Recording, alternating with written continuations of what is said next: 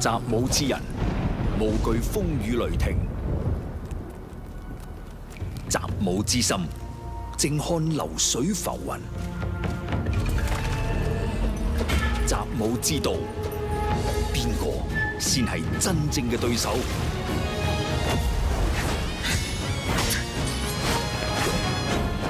讓本帥看看，對手究竟有多少斤兩。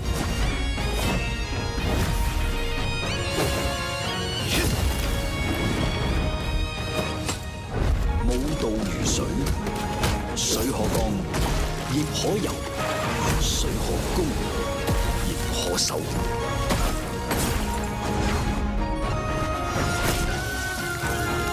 滔滔江河，奔涌无形，无形为形，武道即道。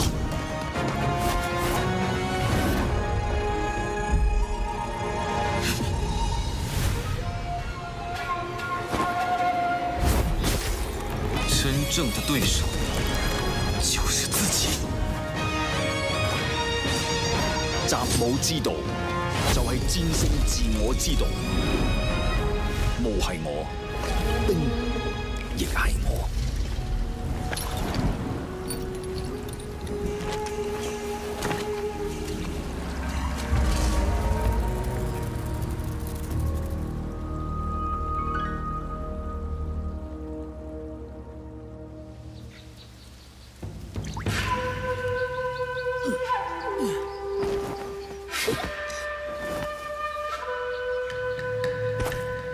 诸位，可愿为本帅俯首？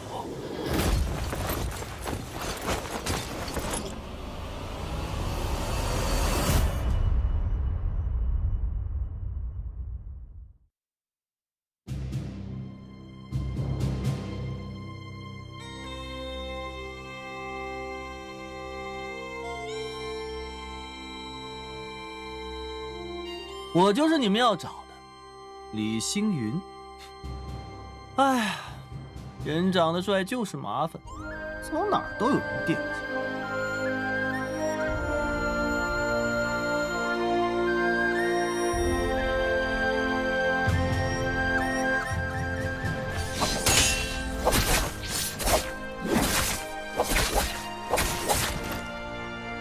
记着，本姑娘叫姬如许，是幻音房的人。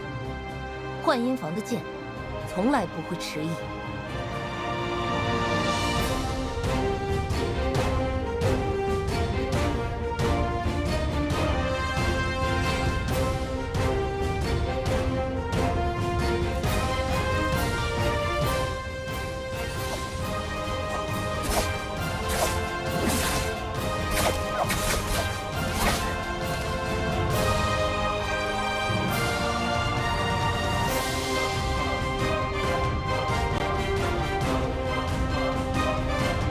从今日起，本帅心之所向，便是人心所向。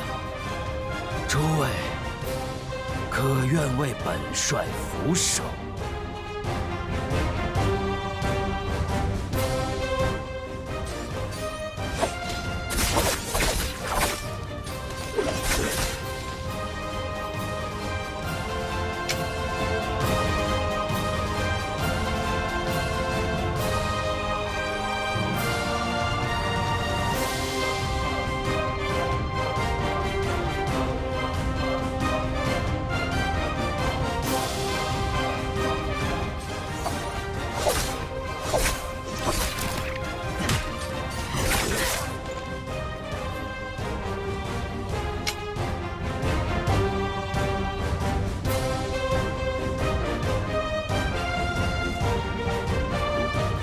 我是齐王，亦是幻音房的女帝。太平只是这世间的面子，而里子早已烂透了。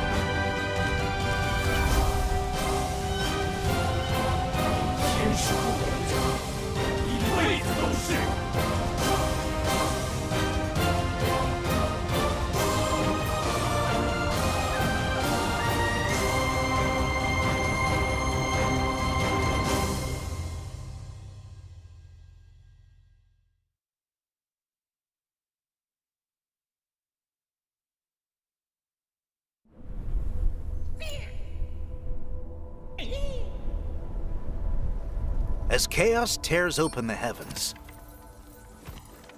the natural order inverts. My, how many journeys back and forth have you made already? Still not found? Searching for someone lost in the rifts. No small task. It's nothing. I'm just doing my job. Here's a small charm for your protection. Much appreciated.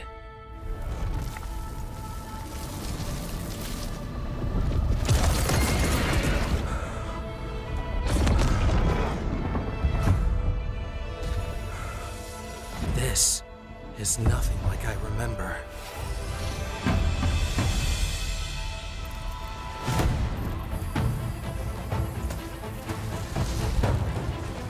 Curious, but there's no time to waste.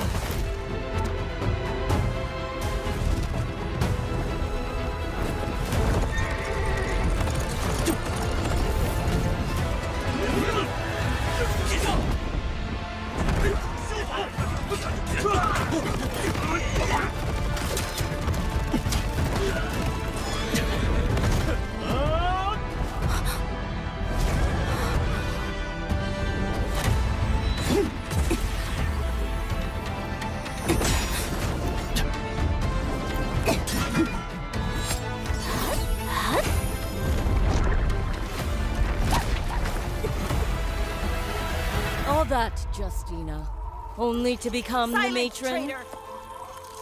I will not listen to Akiria's lapdog.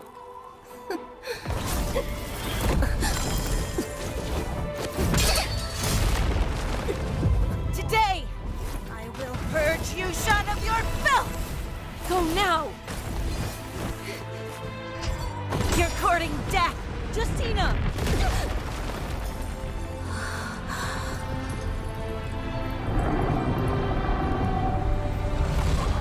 Excellent. It's taken the bait.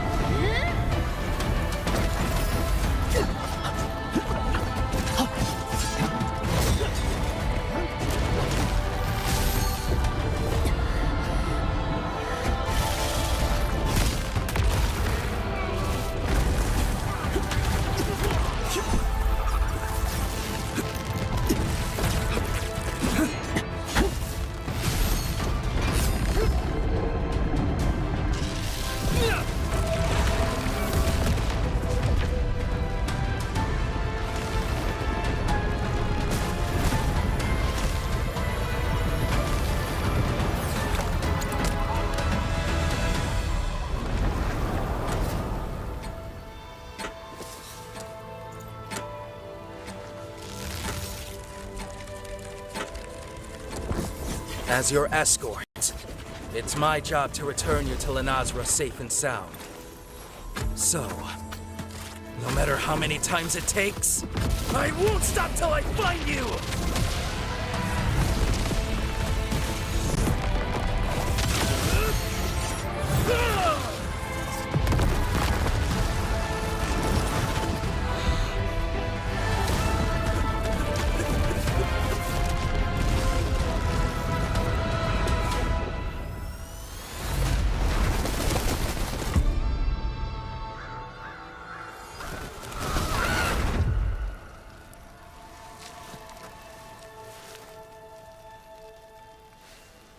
That light.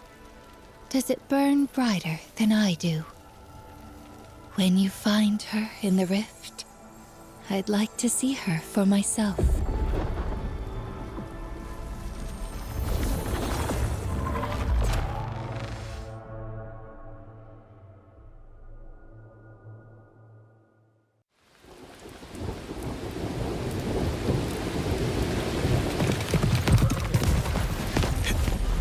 风卷雷云，来者不善。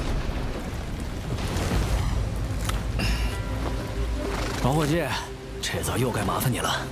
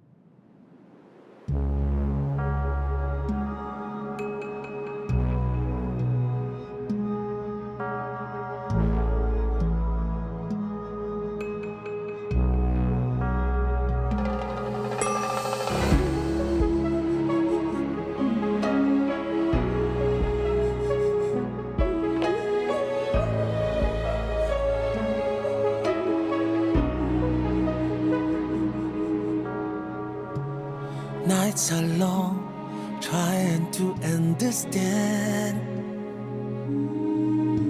a life of words unspoken.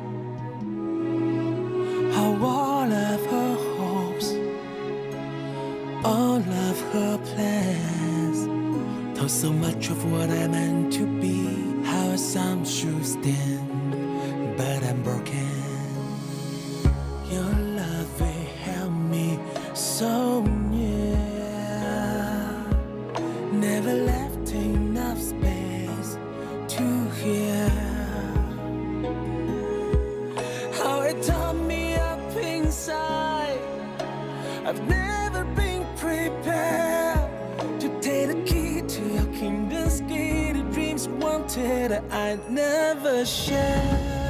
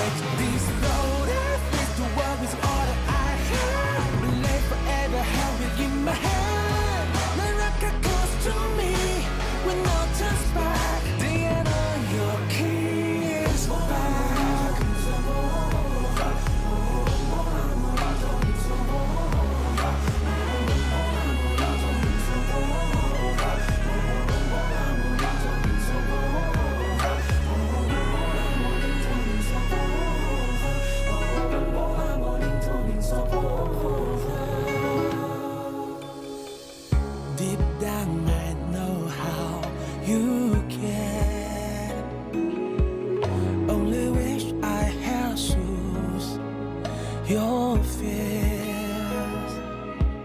In the flames I feel alive. The burden in my hands are climbing up to the heavens gates. Defy the fates to show you who I am.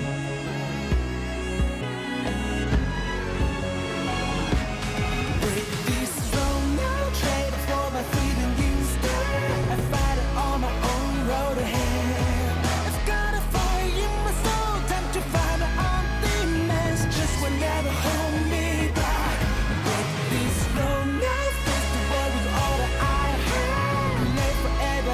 In my hand, NARAKA calls to me.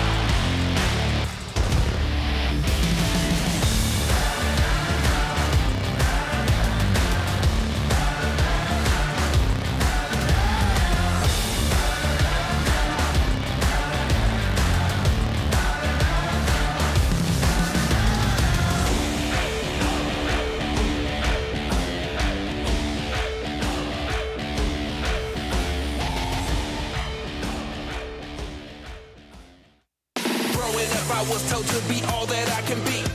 You can get it too if you just focus and believe. Just as advertised, so you gon' get just what you see. I'm not you, not you. I'm M to the E, I'm me. Just as advertised, so you gon' get just what you see. I'm not you, not you. I'm M to the E. Ladies and gentlemen, we are here. We are back. We got ourselves trios action for day 2 into the autumn's week 3 fall split in 2025. My name is Severio, alongside with Seb. My man's coming through here hot with the style. My man's he's working it out here, bro. He's dripped out. I'm gonna be completely honest. It was the only clean thing I could find in my closet, and you know, the DRG jersey was in the wash, so we can't be supporting right now, but we're supporting in our hearts. Ladies and gentlemen, make sure you guys have those Twitch drops enabled. To do that, link your NARAKA account to your Twitch account, and you can get yourself some nice free loot. If you watch for 15, 30 minutes, or an hour today, you'll be getting some nice stuff. And then on the bi-weekly finals, it's going to be bi-week 3. So this is just some Jade discs, but on that last bi-weekly 4, if you watch for an hour in the finals, you can get a spring split item choice gift, and that is the thing that everybody has been eyeing. I hope you guys got your champion bubbles for last week's bi-weekly finals as well. Yeah, the champion bubble, I have it still stored. I ain't gonna claim it. That's the secret. That's the tech. You just hoard it. You don't claim it. You just have it in the box. You just have all 4 of the emotes. You just don't know it yet. But no, going into week 2, from week 2 to week 3 for trios, one big thing we're gonna have to watch into for you guys who don't know is that the trio setup is now different, right? And in trios for week 2, the most played comp from week 1 was outdated comp with that Sam Siphon Syra, right? That was something that we don't really see anymore. Really, what we're seeing instead is seeing a lot more of the Inner One Matari Fairy Shed as a primary comp, but even more with the Viper, Justina, and the Syra. Now that comp has had its kind of variation between the 2 and Tumult, and I'd actually wanted to see which one stood out on top between the Syra, or between the Tumult and the Justina variation, but Justina just came out more useful in that comp outright. It's kind of funny seeing how much Justina is being played out in the trios mindset now compared to when we had her with the Fairy Shed at one point. Then we just had her with Viper, and then now it's just like full circle with Syra. Considering the Syra changes that came through, V2 Syra has been something that's dominating out for trios more so rather than solos, but it's still something that, you know, you can combination with the Viper ultimate. And if you really need someone to get lockdown steady, that's why Justina's in that comp. She can focus people on a consolidated focus. Yeah, and Justina's just always been a character for me personally that I think it's always just been there. It has never been one of the most OP characters in the game. She is a hero that you're able to use in so many different situations that she becomes versatile in not only solos but trios as well, like we've seen. But taking a look really quickly at our standings, we're going to be seeing down in 12th place, that's going to be WBG, and 11th is YZG, 10th OA, TE is taking up 9th, WZ with 8th, and DRG with 7th place. Keep in mind, ladies and gentlemen, this is only after 6 games. So these teams still have a lot more time to put up points. For the teams that you see on screen right now, they've got 6 more games, and some teams haven't even played yet. So they still have their chance to leave their mark. GG leading the scoring right now with 95.7 after 1 day. That is absolutely incredible. The GG roster finally putting up the numbers that it's been grinding so hard to achieve. 521 as well. Look at that. SEA in the building in 2nd place with the 77.6. And take a look today at our competing teams. It's wild that 521 was able to get as much score, but that's sometimes some things that they bring out, you know, they brought it out in the past. So seeing it here is definitely that big motion. And BBE is going to take the step here as part of the Southeast Asian teams to start into day 2. Keep in mind though, DRG is still playing out here for today. They have day 2 to earn themselves their 2nd pair of rounds to try to lock in the top 12. Because once week 3 ends, week 4 is going to occur, and these guys need to start getting those ranking points up by participating in bi-weekly finals. But game 1 and game 2, Firefly game maps, the only time that Fireflies are going to be enabled between Morris Isle, Midoriya, Apollo and Sunny, and the Morris Isle Midday, being the remainder 4 for the 4-round rotation. Now, if you guys don't, you know, it might show in a second. Some people don't know how this works, so we're gonna repeat it again because I know some players may not understand this new pick ban system. But the top 3 most played comps last week is calculated into the week current, and the top 2 most played comps are going to be played in a mirror comp selection. So they're Justina, Viper, and Syra. This comp is going to be played in round 1, and the Enor 1 Matari Fairy Shen played in round 2. This means that every single team ends up playing this comp once in their rotation out of the 6th round. So which this brings into mindset is that a team can't choose when they decide to want to play the comp, right? Even if they're in the right phase for the right motion in the phase of the rotation system. By forcing the teams to play the comp in a single match means that they've already taken their 1 times usage. If they play it a second time, they're guaranteed to play it. But there are no hero points in a 6-round format. So when the time comes when they decide to bring it out a 3rd time, they are denied outright. There's no chance for them to come through with this. There's only maximum 2 times that these comps can be played out. That's why in the new system, when the first 2 rounds are over, in a 4-phase system of 3 groups, you're looking at teams that are having to really work alongside their synergy on multiple comps on the face front in the 6-round format. Otherwise, they end up faltering across the matches. And that's what I really love to see about this new format, is that we get to see different comps starting to come out in the later games. There's often times in the past where we have seen variations of several of the same comps just played over and over and over again. And trios, the state of trios in our last split of Nbpl, it was getting a little bit stale. It was starting to kind of feel like we were running through the same thing. We'd see Kylan Monk, we'd see Cyrus Siphon, we'd see of Wu Chen Tessa, then Wu Chen got banned and it switched everything up. And then bringing and implementing in this new system, we've started to see a completely different course of action when it comes to how these players are selecting their comps and how these players are choosing their strategies to be able to play with their more favorable comps in the later games. We have the mirror matchups. They're fun. They're good to watch. It's a lot of chaos with a lot of the same characters. But then once we start getting into games 4, 5, and 6, that's when we start to see the diversity come out. Yeah, it's kind of rough seeing Viper not being able to be brought out in her usual comp stance with Tessa and Wu Chen, but she's been swapped out with Liam. And that usually has come some sort of success. I mean, Liam's kind of a great chance of actually looking to take someone out of the fight completely and then forcing them in a weird predicament, right? The charge up blue focus has been something that's been, hot now, where everyone is setting up to set a position to get blue focus charged up ready once the animation cools down. And there's been so many variableness to it, like when we see Wei Shan combined with Enor 1, or rather when you see Wei Shan combined with Atari in the Viper at one point, just to make sure that there is no chance that person is going to survive. This is a part that really sets it up where other comps are looking, or the other characters are being utilized, like the Liam in the V2 variation. Having the audacity to pull up the orb is one thing, but being able to take a person out of the fight, putting them out for their players, it's kind of a rough set, especially when someone gets locked down in a spot they'd rather not be in. Yeah, and there's lots of times where we do see that situation occur, but these players are going to do their best to try and avoid that. It really depends on, drop spawns, how this is going to be going through coming out in these first couple of games. And I haven't actually had the opportunity to cast trios yet with the new mirror match system. So I'm super excited to see how these off spawns are going to go. Everybody's going to be locking in the same hero comp. So we won't be seeing a draft per se. We'll just be getting a little bit of a look at some of the stats. Alliance, I feel like they've been faltering a bit. So correct me if I'm wrong, but I feel like they started out the season very strong, but right now they're starting to fall and regress back in the middle of the pack. Yeah, and I think a big part about that is now not having NY7, that hurts, man. It really hurts. Because NY7 was one of those peak picks that came out inside of this comp with this team last year. Having him was a loss in strength, I think, in terms of the strategy, but also to the effect that he brought forth. The Viper Witch and Tessa comp primarily, that was one of their strongest comps. That was 100% the case. But when NY7 moved over to Team Bauda, not only is he paired up with VVV, they just lost a core aspect of their roster. Kind of what we saw when we saw JL lose TXJ and VV at the same time, keeping one Fong there, but it was only a matter of time before the comp really comes back together. And that's why TXJ is really back into JL. I mean, he's kind of rocking the now with the team and having them to earn their success so far. When the previous season we had him on YZG.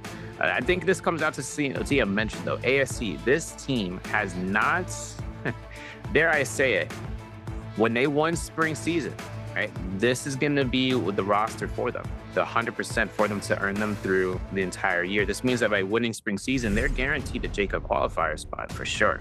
But now it comes down towards how far they can kind of learn and adapt towards the new pick system with their peers. And now going into this first round, Syra, Viper, and the Justina. This is going to be the first round where everyone plays this comp. And need I remind you, this is going to be the case for every single team. So there's going to be 12 team comps of the same variation. There is no change up. The only thing that can change are the skill selections, which rarely see a change up there, Seb. Yeah, we might see a bit of a difference in the Viper skill selection. There has always been a debate in trios especially whether V1 or V2 is going to be the more favorable ultimate. We even saw the F1 or F2 getting switched out, whether it's the damage or the silence. It's usually interchanged as well as the ultimate. So we're going to have to take a look at that in just a second. My opinion, I am a personal advocate for F2 V1, but most players are, when they're running the stun ult, they run that silence F to be able to get the silence and then the stun off. And then now that you're running Syra, I have a feeling that the V2 is going to be more prominent with these Viper Nings because you get the dazzle stun off of that Syra V2. Yeah, that's big time. Yeah, because the thing that happens next is that when Syra procs up the powerful dazzle, the problem that happens next is if Viper's running V1, she could do a double stun, or she finds herself to utilize V2 to engage a full wide silence. After the duration ends, then everyone that's within that, within that set stun area is that they can't use abilities to save their teammates. So finding between the balance of how the players' play styles are, but more importantly, how the team wants to operate on that for quick executions, it really also comes down to what Justina wants to get accomplished there too. She gets a dazzle, she sees the dazzle opportunity. She'll want to try to confirm those lockdown situations in 8 seconds for Syra. And then afterwards, she can cancel ult or she keeps the attack going. Let's take a look at the skills though. I'm curious in seeing if anyone changes anything out. Heck, I'd be surprised if there's a V2 just to, Ooh, V1. That's not going to be the case, but F1 V1. Yeah, for SS1 coming out, that's strong. And as well as it comes out, everyone else has the silence. Looking across, no one else has F2 on here for the Viper name. All the Syras is still staying put here for V2. I'm pretty sure in the phase 1 as well. I have to see how that ends up because we've seen some V1 variations early on. And then on this end, SS1 is the only team with the shotgun burst F skill. So this means that their Viper Ning with leeway is going to be popping off with early game damage and striking hard with the Justina as well. Yeah, I love that combo. I feel like it's more of a solos oriented ultimate or F ability when you're using that V2, getting that shock damage off. But with that silence, you're able to prevent any sort of ultimate proc from happening when you pop that stun. So you go to pop the stun ability, you have the lockdown from your Justina as well, coming and bringing the freezes, as well as that extra mobility you get from her. And then you have the Syra coming in and just dealing so much damage with her microwave beam and getting that extra bit of the powerful dazzle stun coming through.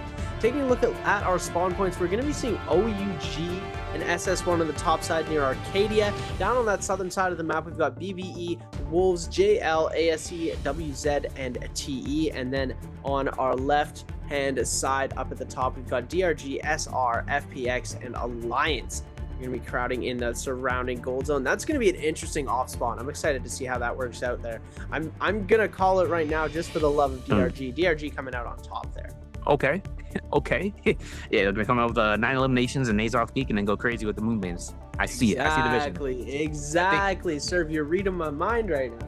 Of course. I think one part that comes out to DRG, though, is that the Fireflies are right near there. We're going to have to see because Mystic Glaive is going to be our first spawn here. Wolves is taking their fight against BBE here, primarily because that said Fireflies. You can see ZK is looking for one, but the RNG is not in his favor. It is not here. So this is going to be an upset moment if we can see BBE side. They did get one Firefly, and that's going to be on Asbon. It's going to be under Viper Ning. Seeing how Roy Shishida has himself out here for dual blades, dual Howard, should say, with Fine Eyes. We're going over towards SS1 inside the heart of this. Oh, man, this is tough right now. Arcadia, this is going to be OUG looking out really heavily at Liwei, who does get low health, but the F2 comes into play at this very moment, and I think it's a 2v2 of the situation. 2v2 situation is going to be coming out, but the ultimates are going to be getting popped. F ability from SJXXJ to try and get out of there as fast as possible to avoid SS1 Yuan's powerful dazzle. It looks like it's not going to catch anyone. They're just going to go for the res here.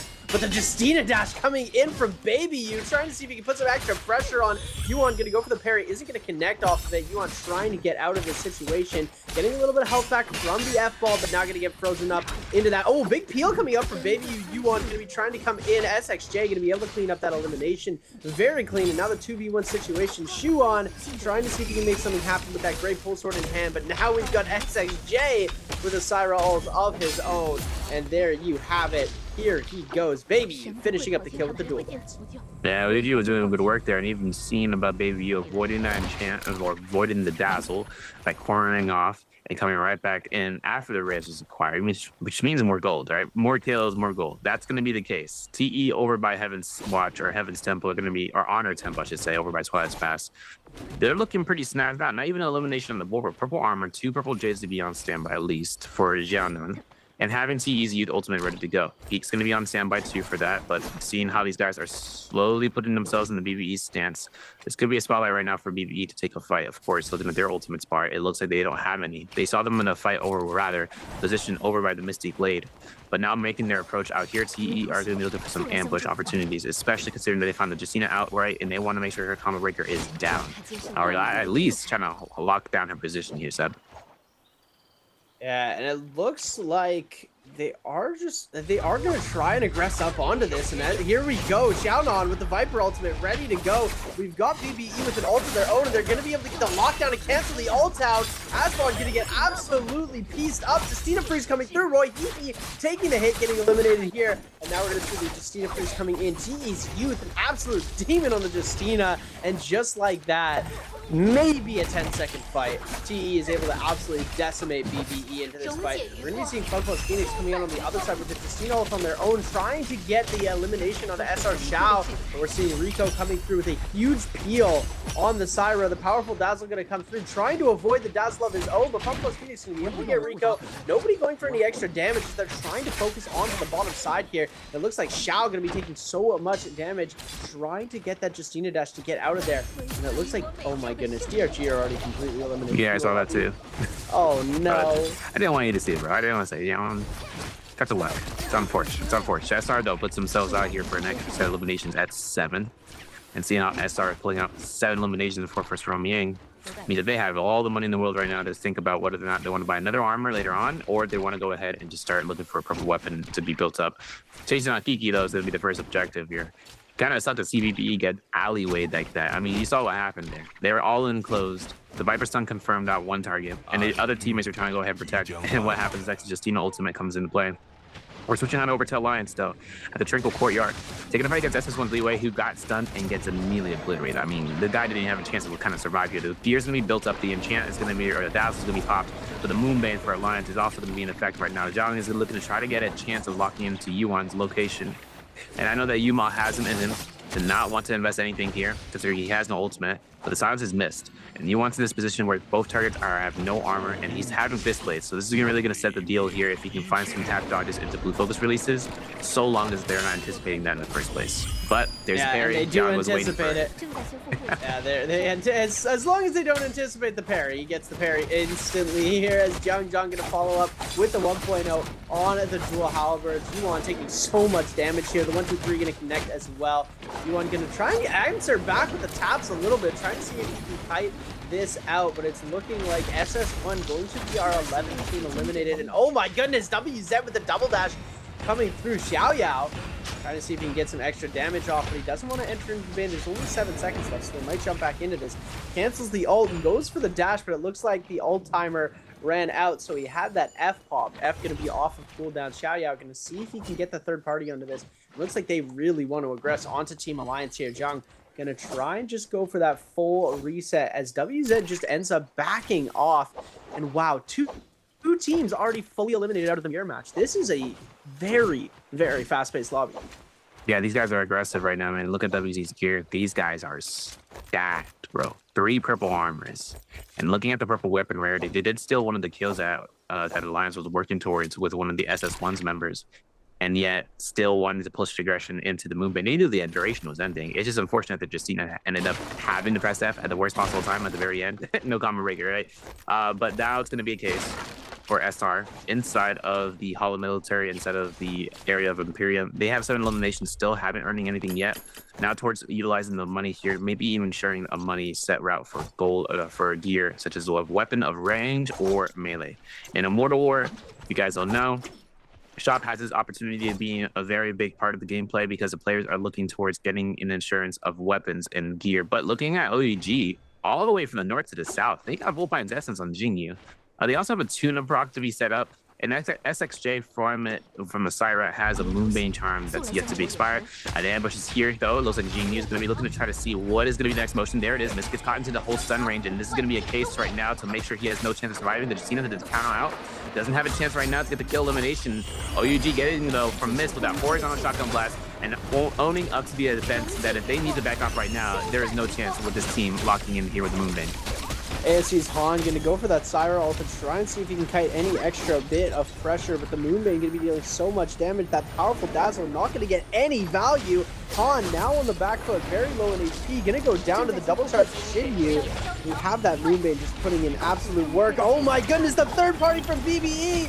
ASC Xiaowen going to go down. OUG going to absolutely... Oh, they're going to kite this. Asbon going to be able to get a purple armor reset going through. And OUG are just going to back out of this fight as they were able to pick up 1 elimination off of this.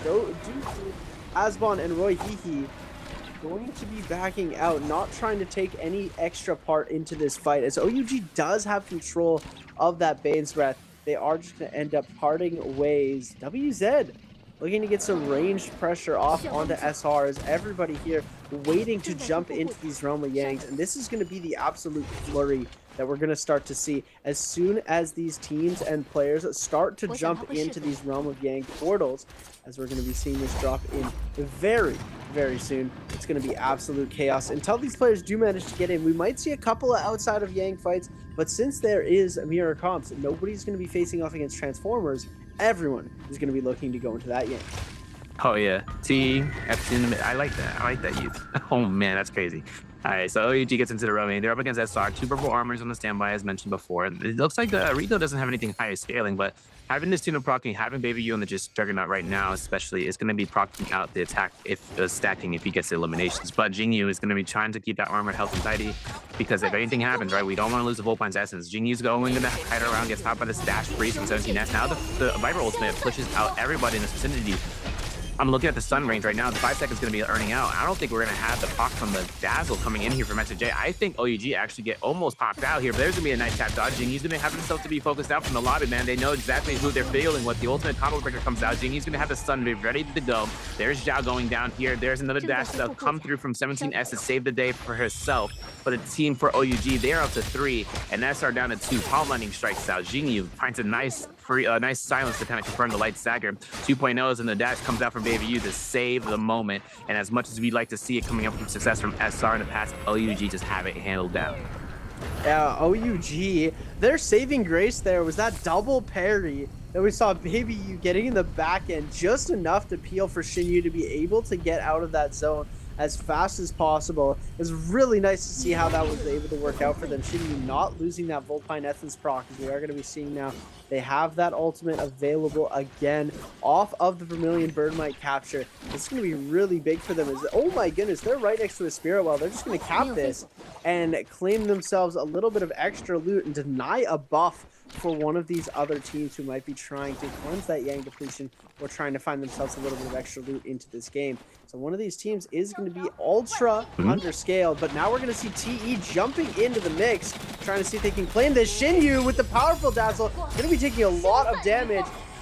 Going to pop that Viper ultimate, but it looks like everybody going to disappear. He doesn't get that ult off in time. Going to go for the 1-2 just to try and get some damage. Moving around, trying to kite this out. He's looking in to be in a very difficult spot, but he does have that Vermilion Birdmite available. Volpine Essence going to get popped. Absolutely wasted here, but he might be able to turn this around. Youth with the shotgun blast to the face. Going to get taken out by Shinyu. Xiaonan going to get hit. He's going to be able to come through with his RB mix from SXJ. Able to take out Xiaonan now. Peak in the 3v1 situation. It's not looking too good for him. No, he doesn't. Yo, I want to shout out my boy Baby with that F2 post parry. Dude, they saved the day.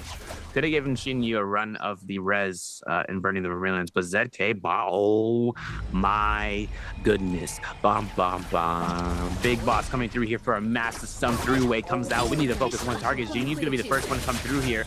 We're looking for another one. We got the stuns ready to go. I know this is going to be coming out from XJ, but man, he gets caught by the stanchion. He gets parried though. Baby, you comes out of the ringer, and the dash freeze comes out. WZ looking for their ultimate Titans to go. There's going to be one elimination. XJ gets eliminated out here. Instead, this is going to be a huge game because look at everyone else on the map. They are converging into this one area. Oh my goodness, Wolves trying to jump through. They had a really good execution on that, but unlike the composition with Wuchen that we've seen in earlier days, they're not able to just TP out of this. They have the Syra there. Oh my goodness, Junks with the triple freeze into the dash. WZ's Young getting absolutely decimated here. That's going to be his life. He has Yang depletion. His team has Yang depletion. This is not going to be too good for him. We're going to see a huge stun coming through, and BBE able to take out ZK, and now going on to Wolves' Yu getting taken very, very low, and BBE able to pick themselves up a couple of extra eliminations onto the side here. WZ already down a member. This is not good for them. SR trying to jump into the mix as well, with Alliance waiting in the wings, seeing what's good, seeing if they're able to make anything happen as BBE try to cleanse that one extra Yang depletion. It looks like everyone is starting to clear out. Yeah, dude, after we saw what happened, Wolves dropped in. Heck, you know, they dropped in hella hard, and that comes into play where the timing had to have been impeccable for everyone to be grouped up together for themselves for OEG, but they split out. They did a good job in doing so. Only problem that comes out next is all the teams that are still staggering around here. Listen, Wolves is now in soul form. Alliance's Zhang was looking for a drop down. Cancels it just in time, though, not to proc it out. There was no need to. Conserves a little bit of rage as a result. And then for SR, still having all three ultimates ready to go here. They still have Vermilions. They still have Yang depletion, right? Finding the sounds on Justina, though, that's impeccable. That's a choice that we would like to see. Consider that she can't do anything after this. Their stun is not going to be confirmed. Yuma's being in the distance here. Going to find Alliance to keep pie with that V1 variation. This is something I was thinking. I was like, I think Alliance is going to be that only other team with the V1 coming out here. The only team with that V1 variation on Syra. And finding out on their Yang depletion, all three of the teammates are also under the affliction. So with PV looking to try to get the range dazzle, there he goes, gets Rico, and then the other team, FPX, they find full value off of that, and they might get the elimination, and there it is from ASC's on getting the kill, but PV getting the soul bloom to ensure that he doesn't get knocked out. 40 seconds left on the clock for them, but 20 or so for SR. SR not looking too good right now. They've lost Rico, and they need to cleanse that Yang depletion fast. They're going to try and see if they can pick up these eliminations onto the members of FPX. The Water's going to turn around with a Viper ultimate of his own. Xiao not looking to be in a good spot right now. He's going to get himself fully eliminated. Kiki going to be picking up that elimination. That's another one on the board. That's actually the first one on the board for FPX this game, as Yuma going to do a little bit of looting here. Just get in, get out. They've got 11 seconds on Zhang's Yang depletion. Sorry, as his Yang depletion is going to go out. SR17 that's going to die to that Yang depletion as well. So SR fully eliminated from this game.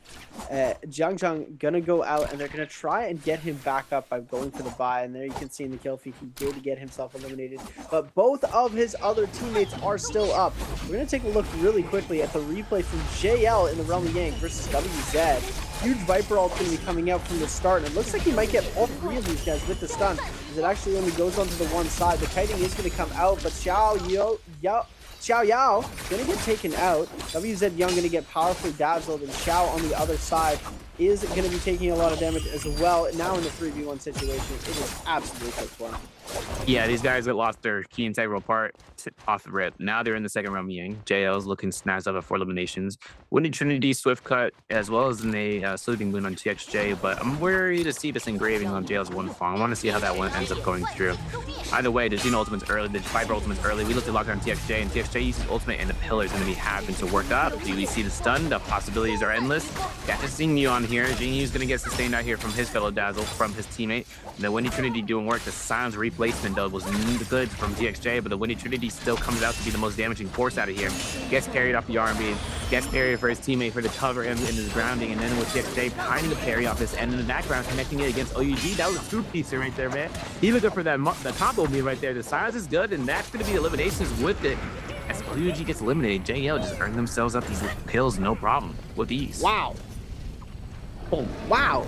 JL, we saw the replay and they just did it back to back. It was almost the exact same play twice in a row, but it was looking really, really strong coming up for both of them. Able to pick themselves up some extra golden weapons as well. We saw those gold dual blades given up in the fight, and now they've got fist blades on the side of TXJ. Junks with the gold nunchucks in hand, and One Fong, I believe he got those dual blades in his back pocket. TE as well, winning that Realm of Yang. They're looking extremely powerful here with the Mystic Might going on for them, as well as that golden fan looking oh so nice in the hands of Team TE. Let's take a look at the replay, see how they made this happen. Silence going to be coming through onto ASE's Han. They're going for that target onto the Syra firsthand. They get the freeze. He doesn't get the ult off, but we are going to see the ultimate coming out on the side of TE's peak. And missed, and going to get absolutely deleted by the fan of Xiaonan. Now, oh my goodness, he gets hit with the powerful dazzle into the silence, and oh my goodness, the double block to finish it off. Needed to happen. It was in the books. Needed to happen. Unfortunate, but this comes down to where TE are really stacked up for the end game. I think more so than I think even with JL or even with OUG, but BBE goes down here completely. Having TE to be earning out this much gold though right now is going to be dangerous for the rest of the lobby. The shop has resetted. The options right now for custom Jades could be acquired. Multiple finds from JL though. Okay, I stand corrected. These guys got Cavalier Palm Lightning on TXJ. They also have Phoenix Blast on the One Fong with the engraving. Palm Lightning as well, and Rampage for Junks alongside with the Velocity Untold with his Summoning Shot. Okay, so JL, there's a Summoning Shot on TXJ as well. These guys are actually fully set up to go. If they find muskets, they're gonna look for muskets. JL's TXJ really, I think one of the few players that like says, yo, everyone needs to have a crossbow. You know, it's like one of those players to have that ranged weapons of superiority. In this case, having the muskets right now would also be a great way, because if they see someone in the distance getting caught by a dazzle or even a Viper stun, if they find them in the moment, they'll all range them out. I think that's going to be what works out for JL. But more so for OUG, this is a tough round, right?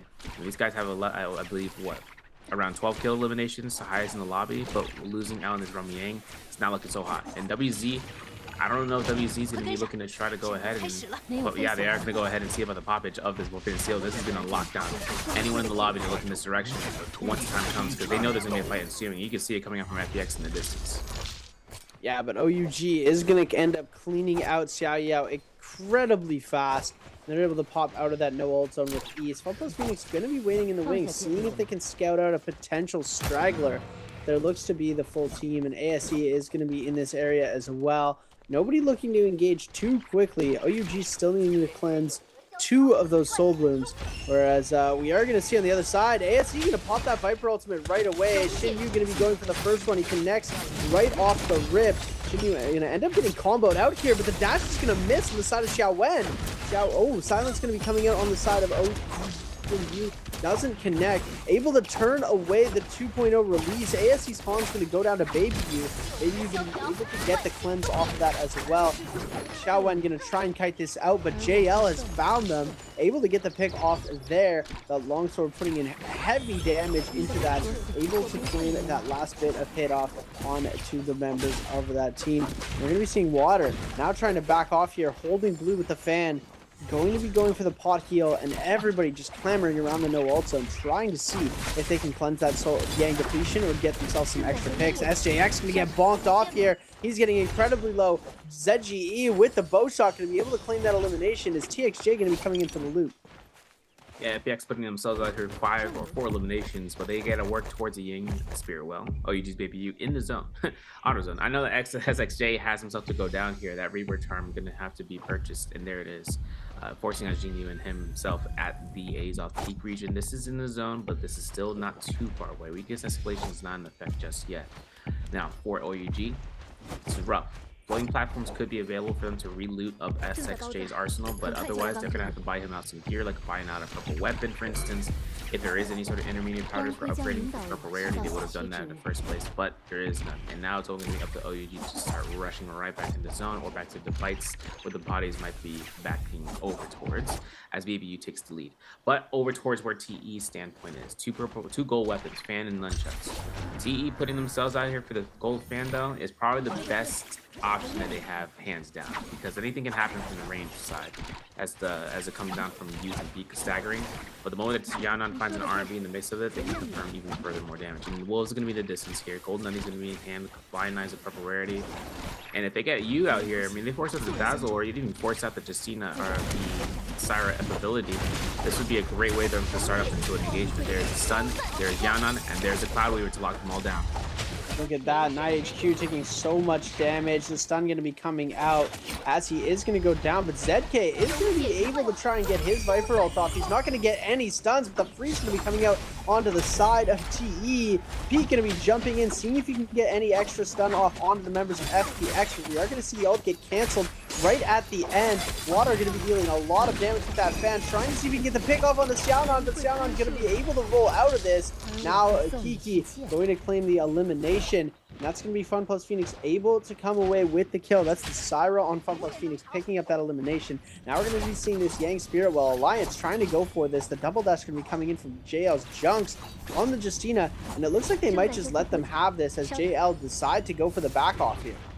Yeah, and I think Alliance is going to get it for free 100%. Right? Those spins are still on standby for PP. Seeing how they don't have much to offer here in terms of the Jade department, they still have some things to think about if it comes dropped from the Seeing Spirit Well, such as the Tome, which is going to be, I believe I saw is the Katana Tome. We'll have to see. The gold armor gets given to Yuma though, as he's going to be the most aggro force of nature. Not having necessarily a combo break when he has ultimate active. Rather, he'd have to use it before his ultimate comes into use. So he's got to be smart about when that time happens, because now JL, I mean, they got the capture the flag. They're trying to get rid of the Yang Essence depletion. Now coming out of this, if any teams find it necessary, they just drop in here. OUG over in the southeast region. And of course for JL right now, 10 seconds is all they need to stand in here for. Alliance is going to be coming in here from the northwest. But by not sticking into that area, JL could be hella contested here from Alliance, I'm being honest. But if this is coming from not just Alliance, TE are looking to flank up upon this. But with the flag being finished, JLs are good, they can back off. OUG on the other hand are not good. They still have the Yang depletion as one of the few teams to be inflicted upon it. And for FPX, this is going to be a chance right now to utilize everything they have in their kit just to make sure they can try to work themselves out. What's crazy too is that ZGE has advanced group heal. So if the teams ever find themselves in the fight, right now, if he finds himself a space to heal, he will give the team the necessary sustain. Yeah, and it really comes down to if they're going to be able to cleanse that Yang depletion. If OUG do have the ability to do it, Baby U, one of the strongest players, in my opinion, in the entire NBPL trios section, I think they're going to be able to make this happen. I think TE as well, still looking to cleanse that Yang depletion. You might see a fight coming up from them. The Wolves have one member dead here, but they have 2 players on Yang depletion, as well as Fun Plus Phoenix needing to cleanse that. Taking a look at our scoreboard, OUG on 14 with TE on 12 eliminations. Looking at the rest of this lobby, Alliance on 3, Fun Plus Phoenix on 5, and Wolves only on 6 eliminations. You taking a bit of damage here. This is not looking too good for Wolves right now. They are on 2 players left. They're taking a lot of damage.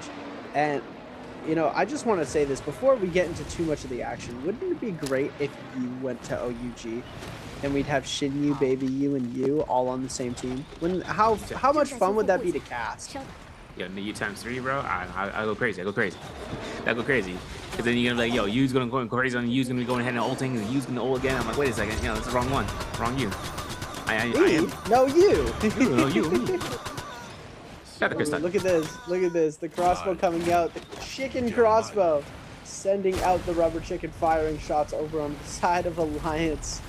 Oh, love the cosmetics in this game. Herbs and spices. That's what. The herbs and spices. We have fun here, ladies and gentlemen. Wolves U gonna get aggressed on though. TXJ gonna be jumping in. We're gonna see the Syra ultimate getting popped right away, but ZK taking so much damage here. And with NiHQ out, they're forced to use that ultimate to back everybody off, but everyone is going to start to jump back onto them. They are only a duo. Now we're going to see ZK Chop coming through, trying to see if they can catch a straggler out with this ultimate. They're unable to do so, as they are able to make their way out of this section, but now getting caught by another ultimate. What is that? Oh my goodness, what a... Oh, that was just a grapple. I thought that was a scale rush. Geez, Xiaonan taking so much damage here. Alliance's Yuma going to be able to get the elimination. Steals it away from the members of TE, but now TE looking to be in a lot of trouble here. We're going to see the peel coming through from the Justina. Alliance's Yuma going to be jumping in, getting the kill on THP. Fifi's going to try and jump onto the backside here, try and see if he can try and scrounge an elimination. And it's looking like it's not going to be possible as JL looking incredibly strong here. Yeah, JL are really powerhouse in this matchup right now. 8 eliminations and looking to get the last spear roll with Draco Storm active, getting TXJ to cover the area. It's going to guarantee it. He doesn't even need to use his ultimate, so he cancels it. Now it's up to whether or not they're going to be focusing down TE, Alliance, or both. Why not? I mean, even Wolves doesn't matter. Why not? TXJ gets a kill elimination against PP. There's going to be a chance for the silence. He confirms against the other opponent with ZK as the Viper. We've seen the freezes are good. The velocity told does damage. That's 2 eliminations so far. TXJ still has an opportunity right now to earn out some ultimate rage back. He finds the Youth, he finds the Scarab, he finds the Stagger off the Draco Storm, and the freeze is guaranteed. The combo breaker is invested for TE as Youth gets himself up to high ground. TXJ forces himself out in position. The dual blades are still in motion. The Kabloom is still ensued, and now it's going to be up to TXJ with Woodenfong to lock into 1 or 2 players. As long as Just is available to be here on standby, they're looking for it, and they're in the zone. Jingyu dying at the zone take damage is going to be the raw format, and as for Woodenfong, he's covering the grounds. He sees Jingyu, he sees the chance right here. I don't know which Viper ulted first, bro. I couldn't tell you, but she died first. TXJ stays alive. The sun is good between everyone here. The palm money scammed out. The blue focus has come through. JL is earning out elimination to elimination. They're up to 13 right now. They're looking to try to walk away from this, but the Alliance is Zhang has an opportunity of finding the perfect stun at the perfect moment. Oh my goodness, Alliance able to find that stun into TXJ, picking up that elimination super quick and clean. And now JL's Reign of Terror has started to come to a close as there's only 6 players left alive, all of Alliance, 1 player of TE, and 2 members of JL. Will JL be able to come through and win this match? Will TE be able to outlast them all? Or will Alliance roll the rest of this lobby? And it looks like the latter is going to be happening as Yuma takes out Junk. 1 member of JL, 1 member of TE. Youth going to get knocked up. F ability going to be released. And it looks like TE might actually take their points all the way to 2nd place here as Youth just going to back off, not messing with this fight. One Fang going to get eliminated in that 3rd place position. Now the ult's going to be coming out. Youth in the 3v1. The double dash coming out. Tries to get the pick. He gets the pick on a Jung, trying to get it into a 2v1. Getting the boom. He's got 2 more freezes available. Going to be able to get the freeze through, but now Yuma has all 2 going to be jumping through. Big double freeze coming out. Oh my goodness, Youth. If you do this, you are immortalized in glory. Ultimate is going to be going down here. Tries to get the meter dump coming through, but the freeze going to be coming out. No combo break available. TP going to flip the script on him, and oh my goodness, Youth put up a good fight there. Yo, when I saw him get the double freeze, I'm like, all you need is a Hong sword, a long sword. No, you needed a Hong sword to set up the double dash in the air. That would have been sick. I lost my mind. I know there's gonna be a fairy tale dream, but OUG, they didn't get a fairy tale, bro. They earned those eliminations. 17 kills in the lobby. So having OUG die out as early as it did, if a higher double-digit team on kill eliminations ended up winning, they would have taken the MVP. But OUG earned out those eliminations as fast as time came by. It was kind of crazy though, seeing what JL was able to accomplish out in those final moments though. I know one thing that kept JL alive though was just once that Draco Storm came through, they knew exactly what they needed to do, right? Take down any of the teams that are left remaining right next door, and then forcing them out in a predicament pretty much. So having Alliance to stay alive throughout all of that in the face of JL, I mean, they still had an opportunity with the V1 Syra. They made it work somewhat, but you've seen what the V2 is able and capable of, right? The secondary stun that happens to everybody in the vicinity of 10 meters, and anyone that's caught out gets anyone who's a sole target gets focused on, and you can see it clear as day when Justina chooses her target directly with the Viper ult. And it is an incredibly crazy ult. The Viper is going to jump in as in theoretical position 1 in this fight. As we see the Viper jumping in, going for the silence. They target the one they silence out. The Viper ultimate gets popped as soon as possible, as they want to have that Viper ult pop before the enemy team does, so that their stun becomes the guaranteed one if the stuns do end up popping. And there we have it. OUG, Baby U, Shin U, looking SXJ and SS. SXJ I haven't actually seen play before, so it's really nice to see how he's integrated into that OUG lineup. We usually see SS in his position, but he's done a very good job of covering for the likes of SS, who's been such a legendary player in the Nbpl. Yeah, I don't know. I don't know if he's been renamed or anything of that. So we're gonna have to see what happened to him, at least what team he's actually part of. But he's still on the banner. He's still on the banner. He's not like Kai Bao. You know what I'm saying? Like, shout out Kai Bao. Shout out Kai Bao. My man's goated. I think a big part that comes into this first round though is kind of showcasing what that comp is capable of. You saw how fast the executions were, right? We saw how fast the kills were coming out between every single player. you know, when the Viper ultimate comes out to kind of push out, we would have to see what the response is, whether they want to try to counter it out with their own aggression, or even seeing what happens early in this match. But we'll talk about it in a second. We got a little bit of the scoreboard check for you guys. Seeing how OUG's in first place with 18.5, 16 is for Alliance in second place, TE with 15.5, JL with 15. 7.5 for both SR and Wolves, FPS was 6, 5 for ASE, BB with 4.5, and WZ with 2.5, 1 for SS1. DRG was 0 this game. I'm not sure what happened in the first 2 drops. They did go for their first set of lives pretty fast before first Romy Yang. And then they died within the first 5 minutes, man. It's not even before first Romy Yang. It's so sad. Bring back Wushin. Bring back Wushin. Yeah, you thought. Yeah, DRG not having the greatest start to the day, but hopefully they'll be able to bring it back. As I believe, we'll get the DRG merch out. We'll pray to the DRG merch. Hopefully it will give them some sort of celestial boost that they're going to need to make their way back into this tournament, because they are sitting at 7th right now. These are the last 6 games that they're playing today. They need to finish in the top 3 or 4 if they want a chance to complete in the bi-weekly finals. So we're going to be seeing Shinryu, Baby U, and SXJ. Looking at their team data, it's going to be 8 kills for Baby U, 4 kills for Shinryu, 5 for SXJ, 25,000 damage. Shinryu only had 7,910 damage, with Baby U taking up 25,000.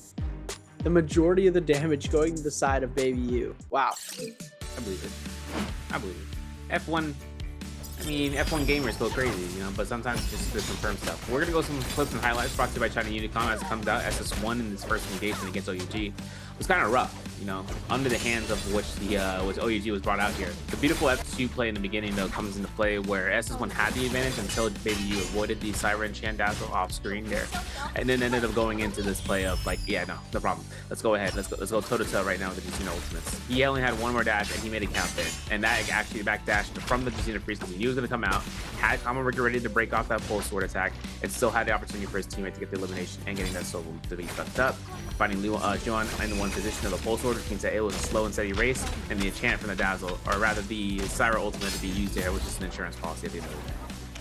Yeah, they were able to come through really big with that, and then, oh my goodness, look at how quickly BBE gets decimated here. They cancel out the Viper ult from Aswan. Aswan gets taken out. Roy He gets parried. We see the freeze coming out on both of the other players, and Dooku, trying to play in the 3v1, just gets Justina dashed by Youth, and then those dual blades just absolutely making up the HP there. Jang goes down, and look at this effort that Youth puts up here. He's able to hold on for such a long time. Gets the freeze off, gets the double, gets another double. You're going to see, gets a 3rd double freeze, sends himself out into the zone, tries to go for the heal. Ultimate comes out, and then Yuma does end up picking up the elimination, which gives them a very good standing, but not the MVP, as OUG is going to be taking out that MVP and our player of the game, Baby U. Yeah.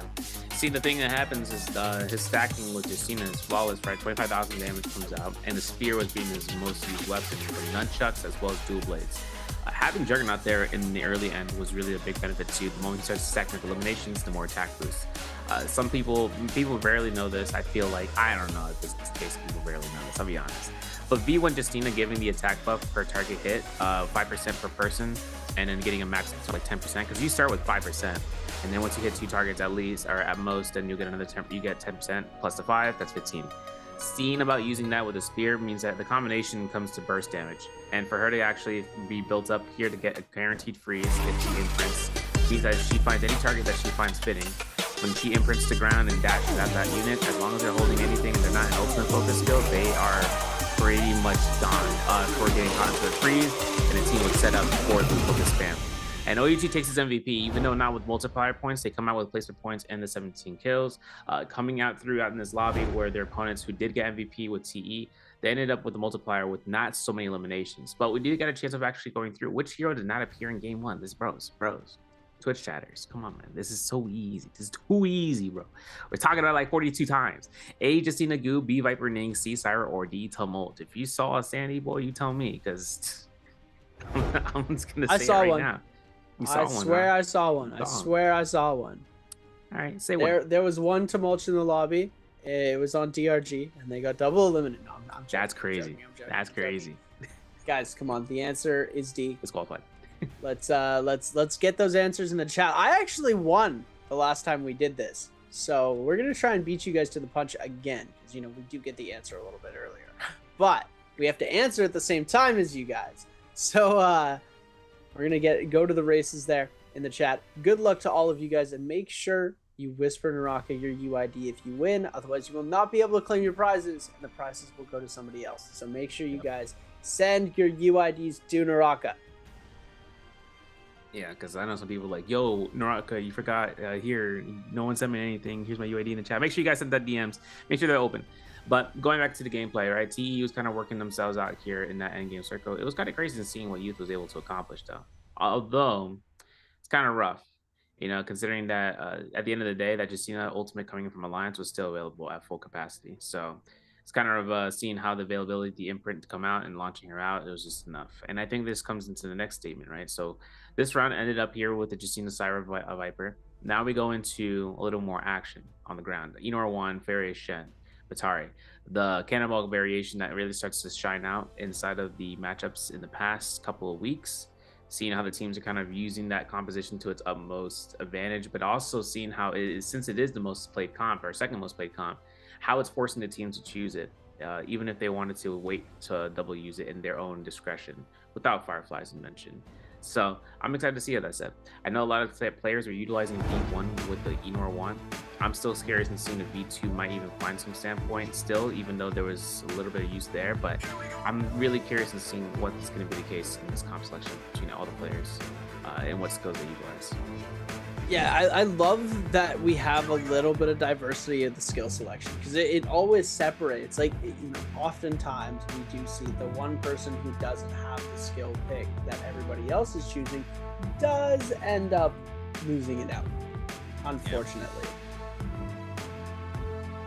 But, we're gonna try and see if this could work here. We'll see what the off-meta picks will be. We're gonna see if the strategies are gonna come through. We don't know if this is gonna be working out for them yet. So we're gonna have to wait and see if this is even possible to be happening for them. If these off picks are gonna work. Hopefully, we'll get to see some pretty crazy stuff going on. But we won't know until the games are played. We're gonna have to wait and see. OUG gonna be jumping into the mix of this fight, seeing if they can get any crazy stuff going on here. I think OUG are gonna have a really good phase today. They started off really, really strong. I think they're gonna be able to come back and absolutely dominate. Yeah, it'll be kind of a rare case since that isn't to be suspected not to happen. Just got 3 of my words around there. I think OUG really do have it in the bag though, to try to make it out on top, at least in the overall leaderboard. It doesn't really, it really comes down towards how much pre-final points they bring into play for finals for week 3. But at the end of the day, it's also how far they can kind of come through with their, dominance in the mirror comp rounds and then some. Those variations, those off-pocket picks. I know the Attack on Titan comp variation with Tessa, with Wu Chen, with Yoda Hime. It is also another option to see if it creates more distress later on, meaning if players are utilizing that composition against the majority of Transformers and they still pop off with it, that would be a cool sight to see. But it's also whether or not it's going to be played more coming through in these next 2 days, today included, to see if that might be the chance. I know that Wei Shan comes out to be played out for SS1, or rather Wei Shan in general was the choice pick in the many cases earlier this year. With the Viper, and then alongside, with the Viper it was crazy, but with the Matari in as well. Wei Shan was really dominating for a bit. But then Enor 1 comes out and swoops it out, and Viper gets taken for a different comp. So the Matari is like, I don't know what I'm gonna do here anymore. And then Cannonball comes into play, and she's like, you know what, I like this spot. This is a really good spot. And Enor 1 agility, alongside with his Nbpl with his Thunder Marks. Those things really set up a death sentence against players. It's like kind of the same synergy where when the Wei Shan was being played with the Skewer, you saw the Nbpl come out to, lock in a lot of time for a player, locked in animation. And in Enor 1's case, it's the same matter, except it's not as severe because the Thunder Marks can be applied and they can stay alongside the players, like it can stick onto the opponents. And he finds the Nbpl again sooner than Wei Shan will ever with the Skewers, considering he is locked in by the cooldown alone. Yeah, as we're gonna see, I love Enor's kit. I love the design. I love the way that he's been created. The graphics, everything looks amazing when it comes to Enor. And I have a feeling that we're going to be seeing, you know, a lot more of him coming out into these trios metas. I know we've already seen so much of him. I think that it's worth it. And I think that he's going to be doing a great job into these games as well. As for some of these other characters that have been jumping in and out of the meta a little bit, I think Justina definitely going to be a staple for the future. I think that we're going to see a huge phase out of our Kylan formers with the new patch coming out. Yep. Oh yeah. The parryableness, oh my goodness, absolutely unfortunate for you Kylan enjoyers at home, because he has just become so difficult to play with now. I think the thing that comes up with Kylan is that even with it's funny because, you know, we see Cyrus throwing out level 2 light beams, but they don't parry him. And the players don't parry him. Why? Because there's 8 seconds in an ultimate. You might as well just tap dodge for it. Sometimes that's the case. For Kylan, usually you see these guys have third eyes behind the back of their head when they look towards other opponents when throwing blue focuses. Kylan's theoretically in the same boat. It's just that Kylan with Tianhai is now probably going to be more utilized just to kind of confirm those double grabs rather than anything. And then anything that comes out between is also because when his targets get knocked down, he can flop them right by level 2 striking, and that's usually the second case that he would value himself into. What I'm curious about is if the player's going to be using F2 with Kylan Ultimate. That's in the current patch version, because I want to see if they're going to be utilizing the F2 just to kind of lock someone in there, and then the teammates can kind of stagger out for kills. But that's neither here or then. Let's take a look and see what's going to be happening here for this comp selection. Enor 1, Matari, Into the Fairy Shen, Hot Rock, Starry Night. Pleasure to see this map being back into a rotation, especially the mainline rotation and not in like round 7 of finals. So seeing Hot Rock, Starry Night into this section is definitely a treat, and seeing about the skills is going to be the next one up. Yeah, taking a look at our skills here, Enor, Matari, Fairy. I haven't actually really gotten to take a look at this comp in action, so I'm super excited to see how this is going to turn out here. But I am really, really excited to see how this is going to play through, because we have some very interesting stuff coming through. It's going to be F2 on the side for everybody here, and then V1, V2, V1 is going to be our pattern. I don't think we've seen any variations so far. As you know, Matari, that dash is going to be the meta here. The F2 with the silence for Xiaonan, for Wanfeng, for all of the Faria players, and then we have coming out as well the F2 throw for our Enors. I think that lightning bolt throw just going to be so versatile, being able to hook onto a player and then dash through. The amount of damage that it deals is so immense. Taking a look at our forecast for where these players are going to be spawning, closer to that top right side of the map, we're going to be seeing TE, SS1, and ASE. Down by Plume Castle, we've got DRG, JL, and OUG, as well as SR. And then closer to the Yushan Ruins and our Ice Lake, we've got Alliance and Wolves. And then down on the south side of that map, we're going to be seeing Bamboo Esports, WZ, and Fun Plus Phoenix. You know, these Fireflies for BB and WZ is kind of rough, bro. Considering that BB is right on top of it, WZ is either going to ambush with gear or not. As the FPX is taking their isolated spawn, it's funny seeing Grizzly Rise being spawned out here with TE for those Fireflies to kind of work themselves down, but JL always, okay, I lied. 90% of the time, JL takes his spawn. Firefly specifically on the west side of Plume Castle. So whether OUG are looking to get Alter Tranquility drops from those Fireflies in the tree lines and then moving their way down, that's going to be up to them, because there's a lot of gear to think about for JL, because they will go straight to the heart of Plumes and start earning themselves out at the Achilles Crest and things beyond that. But they get caught. I see the Thunderblade's active right now for TXJ. He ain't going to go ahead and cast it because he has no weapon. So now he's going to go on a slapping spree. F2 from the DRG Doxy comes out strong with a staff, I should say. They're going to stand to put so much damage, so much forces. And looking at XL's U, this is rough for DRG. Point blank F2. TXJ has it, launches it, knocks him back. And it's a severe knockback, man. That thing will launch someone away from you, and especially for you and your teammates. And seeing SR taking the chance of ambushing this as a third party, it probably is the best case scenario right now to see how SR is able to take advantage of the situation.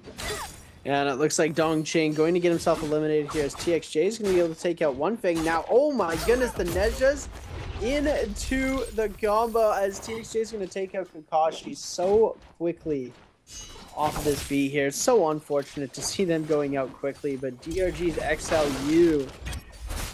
There's another one. There's Baby U and XLU. We need to put all of them. Put all of them onto OUG. Oh my goodness. SR Shao now going to be making his way over to podium, I believe, as Alliance. Going to be losing a member. Now it's a 2v2 situation against Wolves. We're going to be seeing Jiangzheng trying to make the play onto the Enor, throwing the bolt, not able to get the cast off, but gets the lightning slash. ZK going to ult up of his own now, focusing his energy on the PP. PP going to get absolutely decimated here by this ultimate. It's rough. You know, because it's crazy that Alliance had him in the bind for ZK, but 1 HP in the Dream, that's all a Transformer needs. They get the ultimate cast off, they'll get 100% or health refresh. For Wolves right now, the next play rate is to see if they are going to be going into Yushan Ruins, and if not, they might head down south over by the Fortress Fabiana. Remember, we're talking about BBE versus WZ. It feels like FEX arriving from the west top region. They're taking this push. Heck, yo, they're looking at BB's. Yo, they see him as invisible. They don't care, bro. Aswan is out. This is going to be up to whether or not Water is going to be looking to try to get some grapple staggers here. Finding Roy He in the corner, finds a nice blue focus, gets elimination. This is going to be FEX's second kill. Question mark. There it is. Going to be coming through the gold Dark Tide coins up to around 50,000. But if they get Doku, if they get one other player from BB down, which is going to be the case, they have enough money to kind of look towards one purple armor. But Deaths are approaching this area, and they have gold weapon. They have a gold pole sword, as Rico is going to be holding on to it. Trying to line up a shot against Kiki here. SR are looking to try to drop into a blue focus spree, and now with the Enor 1 ultimate being invested first. Enor ult getting invested. Water going to be jumping through onto this. Rico taking a lot of damage off of this. Now going to be sent back into the corner, trying to kite out any of this pressure and damage. Looks like he is going to be able to get that pillow drop. Trying to see if he can go into ult. It looks like he gets a bloom off of Kiki's body, sending himself into the mech, getting huge damage off onto Water. Going to be sending that first boost up onto ZGE, seeing if he's going to be able to keep the pressure up onto him. It looks like he might not be able to connect. Oh my goodness, he gets the shot, gets the elimination. SR's Rico with the piece up, and that's Fun Plus Phoenix down. Oh my goodness, they're going to be able to get all of the Dark Tide coins that they had just got, eliminating those other teams. And now Fun Plus Phoenix going to be sent back to the Soul Altar alongside BBE, as we're going to be seeing, wow, what a quick turnaround from SR. Yeah, SR really came in here with the punches, bro. The scaling off the gold pole sword, though, definitely made it work.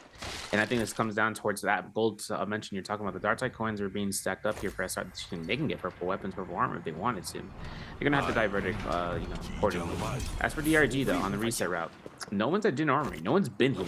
This loot spread is really strong for them too, and seeing how they have purple weapon as well as a purple armor at minimum, all of them have purple weapons, by the way. This reset really worked out in their favor. I mean, I know we saw them get eliminated early, but this is good for first Romy Yang gear. Now it's up to ASC taking courtyard positioning. ASC didn't lose their first set of lives, but they've been slowly crawling over here to try to get some more loot, trying to prepare themselves towards Windy Stones, potentially try to see if that's going to be the case. Otherwise, for ASC, it's all about this, right? We understand that teams can enter Rumyang, and there's team comps that enter Rumyang and team comps that don't enter Rumyang. This is a team comp that does, that will definitely take Rumyang fights when they can, but some teams just won't get the opportunity. Even if they're prepared for it, they won't be able to go into it, so they'll have to work towards a Spearwell, which earns them a Spearwell buff, or like the Yang buff, as might know, between either Vermilion's, White Tiger's powers, or Mystic Might. It is a random drop in the overworld map. But this also comes into the case where other teams are maybe just slow burning it out. Now it comes down to TE. TE is going to be working themselves out towards the Snow Lotus village, or moving past it. They're going to be making their chances up to the north in the looting cycle, which reminds me of what GG has usually gotten done in the past, trying to looking towards the Imperial Village and then looting the northern side of the map, and then moving down south. But of course, OUG working to take out some quest lines here. OUG working to start the pass as it comes to be towards this area. We saw that OUG spawned into the north side of Altar of Tranquility, north of JL's location, where those early game fights were happening, and they hadn't taken any sort of eliminations so far. And JL, all the way from the center, are now all the way southwest, with no deaths on the board, with 2 eliminations in their hands. And the scoreboard still has the most kills to be, I believe, 3 in the hands of players of FPX and BBE from what we've seen so far. Taking a look, we're going to be seeing DRG trying to jump in off of the side. See if they can maybe get some eliminations off. Maybe they're going to try and go for some sort of play into this.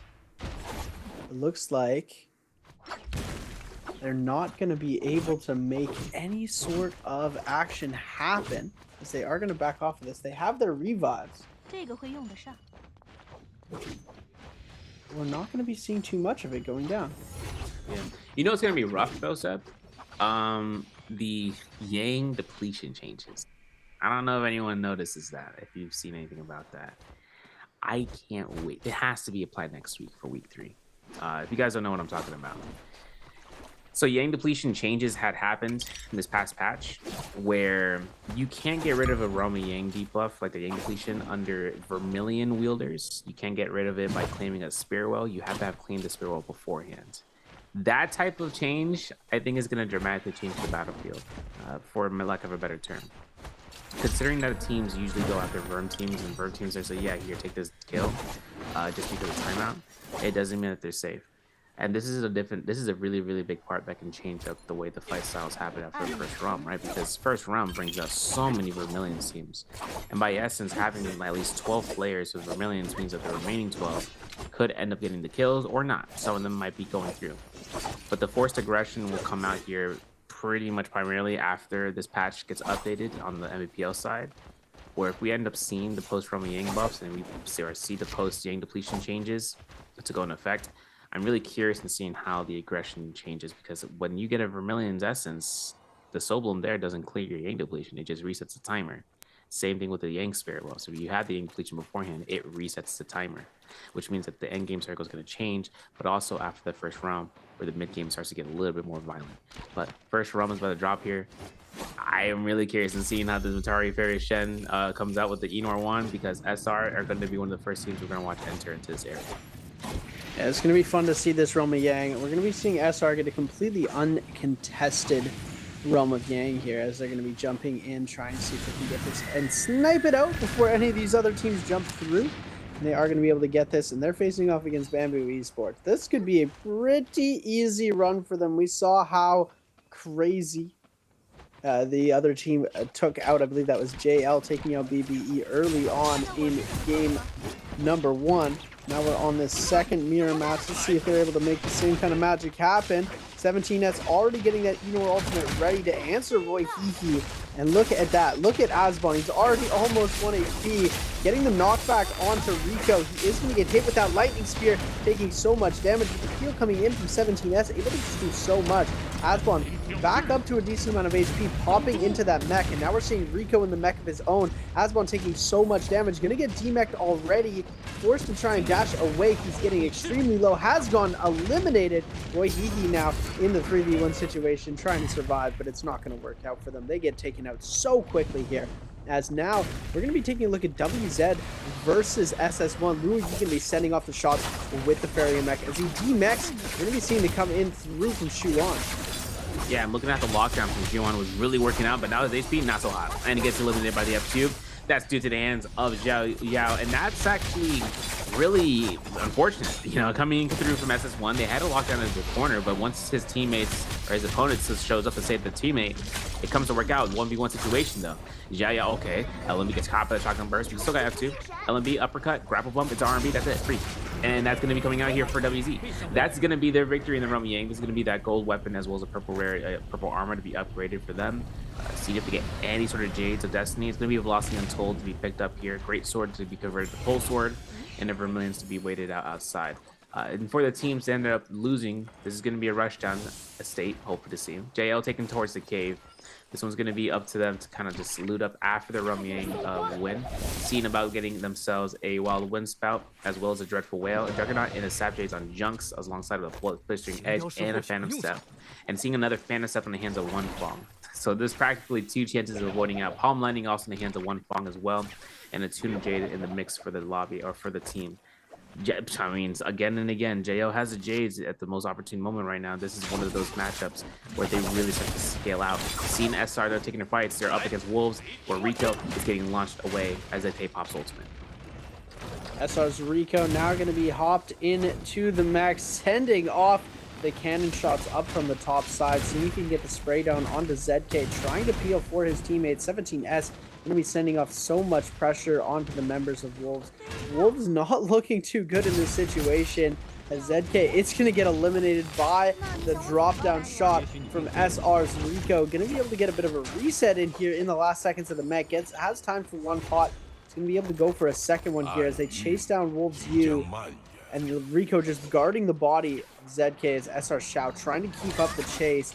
You not looking too hot right now. Does get hit with the 1.0. Scale Rush is going to come through to try and kite out any of this pressure. But the Scale Rush from the other side into the grapple bump, into the F. There we go. SR's Shao with the fan, able to seal the deal on that elimination, putting them up to 9 eliminations on the board. Yeah, their goal count is massive right now.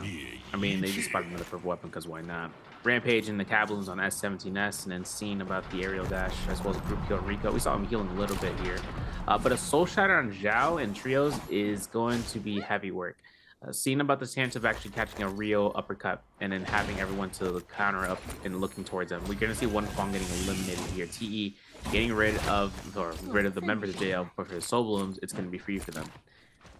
It's going to change next patch, man. I'm telling you, like the way that's going to rotate is going to be different because it doesn't mean that's going to be a case. But for right now, TE working up against 19,000 Dark Tide coins.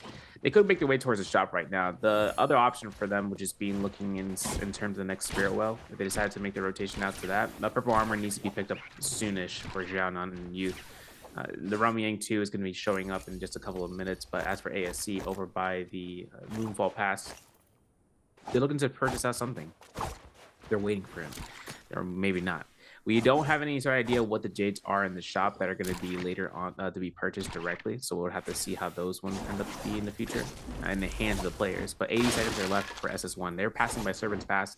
They could find a team to fight.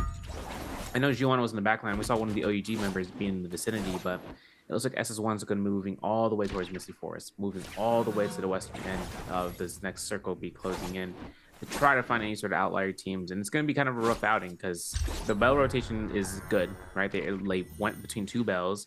The only problem is that there's no players around here. So now it's going to be coming down towards whether or not SS1 are just going to be dying out to the zone outright without getting eliminations, or they get lucky and they find a team. It's just whether or not they're going to have the fight in the benefit with the amount of time remaining. Yeah, we're going to be seeing if they're going to make it possible. We're going to see how Wolves are already getting themselves into another scrap off, and it looks like Nai HQ is not taking kindly to this. Hops into the mech and tries to dip out of here, as it looks like all of Alliance just ready for him as he exits out of this. They'll try and send some pot shots off to try and shark down that HP. Going to be following very closely as SS1's Yuan going to go up to zone here. As we're going to see that Rebirth Charm getting purchased. It looks like they were able to cleanse 1 or 2 looms, but they weren't able to get the 3rd one, so they're just going to buy them back. And there we go. Wolves already eliminated completely out of this lobby. They're 11 out of 12. Who went out first? I wasn't able to see who ended up going down. SS1's Shuan and Luo Yi going to get completely eliminated off of this as well, as they've only got 1 player left remaining. Yep. Imagine the casting for this Romaine kind of sucks. The Thunder Broadblade has been casted. 17S gets in there after getting knocked back. That's actually kind of crazy.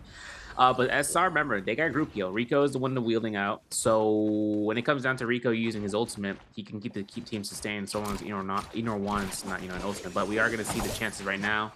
Keep in mind there is a Sap Jade on the hands of DRG as of this fight, or I should see at least hopefully to see. I mean, the ultimates are casting out here. Looking at the leaves coming in here, 17S finds a chance of trying to not use the ult spear for the voltaic spear. He doesn't have a chance of throwing it. He doesn't see no line of sight that works in benefit. He's trying to knock that pillar down. And as much as it works out, he finds it up. Kakashi gets pinned into the Nbpl. The beacon drop doesn't save him just yet. But there's going to be the throw, there's going to be the launch, and there's going to be the strikes coming out as 17S deforms here inside the Thunderlord form. SR 17S going to end up getting into that deform. We are going to be seeing him taking a lot of damage off of the Faria mech on the other side, trying to pop that F2 onto Dong and Ching. Dong Ching going to be taking a lot of damage, forced to kite this out, but XLU going to be doing a great job of kiting as Kakashi going to pick up the elimination. And it looks like DRG might be able to turn this fight around. It's only Ching now, and it looks like it's a 2v1 situation against Rico. They're trying to go for the 1.0, and now we're going to see the Mentari dash into the 1.0, into the follow-up from the dual halberds, and then those flying knives just absolutely dominating. Is DRG on top, ladies and gentlemen. Let's go. I was waiting for it. Yeah, that was crazy. That was a crazy turnaround. DRG working themselves overtime after 17S was really like pelting out the Goxie in the distance, but Goxie got that beacon drop, and that's all it needed. That's what Fairy Shen provides. She gives the salvation for her teammates, and especially considering Rico was giving it to Matari in a dire situation. But TE, you know, White Tiger's prowess. Look at this, right? So look, TE has, they don't have a purple armor on Youth yet, but with 3 eliminations of White Tiger's prowess, 0 gold on hand, they will have to fight the team. They'll have to fight a team on uneven ground and hope for the best. At least trying to pick up loot off of one body and giving him time while they see if Youth gets that. But JL taking their fights up against what seems to be WZ, having the Thunderlord forms be procced out. CXJ will use a response. Having the will take spear on standby, casts it, impales are good. We jump R&B because we can, and CXJ comes out on top having another spear because why? Matari offers him. This is going to be where it comes down to CXJ just jump R&B, and I love that animation, by the way, for Enar1's ultimate, man. It is such a great animation. It glides towards your opponent, and it strikes him down with fury. Yeah, it looks really clean as we're going to see him try and get the connect off. The DMAC is going to come out, and TXJ going to be looking to see if he can piece somebody up. That F ability going to come in handy. Oh my goodness, the Dreadful Whale into the Scale Rush, picking up the elimination, and now Young getting himself eliminated. Wow, TXJ putting in absolute work. 5 eliminations for him, 3 for Junks, 2 for Feng, 1 Feng with a total of 10 eliminations on the board for this team. We are going to be seeing them try and rotate around on the outskirts of the zone. They've got that Mystic Might, so they're going to be able to see if there's any opponents nearby, trying to see if they can catch some stragglers out here. Yeah, hopefully. It's kind of a rare case that someone's out there that far, that deep. For now, bro, you never know, bro. People are looking. People are searching. Like WZ, they were in soul form for a whole minute. No one. And then they had to spawn at Jin Armory, but they found a bounty scroll. This is going to give them a location on the player if they decide to reach up. They see the bodies left behind, and you can see WZ's actually looking to try to build up some gear here. At least trying to. They got that beacon to come through. They see SR. Not the best targets in the world to fight, but hey. SR has 2 gold weapons, by the way. Who are, you know, on the outskirts. OUG, Baby U just hiding out here with SXJ. 3 minutes on the clock for SR. After the loss in Romy Yang, that's rough. But WZ is not going to stop this down. We're going to see Broadblade get spun out here, and that's going to be 7CS and Thunderlord activation, looking to try to go off this end. The jump RB spam is really good to go ahead for the impale. Can he catch one? No, but he saves it. He's looking to try to space up here. There's a lot of damage he's got eaten up for, and Rico can't even heal his teammate, and it's just because he doesn't have himself to have low enough HP. 17 Deaths is at half right now. Has another spear to be thrown out here. He's looking for the timing, and as well as the timing to throw into the spear and going right back to the beacon to utilize it and giving pressure for his team after he pops his 1 heal. But OUG, they ain't gonna stop here. They see the opportunity, and now 17 Deaths is forced to the beacon. 17S gonna have to pop that, and it looks like it might get a little bit of extra value, more than he thought it would, as he's gonna be able to deal a lot of damage to the members of OUG. It looks like it might not be enough, as Baby U gonna be able to kite most of this out. Now 17S has been DMAC. Ooh, getting absolutely blasted. WZ's Xiao from the back end. We should put all the Xiaos on a team as well. Anyways, we're going to be seeing WZ Xiao trying to get the pick off onto the members of SR and the stragglers from OUG as well. Looks like it is going to be able to get the pick off. That's Young getting the elimination onto SR Xiao. And then Xinyu trying to back out of this. Does not want to get any sort of smoke from this. SXJ, though, could be in a lot of trouble. OUG Xinyu gonna try and run away from this, but is gonna end up getting himself in a tough spot. SXJ trying to come into the peel, but it was a little too late, as now the members of WZ gonna have that Matari ult and just absolutely decimate SXJ. Literally. This comes down towards that passing thought. You know what? We should have all the Zhaos on the team. I'm recollecting that. It just dropped in my head. I had to say it out loud. Xiao Hao, Xiao Nan. Put them all in one fight in a Romy Yang. And just all of them 3v3. All right, listen. We're gonna have a chance right now. Starry Nets imploding. We see the meteor strikes coming out. 10% rage per orb dropped, or if they get struck, that's 500 damage. It's a lot. So coming through here, TXJ has himself to just burn up this Fairy Shen because he doesn't want to give a chance for a reset. Even Junks is shooting it, right? We want to get that thing out of here, and that's gonna be the case. JL's gonna be working themselves up. Really good gear coming through. I see 3 gold attack jades, so this could be a chance to see them be surprise later on. DRG had the spear well buff to be not contested. Soul Slash and me and Yang spear well inside of the dispound. We see this, or rather Pinnacle Town, I should say. And I know that TXJ is like not. I don't know if he's gonna be popping ultimate here. If he takes ultimate cast right now, he can end up going ahead and run an aggro against a squad. I don't know if he's doing it. The kiting on the buff is going to be happening. He's going to be running towards the other rubbing, the spear well buff. 100%. Look at this. Look at the direction. Oh, yeah. Yeah, he's running for it. He's like, yo, we good? All right, cool. We're going to pop the ultimate. But up north, where we saw one of the first set of fights happening here, where Alliance actually was taking the fight. This is going to be a campground right now between them, FPX, TE, WZ. But WZ are taking violence in their own hands, and they're looking to try to contest up against SR, and SR are on Ballista. So the moment Zhao goes to cannon shot, Ballista shot comes out, and he counters it out by knocking him out to the lake. So now it's up to Zhao, so really pushing into the Fairy Shin on Rico's side. As we're going to be seeing Xiao going to try and go for that pillar drop, but it's not going to connect. As now Xiao going to be jumping through, seeing if he can get this elimination. Tries to go for the silence shot. He's just going to pass around the corner. And Rico going to get himself eliminated here as WZ seem to be cleaning up this lobby extremely nicely here. As Dongqing now going to be claiming that spirit well as soon as possible. They have that Yang depletion on one of their members, so they are going to try and cleanse that in a second here. See if they're going to be able to make anything there happen. Kiki going to be taking a lot of damage here. TXJ could make something happen with this ultimate, but it looks like he might just go for the cancel. He still has that ultimate available in the back pocket if he does need. We're now going to be seeing TXJ into the back end. Going to be jumping in, tries to send that F out, gets hit with the bonk, is just going to end up trying to go for the reset here now. Backing off of this fight, not wanting to aggress too crazily. Oh my goodness, Zhang forced to ult down on the bottom side. Is going to end up just going for the cancel here, I believe. Wow, almost gets taken out. Almost. It was a little sketchy. Too sketchy inside the Blizzard Tower. But it is what it is. I mean, listen, I think what, 4 players left on the Yang depletion right now, and it's going to be a pickpocket spree. Well, no, make that 7. This is going to be actually a chance of 6. Well, this is going to be a spot where either FPX or WZ are going to really need to take that Yang for the Spearwell, to take the next Spearwell buff. Otherwise, there might not even be a chance. And considering the Yang essence is still, the Sunwing essence is still effective JL, these guys are going to be really just making sure that they don't get locked into the spot. That way their player doesn't get eliminated and the full ult refresh gives the other team the advantage. But there is Zhao Yao getting killed against ZGE. Okay. Coming through for the +1 elimination. You can see the TXJ getting a nice Thunder Broadblade attack on the Youth. Youth is going to be going ahead, be on the ground with blue armor, and still being the focus fire of the mate. And that's going to be coming out to TXJ, getting caught into the silence. Not going to have a worry. He is still healthy. There's no chance for him to get blown up there. And now for TXJ on the high ground position in the Moonbane in play, everyone is conceding towards the northeast region to try to avoid the Moonbane and taking no aggression inside of the area. Moonbane doubled down on Xiaonan, almost gets caught by the Venn diagram and still takes towards the tower, which is kind of a rough spot. The Moonbane drops right in there. But you know what? I ain't gonna cast a curse. I said it out loud. There's no way this is gonna happen. I said what I said. It's gonna happen. Look at that. They're gonna get pressured out by Alliance, dude. I'm telling you.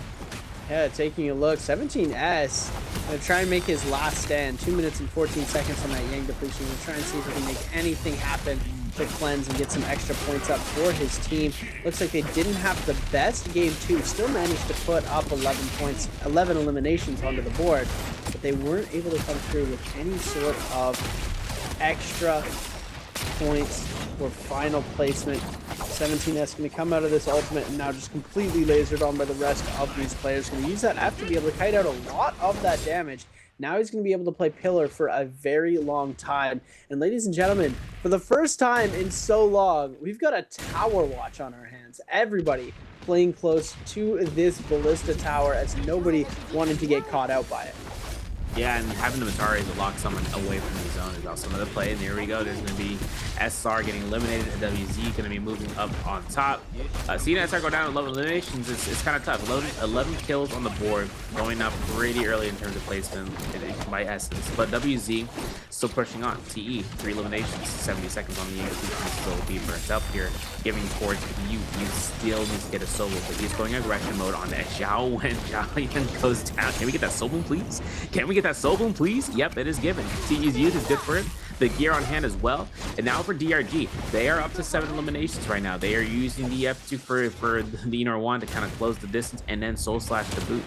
They're going to be having a chance right now of seeing JL on the high ground, as JL has White Tiger's prowess for 100 seconds. That second spear well, it's been claimed by them. These guys are notorious for doing so. TXJ puts himself into the sky. I know that this mecha is going to be displeasing in just a second. He is making sure that he can lock down one of the other fairy shadow decks. In this case, it's going to be ASC Mist or TE's Peak.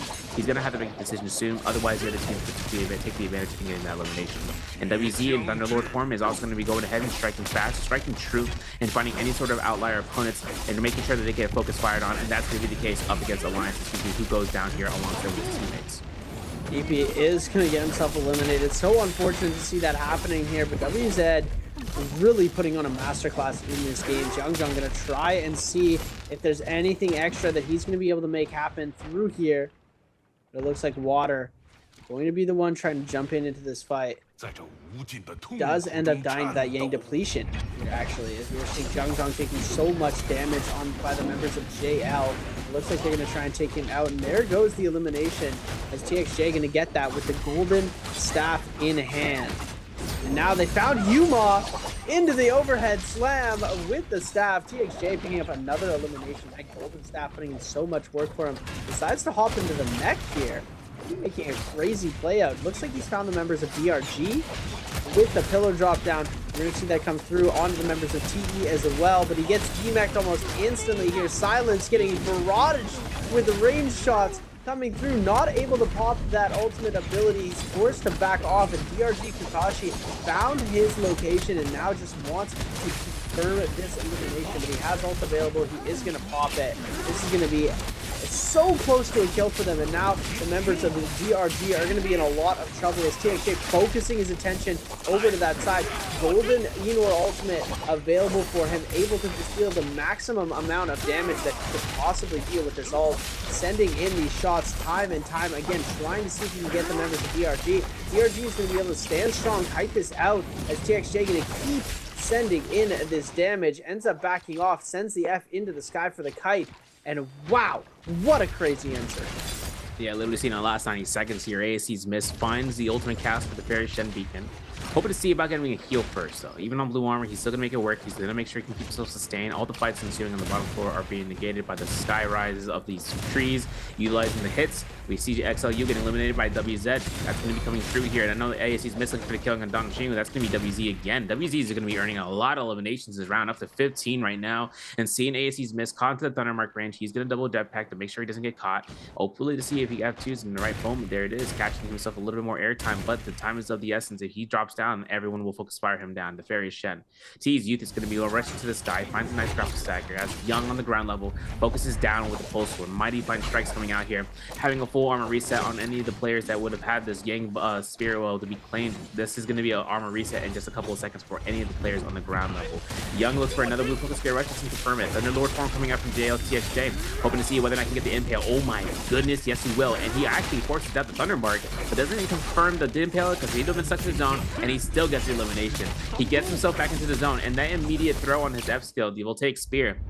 The moment that TXJ needs to, he'll go right back towards that solo and stick himself down to the zone. Last 15 seconds left to go between placement as well as eliminations. Kakashi gets killed off if your DRG are gone. TE gets eliminated as well before he coming through from TXJ, double rolling out here, but WZ, ASC, and it looks like ASC get killed out, or at least with WZ getting killed out. ASC take that first place, denying the multiplier and guaranteeing that the MVP is given towards WZ for sure.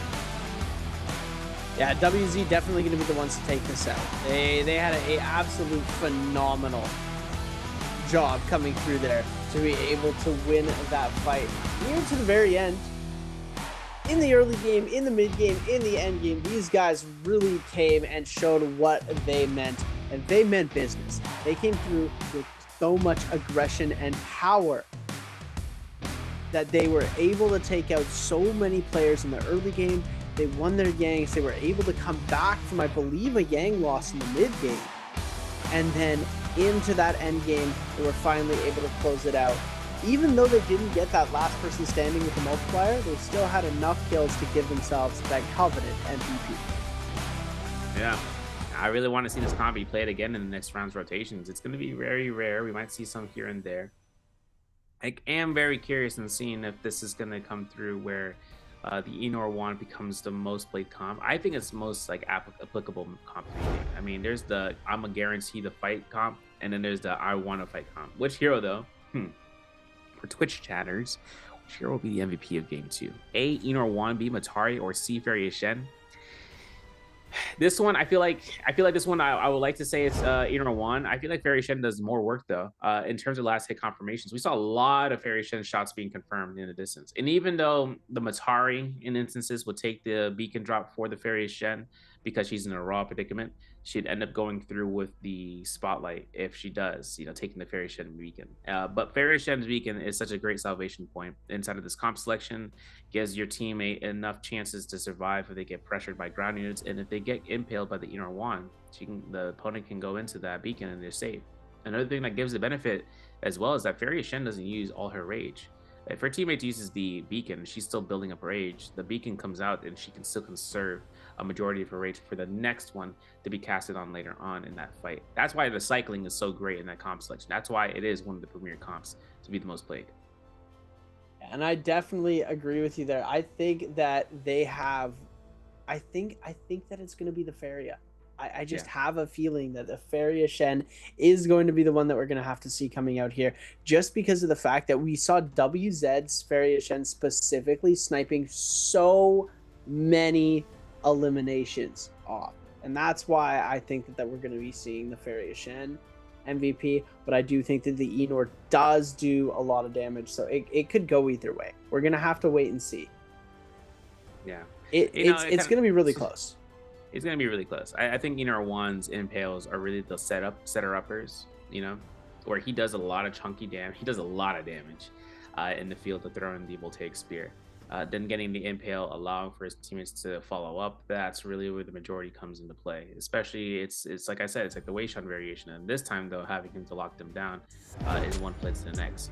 Still, gotta look at the stat lines, gotta look at the scoreboard. 18.5 for WZ in first place, winning out by 0.5, but JL took 18 points, you know, taking out third place. 12.4 for ASC, SR 11.5 alongside with DRG, TE with 6.5, 4 for FPX, Wolves, BBE, and Alliance, they all take 3 points, and 2.5 for OUG Nessus 1. So no donuts this round, which is great to see. You know, at least some fights were occurring.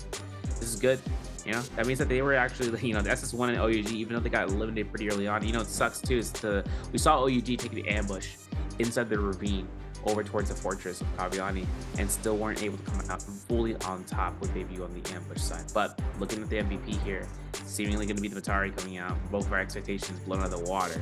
And it's crazy, I always see, why is it that Enor 1 every time has healing, bro? I'm seeing the healing stat on the MVP squad. I see this healing, I'm like, who is he healing? Himself? Like, what are we? Yeah, I want to shout out to my team. They were there anyways. Let's talk about me. You know, I'm like, what's going on? This is going to be the overall leaderboard. BBE, first day of playing, 7.5. FPX has 10.5 for Wolves. ASC for 17.4. 19 for Alliance. OUG at 21 in 13th place. Middle 6, WBG, haven't already played for their first day. They're at 22 and 32, as well as 40 for OA, 49.5 for Bowda. The DRG second day playing has them at 57.4. SS1 at 61.5 in 7th place. This is the top of the middle of the leaderboard. So kind of hoping to see whether or not they'd end up getting the chances out here. We're gonna have to take a look and see in the top, because the top 6 has TE with 64.5, 65 for WZ, 521. I haven't already played. 77.6 for only 1 day of playing, right? We were talking about it. This, you know, that was crazy. Second place overall before today even started. SR has 79, 95.7 for GG, and then JL with 106.7 with their second day of playing. Combined score overall. Wow. JL just putting in work in day one. they've already got themselves a perma spot secured for the rest of this NBPL Biweek 3, as they're doing such a good job. But as we're going to take a look at some of our highlights from the earlier game, this is Water in the earlier game putting in absolute crazy amounts of work on that Enor, just being able to take out the members of BB so precisely and so quick. He's looking like an absolute demon out there. If we flip over to the members of JL, they do end up taking out WZ here in a very spectacular fashion. Hey, this was a really clean cut kill when we saw this from the start. Yeah. This kind of comes out towards the execution style that this can be provided, if it can be. I know AUG were really working themselves out here to try to stay alive, but SXJ, being the final remaining remainder, had to go up against a fully set up Matari ultimate, and it was invested hecka. And I know it's going to become no Young, getting the Impale off of what seemed to be FPX's member, but he was set to go, so was Young backing up here. Knew there's another opportunity for another engagement, and now was against Alliance, where they found TV in one corner and made sure that he was the next one to be eliminated. As we see now, looking from the top side, look at the full sword coming down from Young. Up on the top side, they managed to take out DRG. That's Youth taking DRG out. Then TE goes down to JL. Young gets eliminated, but JL still manages to keep standing into that ending fight. And look at how crazy the players are coming out there. And our Matari, we both got it wrong. Crazy. Crazy. Don't blame us, chat. Don't blame us, chat. 7 kills, 23,000 damage. Benthic Descent, 2 attack soul jades, and blue jades the rest of it? Xiao Yu putting in absolute work. This is his first time MVP, because we never see this happen, ladies and gentlemen. This never, ever happens. That we get to see Xiao Yao, one of the Xiaos, putting up an MVP. We never see the Mataris putting up the MVP, but Xiao Yao managed to do it. Ryan's go-to bro for it. I don't know what else to say. My man came through with the Matari. You know, it's funny because we had a conversation, Raven and I. We had a conversation about how the attack jades were being developed more than the mitigation jades, seeing about how the effect of the teams going for full burst potential instead of having mitigation, where it's like if they know that they're going to have a reset or the value of it, that the Matari or even the Wei Shot, or even the Enor One or even the Fairy Shen, they'll go full attack, at least the majority of them, because they know they have a reset value. I've seen about which character can proceed to do it. We'll have to see. We're gonna have a little bit of a chance of catching a break. We'll be back afterwards for round 3 and discuss further when the phase pick ban systems begin. Don't miss out.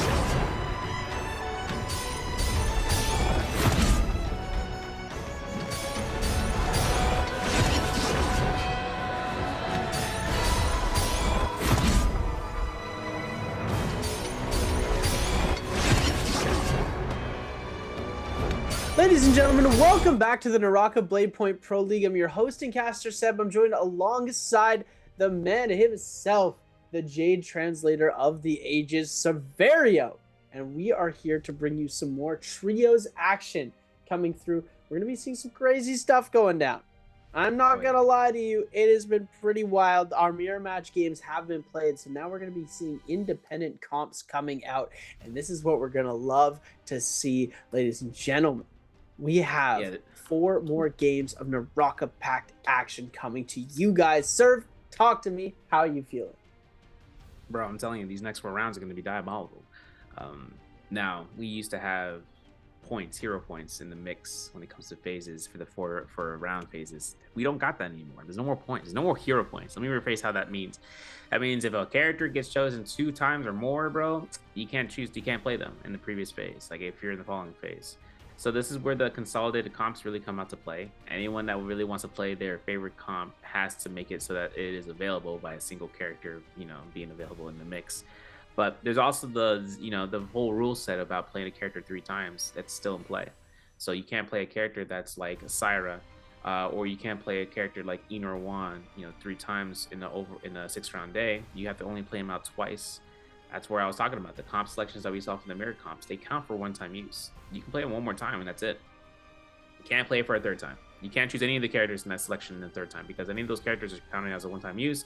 In a normal pick fan or in a normal format, that would be 3 points to consume. But since you have 0 points, since all the teams have 0 points in this format, that means that they can't choose any of those characters in that rotation. So it's kind of funny seeing how the counter comps for the Transformers comes out to be more predominant in the first 2 phase selections, because usually they leave the Zipping, the Tianhai, and the Kylan as the last option on the table to be chosen. And then when that option comes out, it's like they're all playing under a ceiling of pressure for the case. But things can happen where the Tianhai, Zipping, and Kylan's all band together, in the sense that, and it comes down towards their forces, they come out on top on fights to start seeing about success in the Rum Yangs, and then taking that to the next level, to the 2nd round, and even further when it comes into the endgame circle at the most difficult time. Because when the endgame circle comes in the moment, the Yang Spirit Well, every team is congested. For every single team that is of their own individual comp, it's no longer a case of who's a lower held target prior selection inside of a mirror comp selection. It's more about what is the team comp that we really want to fear to take out first, because if they survive in the endgame circle, they'll take us out second. Exactly. And that is definitely what we've been trying to see here.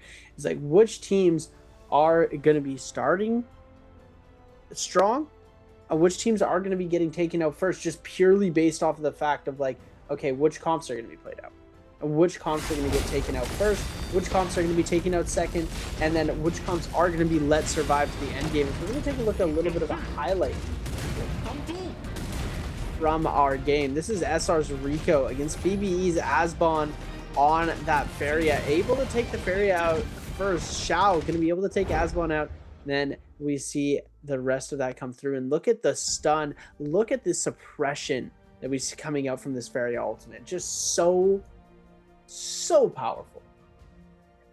The crazy thing too is that the Feria Shen, well, rather the beacon for the mech, whenever she gets a chance to go into cannon form, she completely cleanses any debuffs that's on hand for her.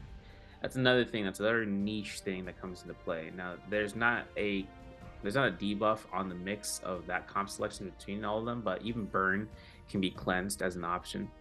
So if you ever see that chance being done from a Fairy Shen in a cannon form, and she gets caught by a Ruptured Gale burn, a Blistering Edge burn, things of that nature that starts to really pack on from the Soul Jades, then she ends up going ahead and cleansing that out.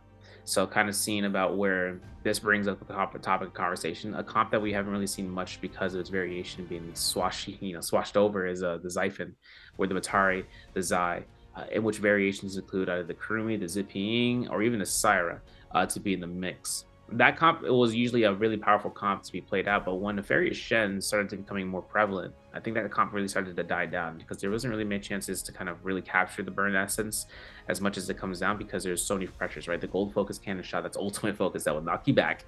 That's the first one, right? The knockback comes out from the Transformers to really lock you down, and Enor 1 is such a mobile target, unlike Wei Shan, where Wei Shan's really more of like, like a thwomp from from Nintendo 64. The thing that comes out from the thing that comes out from Enor is that he's able to keep himself aloof in the air.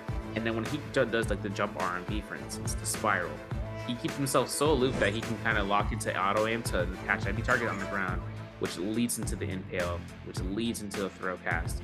And then there's nothing that Zai can really do to offer that much. She was a really great soft target choice pick to kind of work against, but when there's two Transformers in the mix, it's a different story.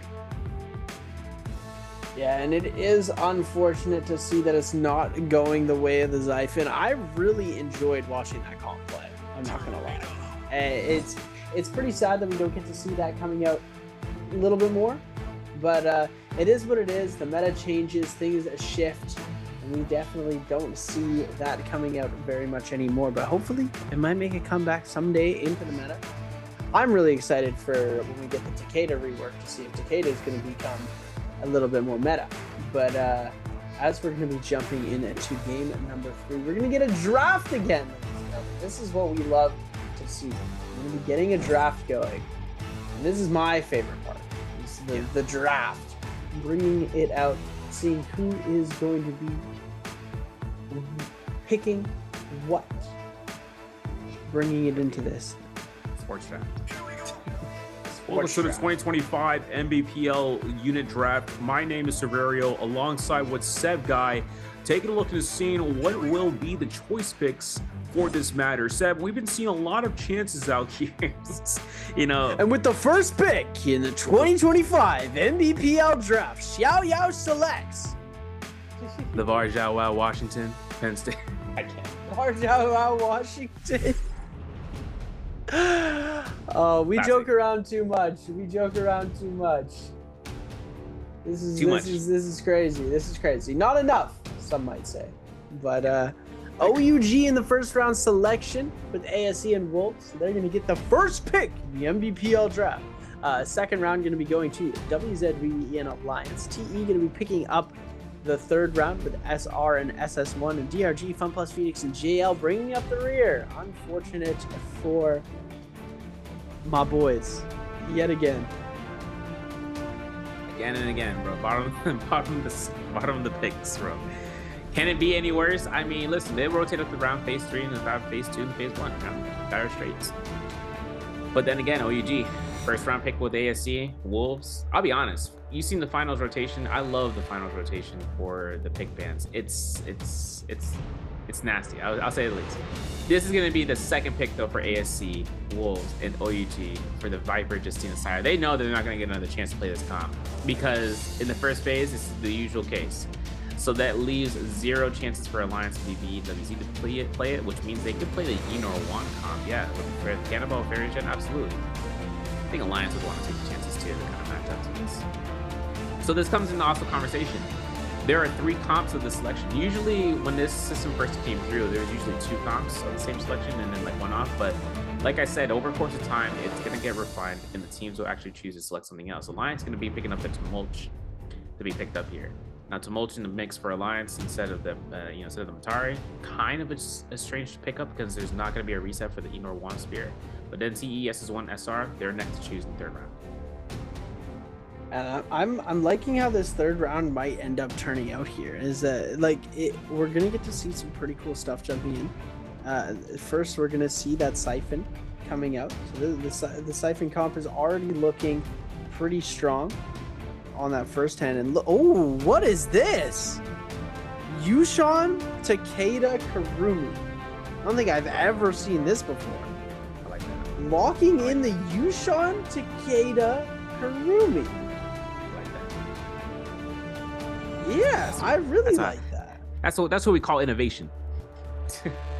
Okay, now we're trolling.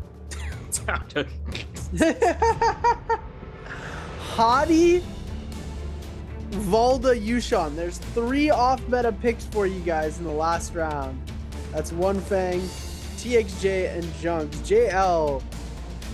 Pan to the cam. Pan to the JL cam right now. Let's see if we have smiles on all those boys' faces because they know what they're doing right now.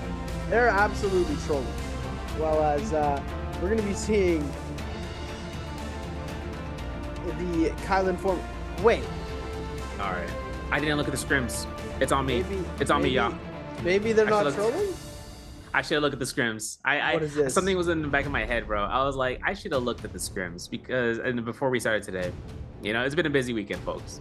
But the scrims would be the best way to have seen if this was something that was pre-planned because it's been used and if it had the success. And I didn't look, so that's on me. I didn't study for those days. But if this is a comp that's being used at least minimum 2 times in the same phase, especially in the last phase, right? Especially in phase 4. So where the choice picks aren't really something that's picked up early on. We saw Tumulch being picked up with Takeda and also alongside with Kurumi, but we haven't seen a Takeda with the Tianhai yet with the Kurumi, so that might be something later down the road. But seeing about the Weishan into the the Weishan into the Valda with the Hadi specifically, that's gotta be something that they were practicing out this past week. Yeah, there's no way they're leaving this up to chance, right? Like, yeah. Let me do some studying. Let me check some of the sauce. Give me a second. Seth, take it away for a second. I'll take it away. You check on the sauce. Make sure it's hot and warm, ready to go. Because oh my goodness, we're gonna be getting some spicy, ultra spicy picks coming out here from some of the members. That's gonna be JL and I believe SS1 picking that. That is pretty crazy. I'm not gonna lie. The fact that we're getting to see this come out here is absolutely insane. But we're gonna be seeing it come through as a couple of these members have decided that this is the way that they want the comp to go, and I am absolutely here for it. I'm in love with the fact that they're choosing some crazy comps. That's gonna be Fun plus Phoenix and JL on the Hadi Valda Yushan. This has never been a part of the meta before. I'm super excited to see how they're going to play this out. V3, they're playing V3 Yushan. And V1 Hadi, that's fair enough. V1 Hadi. Oh no, they didn't upgrade it. Yeah, I forgot they didn't change it. It's V2. V3 Yushan, which is the current V2, I should say. Yeah, current V2 Yushan. Sorry. As we're going to be taking a look at some of these spawn points. It's going to be pretty clustered around the money area. Zest Winery is going to be getting a couple of players. We're getting zesty with it. BBE, JL, and WZ. OUG and SR are going to be taking Celestia all of themselves, while DRG and TE are going to be getting Eventide Temple, as Alliance, SS1, and Wolves, alongside Fun plus Phoenix, are going to be taking up that top side, and ASE down in the bottom, going to be setting themselves just a little bit apart from the rest of the group. You know, I gotta see something, because 521 were the players that played the comp in scrimmages earlier this week. So if I'm not mistaken, they must have brought something out between then into the game one, day one playing. That's why they got probably such a high score, if I'm gonna be honest. And it is.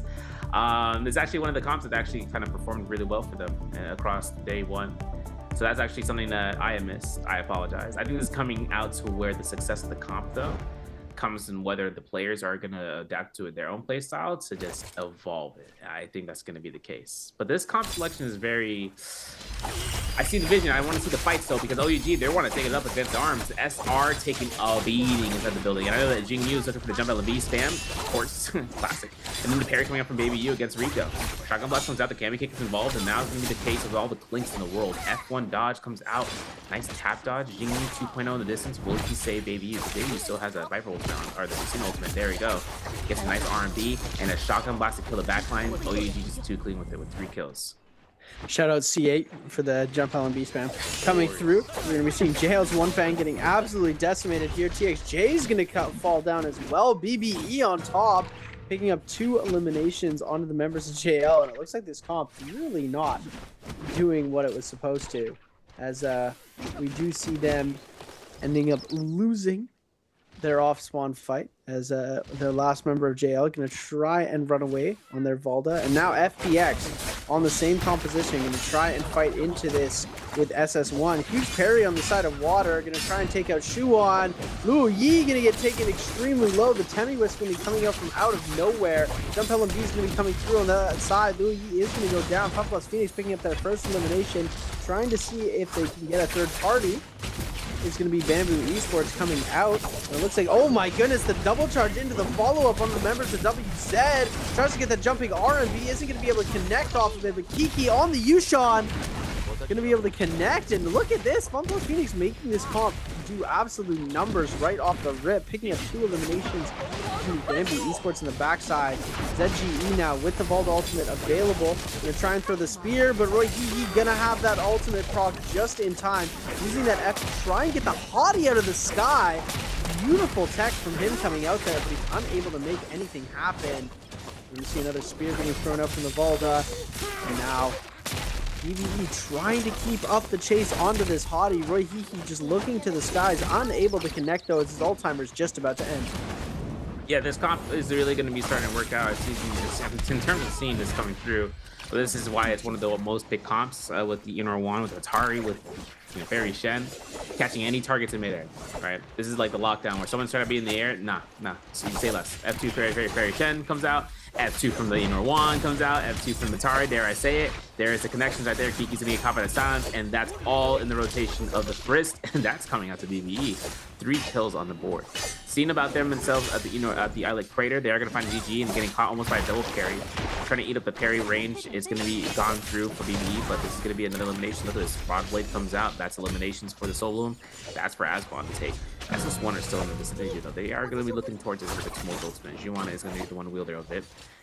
Playing out the Sand Siphon over the Kurumi, hoping to see whether or not water can be caught out here. Takeda still has level 2 V3 ultimate on standby, but with no grapples, he's got to go on hand. He's got to go on the offensive with throwing blue focuses back and forth and hopefully get some supplies here or there.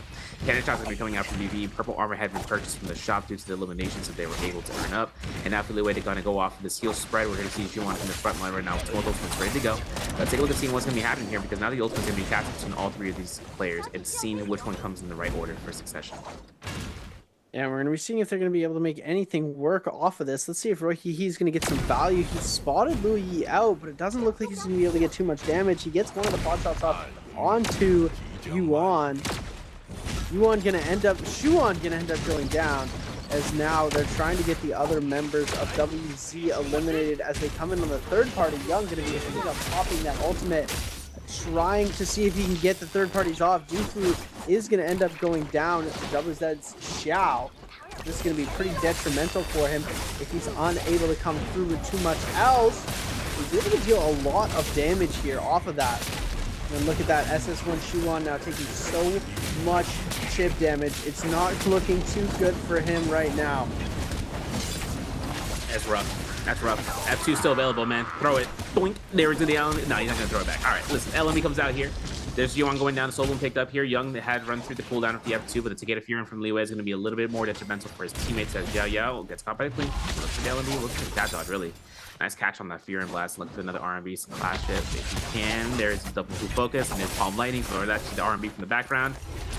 Overkill. Needed though. BBE is rushing into the floor to try to clean up the aisle 9. I'm thinking this is going to be a case where BBE can take the advantage. Look at this. F2 comes through to close the distance. The Matari caught to the sand before the cast came out. Oh my goodness. That's an elimination. Jiao Yao comes out here and BBE 6 eliminations mid-air voltaic spear into the impale. It is too good to be true. Roy Chichi gets popped out here. ZK with the bomb of the century as a Viper ultimate gets a 2-piece. And hoping to see if Willows gets more than that, because they just earned themselves potentially a total of 5 eliminations. Yeah, they did such a good job with a drop down there. And ZK, one of the pioneers of that, back when he was on J-Team, that was their signature move that we saw coming out from them. And it looks like they're going to be trying to send that again as many times as possible. And now Roy Hee going to be in the back end trying to fight this off. Does end up getting a parry here. No punish damage going to be coming out from him, as he's going to be able to get the throw around. Tries to send these follow-up focus attacks, but you will be able to send him down with the R&B Minx coming out, just dealing so much extra damage, and it's just not going to be enough for him to get away. JL, oh my goodness, they're stacked. But look at how much loot they've got going on with them. They're going to be doing a lot of work into this mid game, trying to hit this Yang spot up. They're on this off meta comp too. I'm excited to see how they're going to cook this. Yeah, I did some little bit more research. So 521 brought them out on the 18th scrim, or 19th scrim. And then they played it on the 20th. And it seemed to be the case where 521 was really able to kind of showcase it, at least to be on the main stage for now. And then JL probably taking strides and wanting to use it. We'll have to see what happens. It's because if JL can kind of envelop themselves for this would be a way for them to pioneer its like capabilities. Maybe not the usage of it, but definitely for its capabilities to be at max value. But it all comes down to the first roam Yang. The Hadi ultimate comes into play for the disengagement of it, of course. But hoping to see, seeing about the Valda to take the chances of going to the sky and throwing a spear on the drop down, that's also another position that she can take, right? We're talking about throwing airdrops of Valda spears. And if that's the case, I mean, that's going to be up to the connection between them and their teammates. Although, Kylan zipping Tianhai, it's still a composition that's able to be chosen. This is going to be the comp selection that comes out here for DRG. They are going to be rushing down towards the Yang portal, hoping to see if they can over by Sun Cave. In around 30 seconds or so, we will see the teams get themselves in there. Moonbane being dropped over by where OUG resides. Seen on the north side, Wolves and the Alliance over by the Noble Cave have their approach at one of the Yang gates, and DPE might be making their way towards that from this one. We'll have to see. The one north of the Shipwreck Expanse for SS1 seems to be uncontested so far.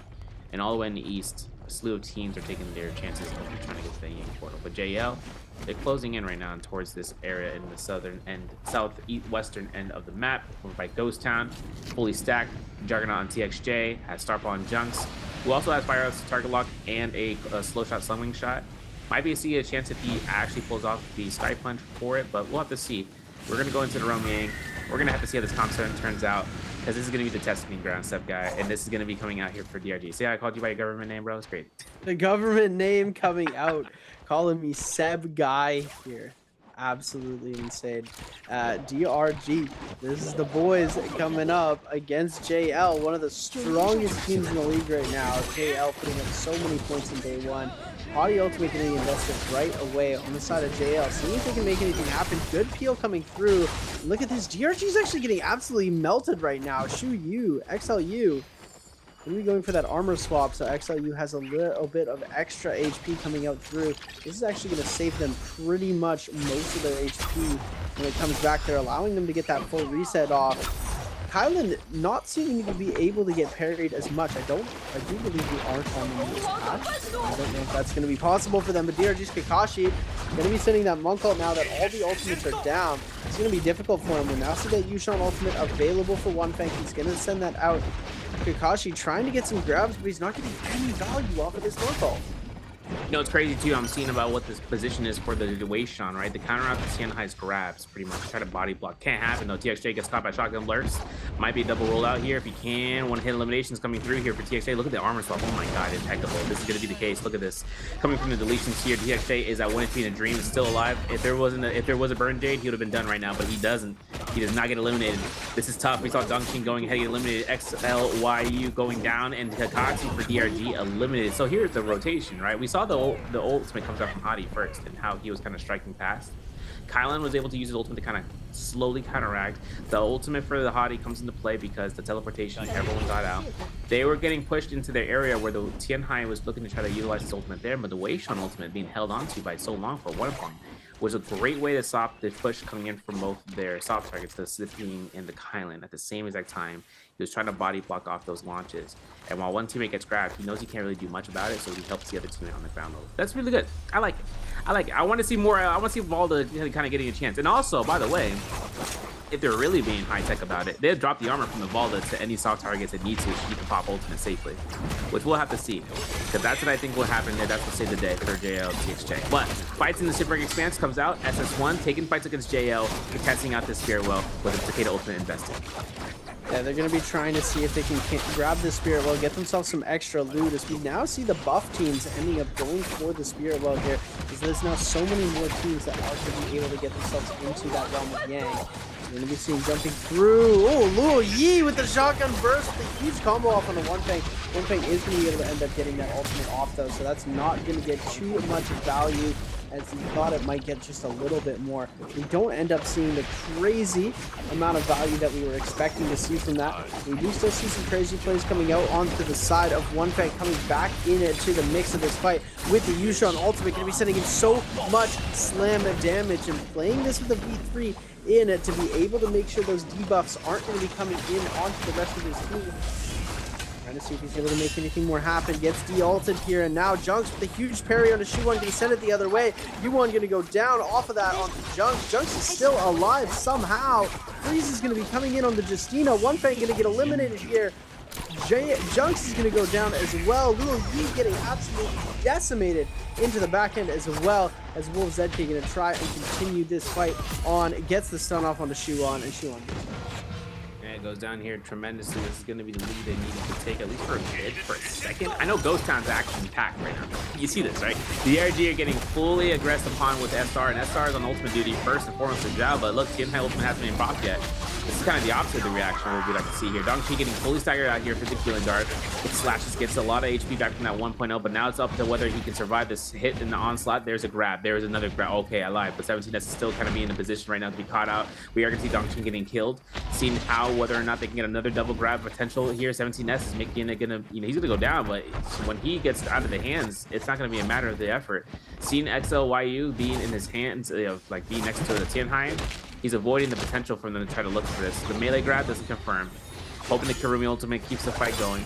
Parries are strong here. Zhao's gonna get the costliness of the Tianhai Bell, and Kazakh gets caught by a parry bait. That's gonna be the extensions. Not a lot. Waiting for the teammates. The DRG, they go down here with 3 eliminations, and I think going to be one of the first eliminated teams, and they will be the first eliminated team in this game. Oh my goodness. That's all right, bro. That's all right. My guys are just not on it today. It's because I didn't wear the jersey, because the jersey's in the wash. Unlucky, guys, as we're going to be seeing now coming through. This is just not the play that we wanted to see from DRG, but SS1, the replay against SR, a team that usually dominates in the realm of Yang, does end up going down here. We're going to see Xiao trying to make something happen with that Yushan into the Siphon composition. It looks like it's not really playing too well. It's Luo Yi going to be able to use those Fear and Blast to back everything up. The overhead bonk going to be coming out onto the side of SR. But oh my goodness, what a parry onto Luo Yi. Huge damage coming out. Just going to go for the reset here. He doesn't have that ultimate available. Shotgun Burst going to be coming into cover for him as well. They're doing a really good job of covering for their teammates here. And then it comes in. They're able to take 17S out. Rico is the next to go. And then Xiao is just getting absolutely decimated into the back end here. Yeah. I think SS1's fighting that Romanian was kind of a peak moment. Obviously, they're taking up the chances right now outside of the Jade Fondo. This is rough. This is rough because what's going to happen here is that the Tianhai ultimate isn't yet ready to go for Jiang 1. This is going to be rough for that way. He's going to have no chance of popping up the ultimate. He finds an RB, he finds the Kirumi ultimate, he finds a nice time to mitigate. No chance for the Fear Blast to do an effect. Liwei still has a chance to look to heal. Having an opportunity right now to look for a full reset if he can, from just the healing itself from the Kirumi circle. Gets caught into a parry though. That's Kid Fear and had to be invested defensively. Hope to see the Dragon Slayer getting avoided. Liwei is going to eat it up for just a second, but he gets another Fear and the last one to be available. T's going to be coming through here, getting ambushed here by Alliance. It's not the case of what we want to see here, but the Atari Fairy Shen into, or Atari Fairy, it's Molt into the Fairy Shen. Enor 1, having a chance looking for the 1 for R&B, looking for the Cab Loom. Doesn't gonna matter, bro. He has that 2. Keen. There's elimination. Jiangnan goes ahead, gets eliminated. Zhang has the chance for the Soul Bloom. I know JLTXJ has that ultimate to be active. The second Romiang is active, folks. Jails 1 Fong finds it back on. The Syra ultimate looking to close gap against Junks. Junks is gonna have the ultimate to be defended by 1 Fong. And look at this. This man is not even being targeted. He is safe to go. The teleporters are taking on the other side of this. Ironically, ASC running into this scenario right now to see about a back end to fight, and that's Han. First one down for JL. Hoping to worry about the roar, right? But that's something else that's in play in this comp selection, right? The V2 variation, giving them mitigation from any form of sources of CC from the Viper ultimate specifically. And now for Mist, let's take a look and see. The roar happened, but it's not going to be too late. Yes, it will be, but Junks, it doesn't matter. ASC's Mist is the last remaining teammate. Coming out, JL, wing it again. And the Roman Yang with this comp, 200% win rate. What are you talking about? 100%, bro.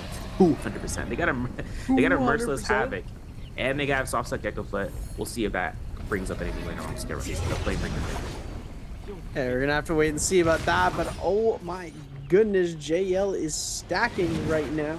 They've got 8 eliminations on the board for themselves here, doing really, really well for themselves. Hopefully they're gonna be able to keep up the pace and keep the pressure going, because they've got themselves a role that they need to keep continuing if they want to keep their spot at the top of the leaderboard. These are the last 6 games that they will be playing in this bi-weekly split. So this is their last chance to put points up. They've already got themselves an almost surefire spot for qualifications.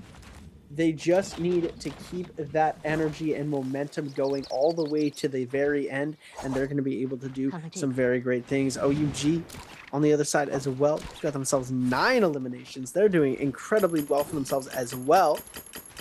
Going to do themselves a little bit of shopping. Get some Jades going on. Sir, do you want to do the Jade translations for us really quick here? Of course, it's the most difficult Jade, but the guy had the detach. That's all that matters. Who are you talking about? Listen, I have the detach going to be in the hands. I believe, a Dragon Link might be picked up here for one of the players, so that would be a setup and a half. But another fight's happening over here. Alliance is actually going to take some engagement for WZ. I know there's a lot of spotlight opening over here since, you know, both of these teams are really in the punches for the White Tiger prowess, at least for Alliance. If they can get the kills, that's mitigation for each person that is able to get that kill. WZ is going to be having the Enor 1, Matari, and the Fairy Shen ultimate all ready to go, right? Nothing has been invested so far. I'm very curious on how this Tumult variation really works out between everyone here, because bringing out the Tumult here means that you have another chance of bringing out the Tumult into a Sand Siphon under the third phase regimen. So if we have a chance of bringing out the Tumult now into phase 2 from Alliance, that means that this is going to be something to keep in mind about for potential and the shift in, you know, aura choices for ASC. Outside of their Roaming loss, they're still hunting. They've spawned over here by the flower field. We're actually going to take a look at seeing OUG's fight inside of the Roaming against SR. This is going to be between the Weishan formation against SR. But with it, I'm not sure, because this is that variation we're talking about, Takeda, Karumi, and the Weishan versus the dominant comp in the scene. As we're going to be seeing the huge Super Dazzle going to be coming out, but the peel from Xiao is actually doing a really good job of getting away from that. And this is SR losing their second Realm of Yang. They managed to lose both Yangs. This is a very unlike SR in this game, as they are going to get the full stun off onto 17S. The peel is going to try and come out for the other team members, and it looks like Rico going to be able to do a good job of getting the peel, but Shinyu with an absolutely beautiful parry. 17S going to get absolutely decimated off of that. Rico now in the 1v3 situation, just going to get eliminated super fast off of the F1 from the Viper. My place, my zip code. SXJ puts himself out with a gold greatsword, not a pole sword. I don't know if they made the time to make the conversion. They said, bump it, we're running it. We're going to be rushing this down here as XXJ puts himself off of this end and trying to with one more grapple in his hands, gets a beautiful parry. We don't even worry about it because we're looking in the back end. Who is invading us? ASC taking a beautiful parry from Miss against Baby Yu. Jingyu is killed. The distance is now going to be closed. The lobby is looking at the remaining 2 players here. The loot is, they're like ants at a summer day, you know, the ice cream drops on the ground, bro. They are swarming this area. This is going to be the body for everyone. They're getting all the supplies. In the Forbidden Seal, like I said, it's a beacon for everyone in the lobby. They will see this from a distance as long as they have a line of sight. And then once they see the big blue circle, they'll be like, yo, what's that dome doing? And this is going to be because there's fights happening. Look at ASC taking the hot armor swapping the fly and making sure to keep moving alongside the southern end of this map, the tip of the shadow. But WZ is going to be making it very, very apparent they're going to be looking to lock them out of here. They're going to start gating in this area. Now on the other side of the circle, on the western end, fights are happening outside of the zone, and it seems that FPX are fighting their eliminations against BVE here, and it's going to be a double down elimination, and looking to see about whether or not they can get Abaddon out of here. I'm not sure, because my boy is going to be cutting through. Asmon has no ultimate, has no way of escaping. 10th team to be eliminated here from BVE, as FPX rushes back into the zone with 10 eliminations at the Zest Winery. Plus Phoenix trying to go for the reset here, but Xiao going to try and keep up the pace. Oh, big parry in the back end. We do hear that coming out. Don't actually get to see the parry coming through, but I believe that was water onto 17S, as we do see that coming through into the backside of this fight. And now Junks with the Valda ultimate going to try and see if they can pick out ZGE. We might see a little bit of family meta coming out here with both of these teams being on the off-meta comps. They're not going to go for each other, but SR not looking too good right now. 33 seconds left on the Yang depletion, and they are not taking this too well. I do have to say so myself. They are going to be taking a lot of damage. Xiao going to go out to zone. They might have to call their game 1 for their game 3 right here. ASC's missed, on the other hand, going to be trying to chase PP down, seeing if he can get out of that Dazzle zone. It looks like he will be able to get out of the Dazzle, and now they're just going to be following PP till the bitter end and try and get that elimination. They do end up picking up the kill. Well, that one goes down. And Yang Depletion gets re-inflicted upon. That's unfortunate. This is going to be coming down towards whether they can get the team back up and then re-up themselves. Looks like there's going to be a pop-out here. I did say Zest Winery. Chaos Courier. I'm sorry. This is going to be a chance right now for WZ. Only one weapon upgraded to gold. Everyone else has blue armor. So up to WZ to when they have the shiny blue, shiny gold armor teammate, and everyone else is remaining. JL's one Fong though, taking the time of using that ultimate to kind of close the distance, has now gold Fly Knife swapping off from his teammate. JL is up to up to 8 eliminations. They find an OUG and they find an engraving to the face. Wonfang ain't gonna mind it. He's got 2.0 energy in his mind. He's looking to try to see about hiding away for one kill though. Before then, though, we see Baby U going crazy on the Justina for one moment for an escape pattern. As SXJ is in the distance, the Hottie ultimate swipes into the zone. I'm not sure if Baby U's gonna have an opportunity of actually closing this out. There's Beacon, there's gonna be the distance closure, and he might be rushing down that Hottie for sure. Oh, gets caught by the F2 though. That's gonna be his combo breaker. That's needed to be used, and that is Baby U's deletion there from JL. They just took him out, no pressure at all. Pincer attack. SXJ in the back end as well, gonna get himself eliminated here. Super unfortunate to see that happening, but we do see him go out pretty quickly there, as it is going to end up being the loss on that side for OUG. They did still put up a lot of points. This is only their first day of playing, and they're already put themselves into that top 12. Yeah. Seriously, man. No. WZ Xiao. Can't wait, bro. Put them all on the same team, bro. All right, John has himself out here. F2 still available. He's got the F2 to push him away from the corners and maybe finding an armor swap. My man's zigzagging. He might not even be captured in his spotlight, especially because the ravine is going to be so open field, though. Everyone's going to see this open season. I think that ZK, though, has it in him, right? This team could get up to 16 eliminations by the time that this starts to converge. Hoping to see if they find a right time for the ultimate cast on the Viper and the Siren. We gotta keep in mind both of them. And now Yuma gets locked in here, burns combo breaker. The lock-in for the Tumult Wisp is up to Yuma to time it just right. He's, of course, just using the time to kite, though, more importantly. Runs right back into it. Finds the parry on a nice to get Ezekiel at 1.0. I don't know about that. The Tumult Wisp off of that parry. Okay, wait a second. No way. Nice Q had to burn the use ultimate for themselves because he almost got obliterated from the team in the East. SS1 made sure of that, and now the movement's casted, insult to injury. ZK will have to be the only teammate with the remaining ultimate left to go. ZK is not going to be looking to be in a good spot there after that. We're going to be seeing JL trying to take out the last member of SR. 17S going to pop that F ability. And SR is going to get themselves eliminated here, as they do end up going down. Unfortunate to see that happening. The TXJ picking up another elimination. We don't even get to see JL's scores because they're so high up on the leaderboard. SS1 with 10, Wolves with 12. They are still back up full their lives right now, as we see. But Fun Plus Phoenix on that Yang Depletion. ASC still has their Viper on Yang Depletion as well. It's going to be a tough situation for them, but I can't wait to see how FPX is going to play into this endgame with this special comp. Seriously. Yeah, I mean, the comp selection is like, if it works, it works. If it starts succeeding more so, I mean, it's a phase 4 comp. It's another variation for the phase 4. But this is going to be a Spirit Well. This is going to be contested. JL still having a one Fong's ultimate as the Wave Sean. Since TXJ is, Junks is on active ultimate duty right now for the Valda. The strikes are coming true from TXJ. The Tumult, the Hottie ultimate teleporter hasn't been set up yet for TXJ. I don't believe so. Oh my gosh. Don't let him know. He's going to disengage ultimate. That's unfortunate. He gets a Soul Bloom though. And F2's available. He can back off. The universal slash speed is insane. But we see Kiki pop in the Wave on ultimate. Still has time to kind of space up. ZGE seeing about it. Looks to try to lock into Junks' position. Doesn't matter. One Fong's now in ult form. He is denying his Wave Shot. Look at his level 2 slash comes through.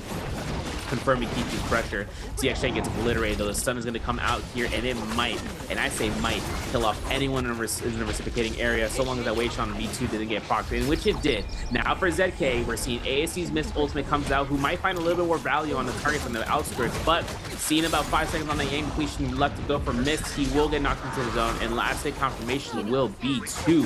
Drumroll, please. SS1 and SS1 up to 12 eliminations, now 13, and they still have another opponent. Wolves are not stopping that pressure. They see one, they want a piece of it. You gonna try and see if they can get the rest of the Spirit. Well, Luo Yi gonna get hit with the Dazzle, but he gets blocked out of it.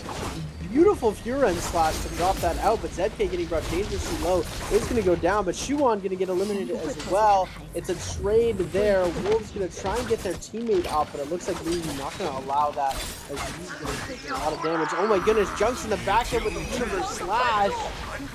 Trying to come in, see if he can feel a little bit of extra damage with that. Now you back up into that ultimate. Trying to see if we can get any extra sort of damage coming through. Look at how fast he got that ult back up there into that fight. As we're going to see him get his ult back another time. Coming through with the Mystic Might buff as well. Junks now in a very, very tough spot. Yeah, deleted.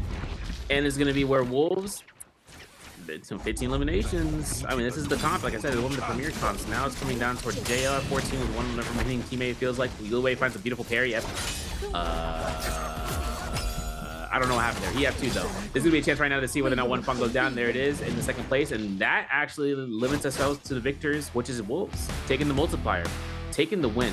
Saw that parry on the Takeda, and I saw F2 catch it afterwards. I was like, okay, are we looking for a rob? We're going for a tumble inside of the building. Nothing. But that's okay. Absolutely nothing. I ain't counting against them. It's just some things that happen for a second, and that's gonna be the end of the round. That's gonna be our MVP with the top phase selection pick. Although we did see some surprise picks coming into the lower ends, like Takeda to Tianhai to Kurumi, being brought up, Wei Shan, my bad, Takeda to Kurumi. But also seeing about the Tumult variation on the Enor variation composition for the Cannonball, and then seeing that, the Hadi, the Wei Shan, and the Volta variation. Here we go. Ladies and gentlemen, 3 games down, 3 to go. As we're going to be jumping in onto this. As we're going to be getting ready to go. Wolves getting the MVP in game and number 3. Getting that kill multiplier. This is the first time we've seen a kill multiplier coming out, which is really nice to see here. As we don't often get to see when the MVP does end up decimating the entire lobby and becoming the last one standing. So it's really nice to see that coming out there. And he's acting pretty clean. I'm not gonna lie, J.O. got the blood splatter, bro. No bleach, no, not needed. This is gonna be though interesting to see because, like I said, 5-2-1. I was looking back even further. 5-2-1 were the ones that were able to bring it up most recent for that comp selection off the Volta into the Hadi into Wei Shan, which is very interesting to think about, considering that this is a composition that if it was played out majority from them, that the other teams were looking at it and be like, let's see if we can try to refine that. And that's something that can be available because, like I said, some of those off choice picks, the choice picks that aren't chosen, would be at their strongest when they're available. And that's coming into where they can find value in this question, for instance, like how many players chose Takeda in game 3? Is it A1, B2, C3, D5? Okay, it's funny they didn't put 4. What's wrong with 4? Because 3, 4, 5.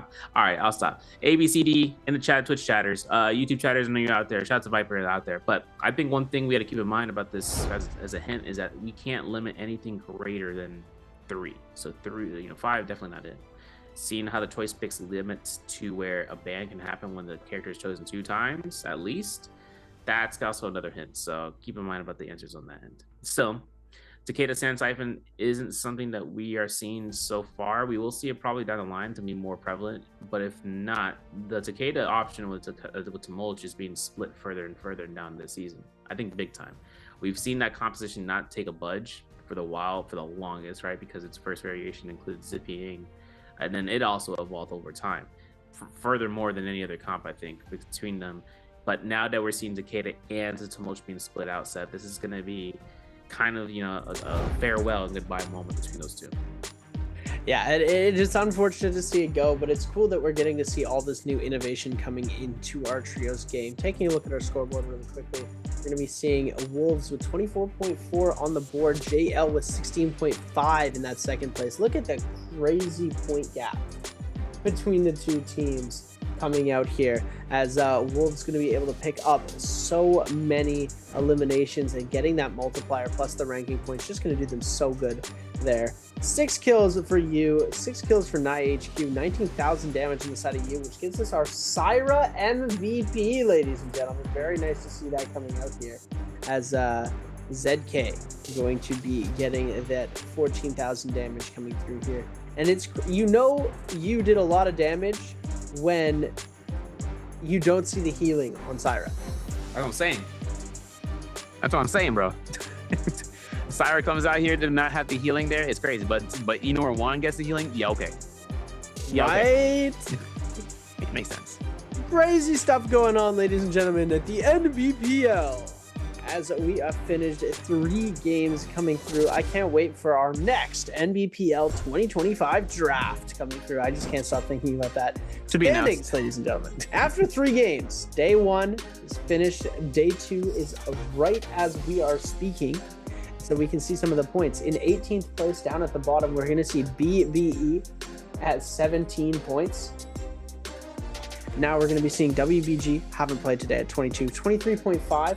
Going to be going on to the side of the other side there, as we're going to be seeing YZG with 32, Wolves with going to be a 34.9, 40 for OA, 49.5 for Bauda, DRG with a 60.4, and then we're seeing TE with a 64.5 going up to the top side.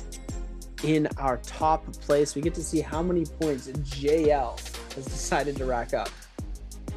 123.2, already at 49.5. GG with the 95-point day, but JL is already at 123. This is absolutely insane. Yeah, because like if they get rounds 4 through 6 to earn out, they could be on track to beat out GG for their first day or 1 day performance this week.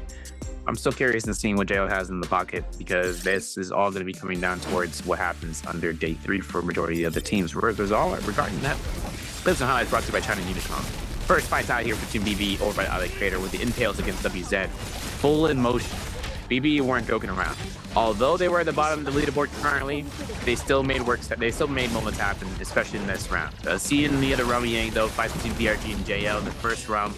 This is where we saw the first time this fight between JL being able to pick this comp selection and then seeing how it performed out. They were almost in this position of being caught out, but TXJ is getting a hot armor swap, really worked in his favor. Now dumbing out the final remaining teammate, Sadaxi, as a Tianhai. And then inside the sideline over at Shadow J, Shipwreck Expanse, so where the fights were happening after those first Rami Yangs.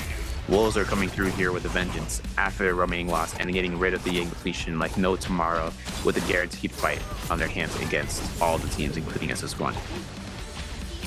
Wolves playing a very, very strong late game, being able to just absolutely decimate their opponents. Especially, I feel like the winning move was when they get the eliminations on to the members of JL, and then coming through here, just taking out SS1's Liu Yi with such perfection. Even though Liu Yi gets the parry, he goes into the F there, and then gets himself parried again. Look at that swing back. Look at that swing back. Oh my goodness, Wolves just absolutely dominate. I'm gonna say he's a pre-input buffer. I'm thinking he was pre-input buffer for India. After the parry, he's like, oh, I didn't know I get it. Then he throws a 1.0, crazy. All right, Syra MVP comes out here. The pop. That's gonna be a chance here for being MVP, but man, when you see how Syra used to be with the damage though, this is gonna be crazy work. Seeing the mitigations at its peak, only 2 attack rates. Hey, listen, this is the same case from before. This is also the first MVP for you under Wolves' banner, so this is gonna be 20k damage nearly, with Flying Eyes being the most used weapon under their arsenal, skills and ultimates, and then Hong Sword, secondary, the third. The healing at 1400, no surprise there, right? V2's healing is just astronomically high. Every single takes 160.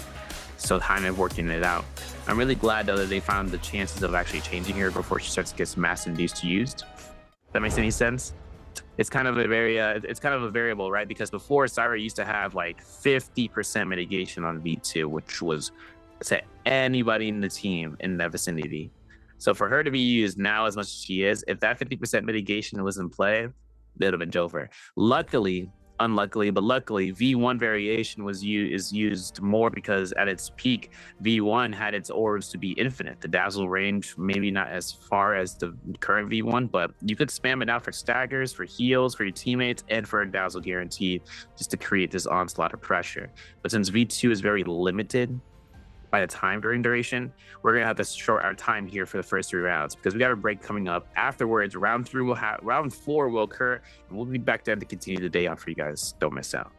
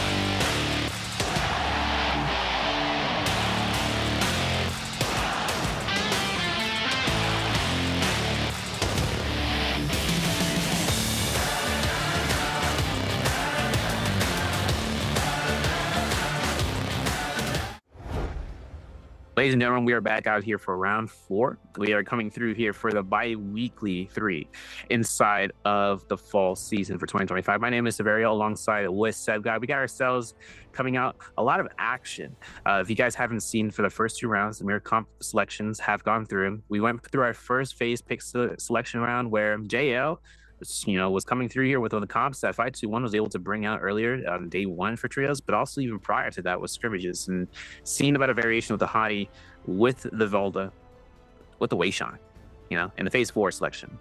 Having that option to be option in the first place is wild to me, but considering that Wei Shan hasn't been more prevalent than the Enor 1 variation and Amatari being swapped out with Enor, it's kind of the case of where he becomes more available.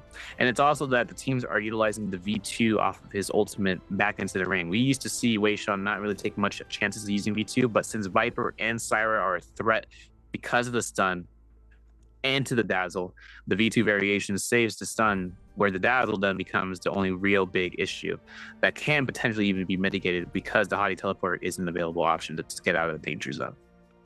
Yeah, and I'm loving the way that the new comp has been working itself in. I think there definitely needs a little bit more fine-tuning, just like all the new comps. When they come in, you start to see them, you're like, oh, I want them to perform really well. They're not playing what they're supposed to be playing. They're playing something off meta. They're playing something exciting. They're playing something new, and it tends to underperform. I think it did really well for our first public appearance in the Biweekly 3, other than when 521 did do their debut of that composition. But I do think that it is going to be a very prominent comp in some of our future games. Utilizing that Yushan, utilizing the Volda pick, it helps get around lots of the hero pick issues that some of these players might have, and it really just helps round out the pool base. Yeah, and I really like the way that, some teams, one thing that players really start to go through with and certain teams do is that they hot armor swap with their teammate. It's very risky. It's very risky because in the middle of an action hot pursuit from many of the opponents, they could find the armor swap themselves and swap off, especially if it's of greater value or, of the rarity. And if they're in a healthy enough state where their teammates can then start backing them up, that armor swap would have been a detrimental loss. But considering that it comes into play, Volda is there, she could pop ultimate with the old armor, and then she could drop the armor afterwards. And that's something that can be utilized in that order. So seeing how that would turn out, round 4 will be starting off into Midoriya. We are going to be into Midoriya Morning Dews. So this is going to be where there are still no Fireflies, as mentioned. Second half of the day begins, and this is also where the rotation is to be mentioned, where there are no hero points available if you guys are tuning in. This is going to be where the picks, if the character is chosen 2 times or 3 times in this case, they'd end up being banned with +1 hero points involvement. And since there's no hero points, you can't choose a hero outright. We're also following the rule set of how the character can be only chosen 2 times, and if they get chosen 3rd times, they can't. That's just not allowed. So they can only choose a character twice in the rotation. That's why when teams are using the Viper the Viper into the Syra into the Justina in that first phase, that's probably the most opportune moment, the only time you can get a double choice on that comp throughout the 6 rounds in a single day. Yeah, and it's not going to give you much leeway to play around with it, but it does give the opportunity to bring the new comps in, like we were talking about earlier. I know I'm jumping back to the new comps, but I'm loving the diversity, and that's what I've been loving so much about solos. Now that we have 12 unique heroes per game, it's given us so much of a bigger perspective on how these players are able to utilize some of these lesser picked heroes. And that is what we're going to get to see. Now jumping up to that 3rd round selection from the 4th round is going to be JL, FPX, and DRG. Wolves, ASE, and OUG now bumped down to the last round. First round going to be given to WZ, BBE, and Alliance. TESR and SS1 going to be picking up that 2nd round of selection. I can't wait to see what these last round picks are going to come out from Wolves, ASE, and OUG. Are they going to play some crazy stuff? Are they going to play some stuff we've never seen before? Let's see the debut of NARAKA. I knew it. Let's see Tarka Shio Liam.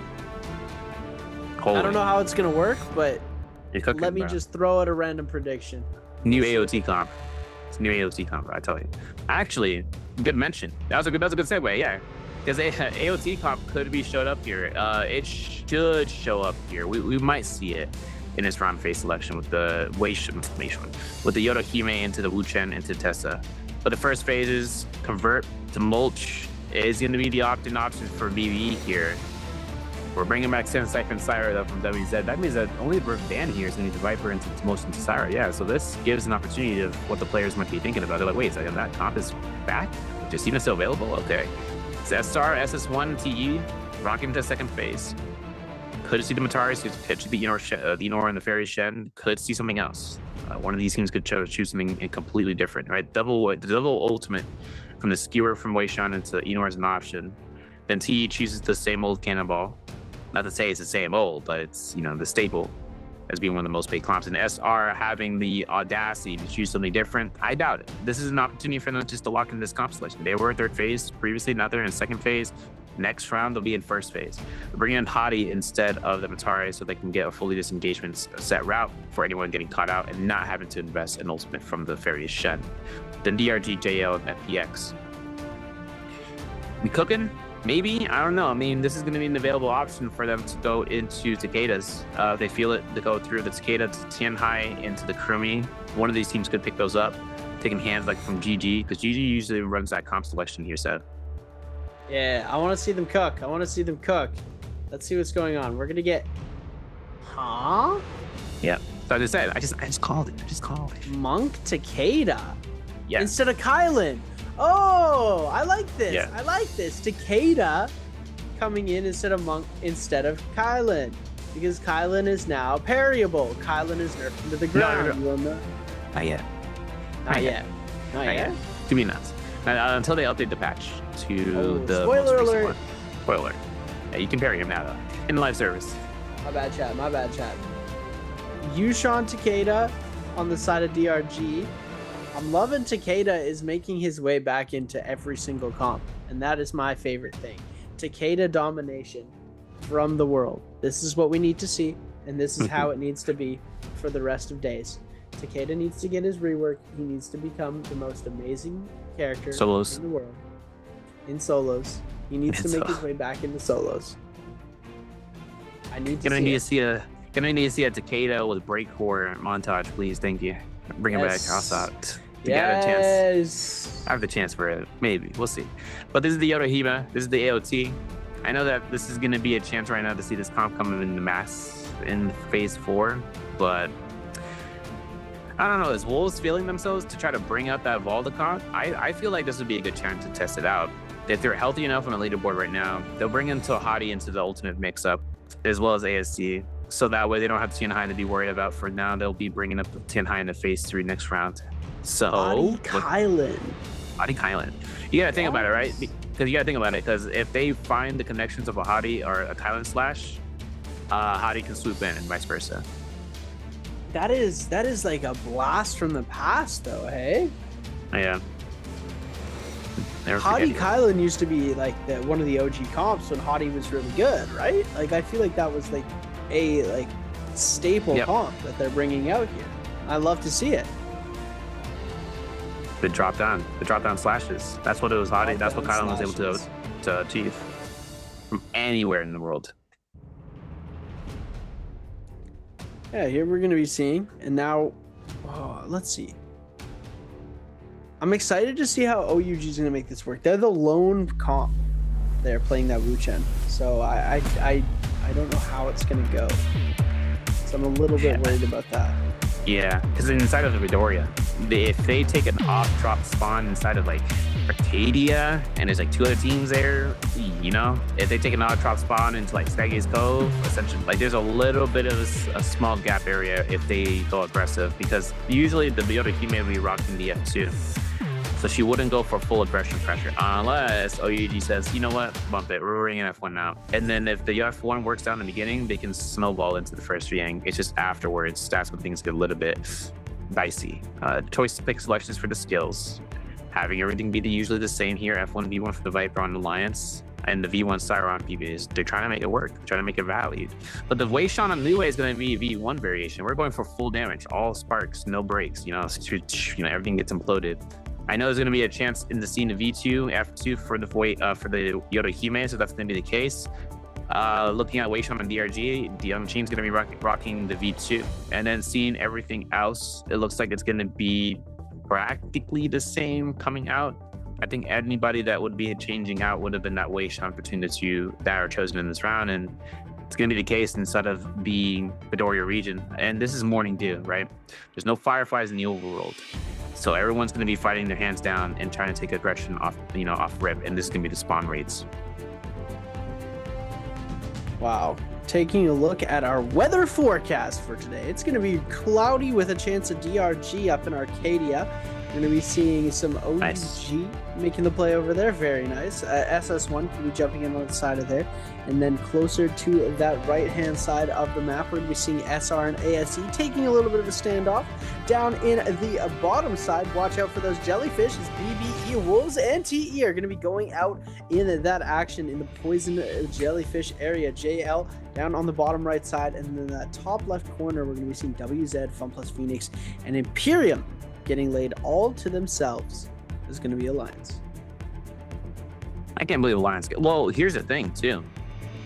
So Alliance can loot into Spyfall and then take into the pendulum, the catapult, and they can launch themselves either west or north. If they decide to loot all of Imperium by themselves, oh man, if we get that, that means purple armors for everybody. You get a purple armor, you get a purple armor. And now ASC are taking some chances out in looting and Skygate's Stove. No chances to see fight there because we're going now straight to A's off peak. FPX is ready in the aggression against WZ, and I know there's gonna be a chance right now for the slap chance. Big chance right now to see Zhao Yao look away from this as water goes down. Still has F1 active, and it has now nunchucks to kind of look into the RMBs. The Whisk Throw doesn't connect off of this from Young, but the Sand Cypher and Syra composition being used here is, it's a nice takeaway from WZ. Considering that Syra can be used pretty much in the most predominant other comp in the game. So for them, the Syra pick is going to be the burnout. Alliance, though, takes a chance right now. Remember what I was talking about, right? They're taking the spawn in the northwest, and they take the pen, they take the catapult, they're already here, and they're already invading here as third party. Yeah, looking super good right now as they're going to be jumping in. Big parry onto Young. Young is actually going to get a bit of healing off from that Syra F, but it doesn't matter as he does end up getting eliminated. Jiang with a huge double parry gets the 1.0 off on the Xiao into the jump LMB. And WZ getting sent back to the Soul Altar right off the gates. That is absolutely crazy that we're seeing that go on so quickly right off the bat. As we're going to be taking a look now, Arcadia going to be getting DRG. DRG might be trying to go for the, looks like they might have taken out OUG right off the rip. They're trying to find Shinyu here, seeing if they can get the pick. It's going to be one of the U's versus another one of the U's. XLU versus Shinyu. SXJ going to be trying to jump into this fight as well. And it looks like they only managed to get one member out. Now ults are going to be dropped through. Dongqing with the ult. Big parry coming up from SXJ. It's going to be dangerous for the members of OUG. Oh, yeah, big double parry. Yeah, you see that too? I was like, yo, this is going to be rough until that parry happened, bro. SXJ goes down here. The Goxie locks into Jingyu and the launch into the leap. 1-2, no threes. There it is. The blue focuses are out. DRG are back on top, boys. 6 eliminations. A lot of money on the table right now. 21,000 Dark Tech coins. And yet I haven't seen any movement purchases on the sideline, so we'll have to see how those ones end up. But the shop is right there. Oh yeah, they could purchase one up to them. Never mind. They decided to say, you know what? Let's go ahead, purple armor. There was no movement. It's already in the hands of the players. FPX already rushing down here inside of the Hall of Imperium, looking at seeing if SR can actually find a sort of strike zone here with the horizontals. I see Zhao looking for it with a dagger. F2 comes out here. Zhao gets punished. The result has F2 still, breaks off the line of sight. Now ZG has 10 high ultimate. We got to look to lock down one player. SR's Rico is on active duty for that Fairy Shen, but the iframe was just enough time frame, and Rico still has time to jetpack away. Hoping to see if he can kind of lurk into this. He's off that man. You know, he's looking around here, launching them down the shots. There's going to be a chance right now for the Kurumi ultimate. I know that Rico puts himself out here for a heal, because EGE, as long as he gets a chance of looking to this deform, this is going to be the ambush that might work in SR's favor. We're going to see if this is going to work out for them. It looks like Rico just going to go for the drop down, trying to see if he can peel for his teammates. 17S going to be popping that ultimate as Rico just getting absolutely decimated. Puren going to be coming through, but the Hottie going to be able to come through and save for just a second, as we are going to be seeing that coming in. Rico now taking so much damage. He is going to end up going out. 17S going to try and come in to peel, but it's a little bit too late as they have already taken out his teammate. Now he's just taking so much chip damage. Comes out of ult, tries to kite out here. Going to use that F to try and create some space, but it's not going to be enough. Actually, he might get the kite out here, but no. FunPlus Phoenix just way too aggressive onto the Scale Rush. Going to come through, but it's not going to connect as Water picks, or ZGE picks up the elimination. putting DRG, oh my goodness, they're already on 6 eliminations, but Dongqing gonna get himself eliminated here. XLU gonna try and see if he can make something happen against PP. Kakashi's actually able to make it out of here. We're gonna see the Takeda ultimate coming out. Fury and Blast gonna be able to come in, turns back around with another 1.0, hits the 1-2 into the 1.0, gets himself parried, F ability increased. That Fury gonna come around, but that Moonbane is looking scary. He's very, very low in HP. Gonna try and bring it back around. Gets the overhead slam into the gold focus combo. Yuma getting dropped dangerously low, but he's on the silence. Is he gonna be able to do it? No, he doesn't. Yuma, Jiang picks up the kill. You know what's rough too is that I saw Wolves purchased Moonbane, so DRG went for the selection of the armor there. That might have changed the flow of combat, right? If they had that Moonbane, maybe one of the teammates could have gotten there sooner to pop it off for DRG at least. Alliance is still taking the chances of the face up against DRG. Kakashi in the distance, who is Kurumi. Second life for XLYU is being presented in soul form, so he might make his way to reposition towards his teams. Dongqing's already on his second respawn. But as for Kakashi, I mean, this man's going straight to the heart of Imperium. If he can, he takes the catapult. He'll be out of there in no time. Wolves still on their reset? Question mark? I'm not certain they're on reset. They bought Moonbane, so they got kills. They got 5, 2 purple armors, purple weapons across the board. Having Swift Cut to be in the build, at least for right now for 9HP as one of his soul jades. But as for Wolves, right, they had a Moonbane to be available, but we'll have to see if they get a chance of actually casting it. They're coming from the southern end tip of the map towards the Twilight's Pass, so they'll be moving up forward towards Azoth Peak in just a second. Now towards Alliance Jiang, he is going to be over by himself to try to look for this. Wolfhine's distance is in his hands. Got that as the Viper Ning. The shop is going to be available right now for a possible purple armor or purple not even just for purple armor, right? They could also buy a purple range weapon as an option. Usually that comes to really good value for them if they get a good quick shot, like a pistol or a musket or even the bow, just to kind of go off that. Crossbow, we'll have to see.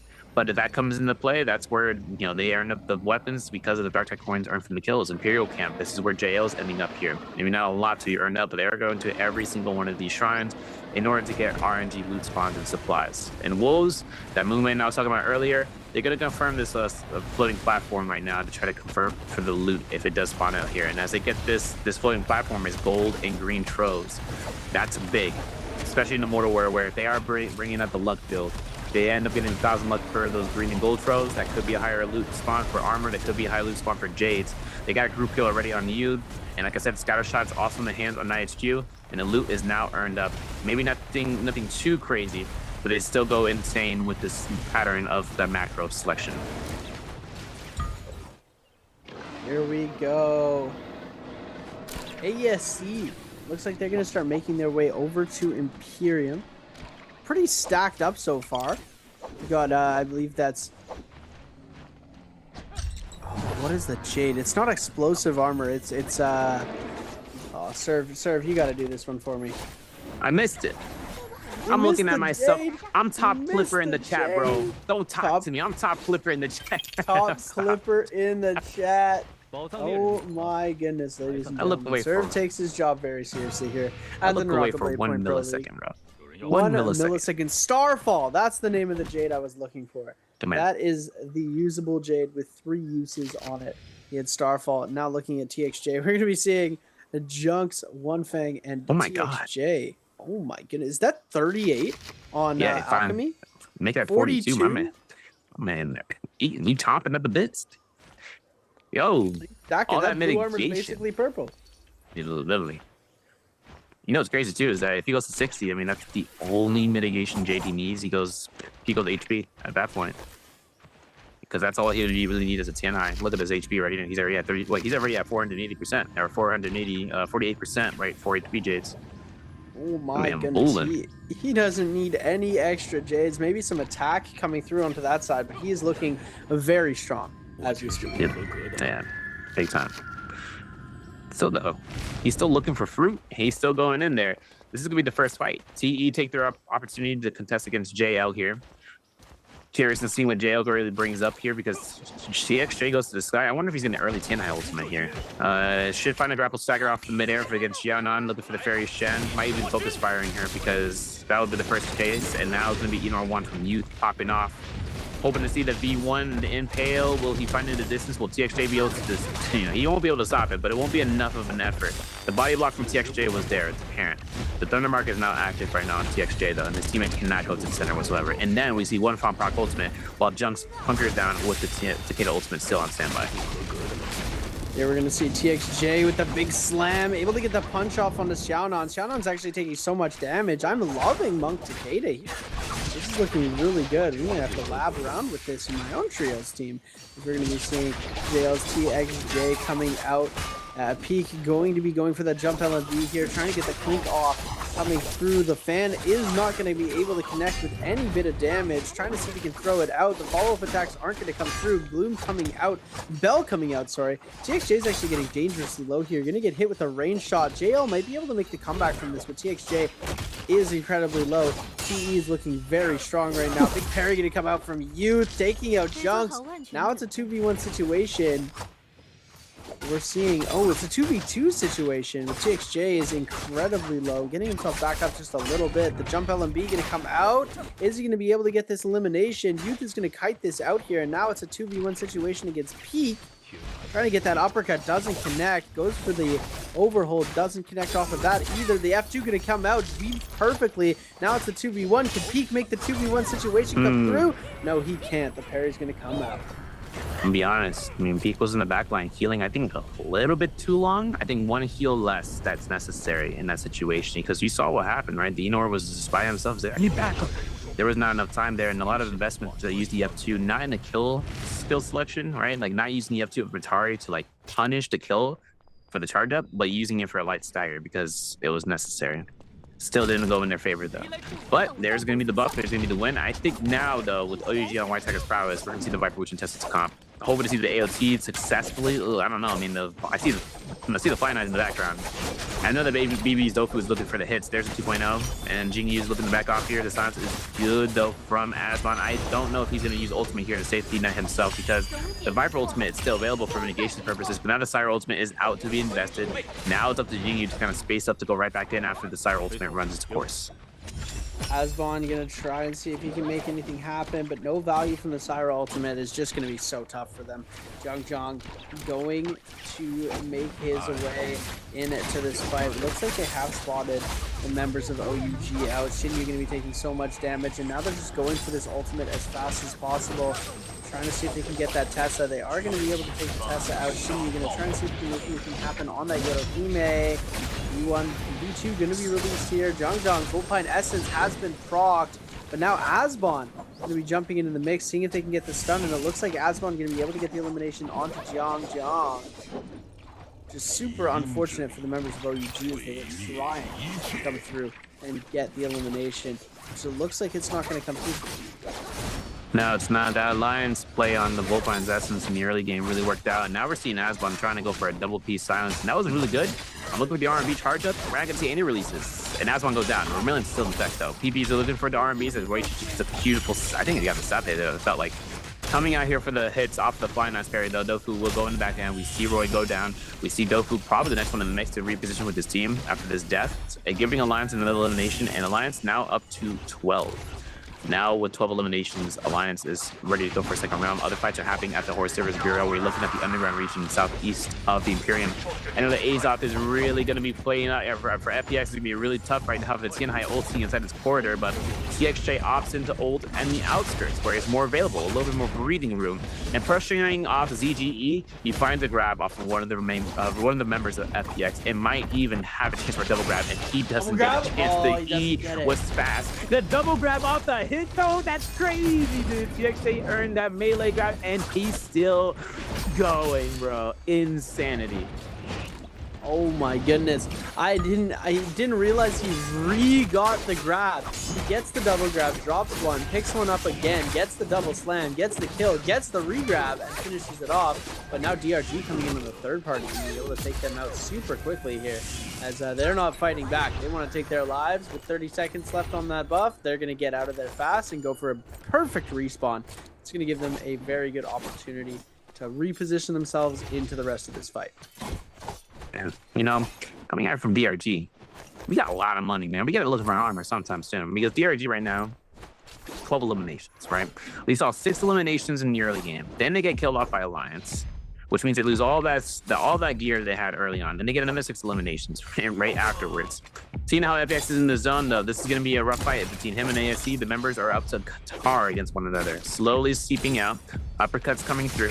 There's an R&B. There's a chance right now. Hoping to see whether or not Xiaowen finds himself the elimination. Not going to be the case. EGE will earn it, and weakness escalation is not kicking in. Realmiang number 2 should be spawning in here in a moment. I know Alliance is up at 13 eliminations. I know the DRG is at 12. This is going to be between the 2 comp selections to see who is going to come out on top, the premier comp or a secondary comp. And hoping to see inside of Imperium, DRG taking fights against Junks, JL.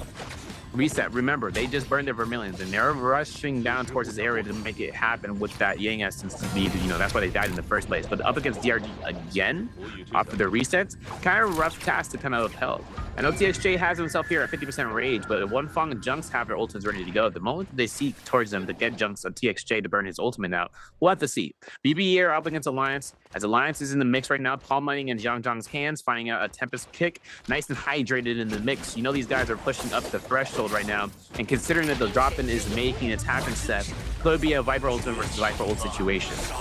Yeah, Zhang looking super strong right now, trying to see if he can get the ult off, but it's not going to be enough as Roy Hiki can be able to come through and steal so much damage. PP with the peel, though, looking really good. That's that Syra V1 being able to come out into its full force, but now we're going to be seeing the V2 coming from the other side. That's Zhang going to be able to get caught up into that. He is going to get powerfully dazzled here, and he's losing so much HP. There we go. He is going to get himself taken out here as Yuma going to be trying to see if he can defend, but it's not going to be enough. And BBE gonna beat Alliance out the Realm of Yang. Oh my goodness, now we're gonna be flipping over to the boys. DRG against WZ. Kakashi gonna get a huge carry into the jump home team. The jump home team not gonna connect. ECF away come through, and now WZ Xiao trying to come through with the Dazzle Pop on to the members of DRG. It doesn't look like it's going to connect. The Palm Lightning is going to be coming in on the side of,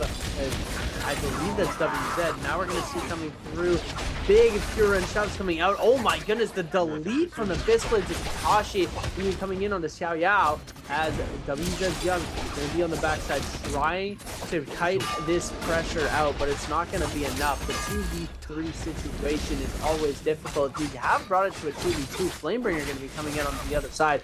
No Fury and Shove available, but he's 1 HP in a dream now, and all they need is one more hit. F ability popped. We're going to see that Syra F coming through, and the Flamebringer to seal the deal. Yeah, it's going to be a lot of cancerous damage coming out, and that's going to be the gold fan, going to be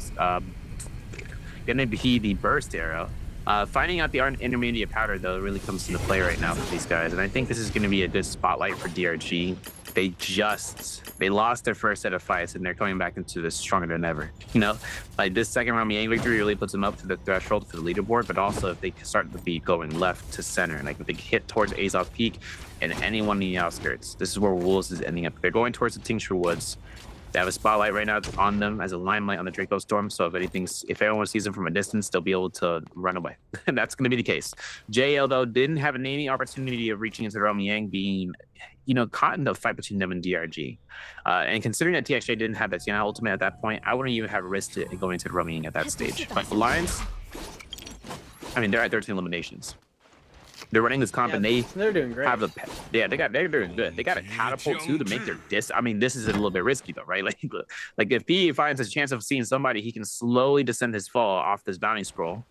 But the Viper would have been a good chance to see about this. Let's see what happens here, Seb, because the Viper is now given the coordinates, right? The mortar strike is in play. She can find the launch as Syra was there first, so long as the speed of her drop down is fast enough for her teammates to catch up.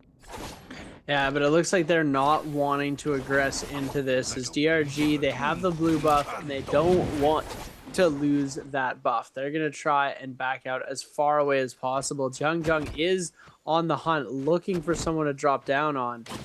Maybe he'll pop the ultimate. I don't think he's going to burn it this early. They might actually go back up to the catapult here. I think that might be what they're going to try and do. Oh my goodness, they're going back up. Take two. Let's launch this again. Let's see if this is going to work. Looks like they might have spotted the members of SR out, and I think that's what had happened here. They actually spotted the other members out of the Team SR. We already see the Hottie ultimate getting released instantly, but Yuma with the Justina ultimate to answer. We are going to see they did place the cube up just in time. 17S is going to be forced to back out here as they were so close to dropping down on him there and coming through with a big elimination. We're going to see 17S has got that ultimate popped now as Alliance still trying to drop in there. Oh, big no ult zone going to be coming through on it to the Hottie and the Enor. As we're going to see him try and go for the reset here, but it's not going to happen as Jiang keeping up the pressure. That's rough. You know, the Hottie ultimate, but more importantly, the Enor ultimate being invested. I mean, the Thundermark was pressed upon, but nothing was able to come out of it. Seeing how SR are pushing up over on top of the side of the Black Tortoise Gate. 17S still has it in him for the F2. The Thunder Broadblade is up to go through if he can throw it. This is like, I love that skill. You know, the F2 just like you said, like it's a lot of damage, but it's also because of the effect that it comes through. It's a big knockback. It's not like a light staggered knockback where they fall down in a short hop. They will be launched off of any structure that they're standing at the edge of. WZ though, setting up position. I mean, I feel like they figured that teams are going to be wanting to take as many pendulums as possible, or the catapults, for the matter of like just being able to scale across the map, but also just to kind of see those comp selections that really just delve into using it for a surprise attack. FPX are getting fully pressured on as Alliance is rushing through. Thundermark is on to Zhang. He's got to be careful if he gets knocked back when he doesn't really want to be. But there's the egg cancellation of the skill. So now that for Zhang, getting not an F2 shots to the face. Okay, incredible. 40 seconds on the clock though. The Yang depletion is still ticking away, and these guys still have ultimates ready to go. No more grapples for Zhang though. They have to lock down one of these players. They find 17S here. The silence beautifully done, and the beacon is an investment that saves their teammate. SR locked into position here for a stun potentially. Hoping to get one, maybe two targets. They find Rico. They get one soul bloom rid of. It might be for Zhang. He finds not for himself or for his teammate. It's going to be given towards Yuma, who is that Justina. Finding Zhao in the zone though. 10 seconds. Can they get this kill? Can they even spot him out? I'm not even sure they can get over there in time and just reach him through. Seeing how this is going to be deletion off of PP in one corner. He's not going to die towards the amount of damage, but he is going to die to Yang depletion. Oh, and they don't get, okay, no, okay. PP they get the kill credit for PP, but they don't for Jiang. I was confused for a second there as WZ looked to try and capture this, but TXJ on the Monk, going to be able to take Xiao, try and go for the slam there. The drop does end up coming out here. We're going to see Xiao Yao getting brought out though, and there we go. Jail's One Fang going to be able to claim up that kill. And look at this, WZ has two Xiaos. They have Xiao Yao and they have Xiao. Now they just need Xiao Yu. And X. Okay, I'll stop. So a BBE Asbon with a beautiful drop down ult, but DRG XLU can be able to pick that up as Asbon basically gives away the elimination to DRG, and the Furin Chump's going to be coming in here, forcing him to dodge out. Now we're going to be seeing another Syra ultimate coming out as well. XLU doing a really good job of holding on to this with their composition. They're going to be able to get another pick off with the Furen shove. Last bit of damage coming out, that last hit confirmation onto WZ Xiao. They're trying to revive Jails, trying to revive TXJ here as SR Xiao trying to jump in onto that other side. Now BBE Asbon with another parry out of the members of DRG, sending them flying into the zone. They might be able to cap this, but DRG able to bring it back very quickly as Asbon just trying to 1v3 for his team right now. Crazy now. In the Yang Spear Wheel game, proc insult to injury. Seeing the Enor Spear coming out for the rotating spear on the Thunderlord form. I know that Asbon is like, I can't get the kill to the team, but let me go ahead and just walk out of this. TXJ is going to be going through the zone tick as well to try to see what is going to be left behind this Enor. Seeing how SR are now knocked out, this is going to be the case. Hoping to wonder about what's happening to ZK. My man's getting eaten up alive, but the Hottie ultimate comes in clutch here. IHQ, inactive Kylan gliding over the ground, buttery rocks. He's open to see about what Yuma is up to in the distance by the tree, but for jumps, look at my man's HP. He's got nothing in the tank. He's only one shot away from death. TXJ looking to try to defend the marker for his teammate and trying to look for a hit off the shotgun blast. That's ambitious, I'll say the least. But now the Flame Ranger comes out and everyone is within blister range. FPX eliminates JL, and then seeing DRG in the zone. This is free shots, but the range is not going to really look down so much. This is going to be FPX martyr. It's going to see about the team. Well, there goes that team comp. Can't pick up the gear. This is going to be given to all the players on the ground level. And I know the DRG are having the chance right now to see about this as the Waystron ultimate, but maybe a chance right now for Dongqing to deform, start healing up here as soon as possible. They got 3 minutes on the clock to do that Yang depletion. But ZK finds a beautiful parry. And this might force out DRG in a position where if they don't get an ultimate online for the Takeda, they might be locked down in this match. If they don't have a Takeda ultimate, it's going to be basically wraps for them here. They're going to try and use the range cannon to get himself as much damage as possible. As you see, he's got the cannon out. He's going to try and get all this range damage coming through. And now Wolves is in control of Ballista. And he's sending some shots over onto the Fun Plus Phoenix side. Looks like they were unable to connect on an elimination, but they were able to get a bit of damage done to him. As ZGE is going to be going for that reset pocket. And Water and Kiki all going to be chilling on that side. As we're going to be seeing up on the top side, that's going to be Wolves down in the strategic low ground. It's going to be Alliance, but they're not looking too strategic at this point. They're looking down a man and in a little bit of shambles here. Saving Fire Ryan, bro. I'm feeling it right now. They got on the beaches. They're rushing. They're going through it. But 14 eliminations, man, I'd be going through it too. Man, remember, like, this is about the multiplier, and you got to remember, this is their first day of playing. Lions, though, gets his chances of seeing Yuma with a great sword, releasing those against NiHQ, burning the Kylan and the combo breaker, but still having his ultimate to be built up. As for FPX, Tien Hai on the Vajra state, looking at seeing if ZG can get a grab from the distance. It all depends in this position. Obviously, DRG XOY is going to be the creep zone, man. Look at this guy. He's a menace. Look, once his Tien Hai ultimate ends, ZG knows it. He needs to space away because he can be free bait. The slam down isn't going to be confirmed off of this. The knockback comes out. XYU looking to try to pressure off as capture the flag mentality, and the White Tiger Prowess Spear well in the distance. You have to see parries are good. XYU having an opportunity looking for the shotgun blurs if you can, but the Takeda Furins are just too strong to boot. ZG burning the combo breaker. This is easy, focus fire, and the F2 avoided from Water. Looking for the staggers. They're trying to see what is up with the Takeda. His F1 is now up. The F1 is going to be enough insurance in case any blue focus is coming from any third party. Double, triple parry comes out. ZG is making it mad difficult for DRG. In a minute and 15 seconds left to go for that Yang completion. XOYU getting caught by the Kylan slash is not the best case scenario. And of course, seeing how Wolves were able to pick up that White Tiger's prowess on a full or reset cycle. They're looking super strong right now, but we are able to see one more cleanse coming out from the members of DRG. Now it's only Kakashi there. Karumi, the one who needs to claim that soul bloom. Now we're going to be seeing NiHQ with another ult back-to-back ultimates coming out here. Water going to get absolutely torn up by NiHQ there. Kill stolen away by Wolves NiHQ from the members of DRG. And now the members of DRG getting aggressed onto. Kakashi going to go down. Dongqing going to be 1 HP in a dream here as they follow him to the other side. Just keep your eyes on the kill feed. He found himself a gray armor swap. This might actually be a huge kite coming out here, but we are going to see, oh my goodness, ZK getting elimination on the Water with the White Tiger's prowess buff. Amount of damage that does is still enough to kill. Wolves, you going to get shots into the zone, getting sent out with so much damage. Zhang going to try and jump back into here. 1 HP in a dream right now as NiHQ going to try and bring themselves back into this fight. Yeah, Azadi is working phenomenally for Wolves. You see the disengagement, right? You saw how Wu got out of there. You did ZK's placement. I'm still worried about seeing what's going to happen. Alliance goes down. DRG still 1 team member alive for XOIU, who is building up Takeda ultimates surely for level 2. I'm pretty sure he won't get level 3 at this stage. But FPX is in the mix, still alive. We're looking at the individual unit here. Wolves is still kind of putting themselves in plain view sight. NiHQ goes for secondary ultimate. This is level 2 Takeda ultimate. There's the launch. It won't do much good here as Yu finds himself a blue focus, but his teammates are there to support. Group kills also in effect.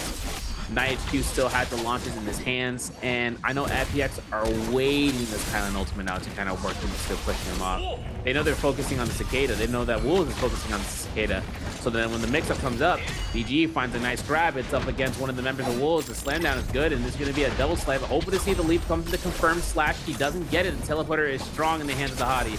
BG hoping to get the melee grabs on the hottie because he's like a pestering mosquito. He is looking to go left and right and center, and he can't slap him out of the sky. Nonetheless, though, ZG finding a melee grab, hoping to earn this out as Wolves is caught into another grab, but the CGG ultimate is over. At least he made him burn that app. He made him burn the cube, so now he doesn't have that option for it. But now we're going to see the 1-2 coming up from FunPlus Phoenix's Water. NiHQ going to get eliminated here. Gold staff in hand for Water. He's going to try and go for the scale rush up. Gets the focus off, and now he's trying to take out you. Trying to see if he can get the overhold off onto him. Gets the 1-0, preventing the revive. But the big parry going to come through into the jump LMB, and that is wraps for him. 4 players left in the lobby. It's going to be 1 member of DRG. XL's you. And the rest of the members are all FunPlus Phoenix. And there you have it. DRG with 21 kills are going to be our MVPs for the game, I believe. Yeah, they are. Big time.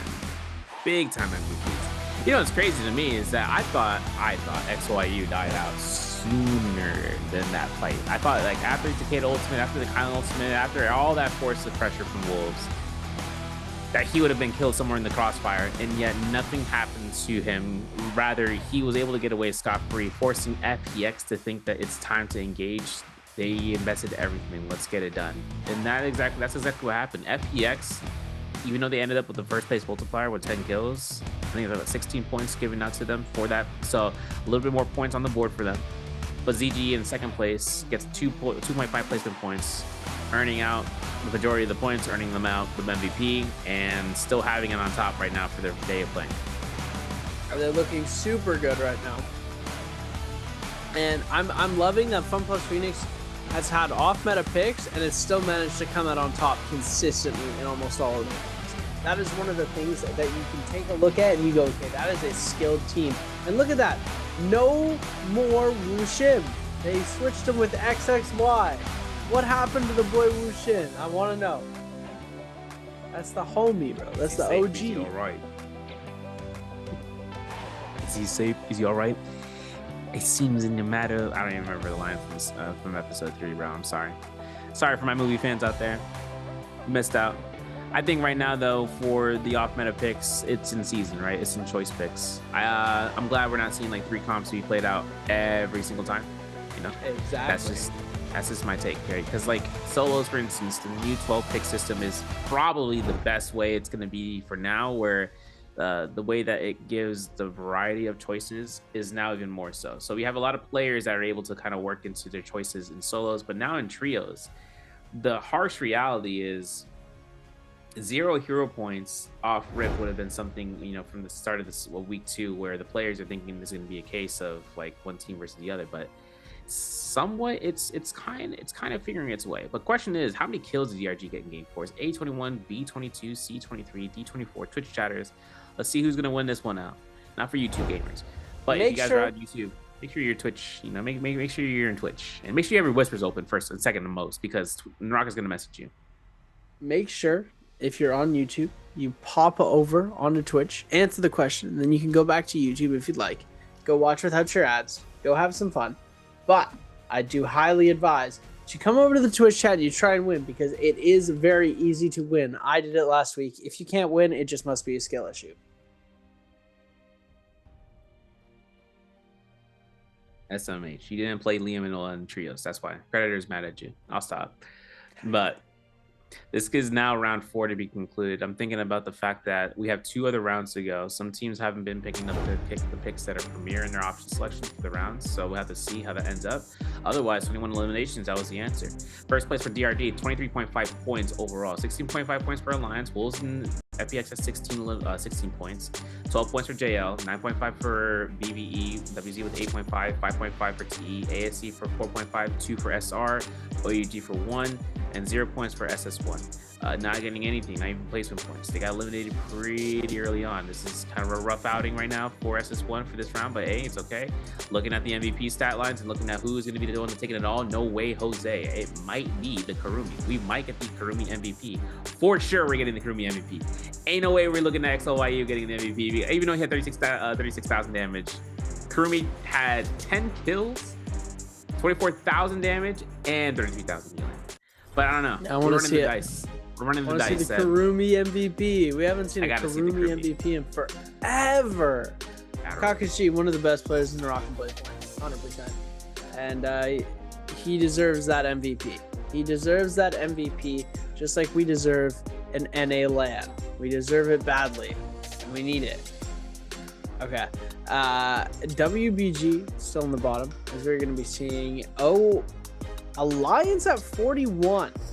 They've got to get themselves up to at least 70 or 80 points if they want to qualify for finals, because you forget that there are still 6 players who haven't competed all 2 of their days.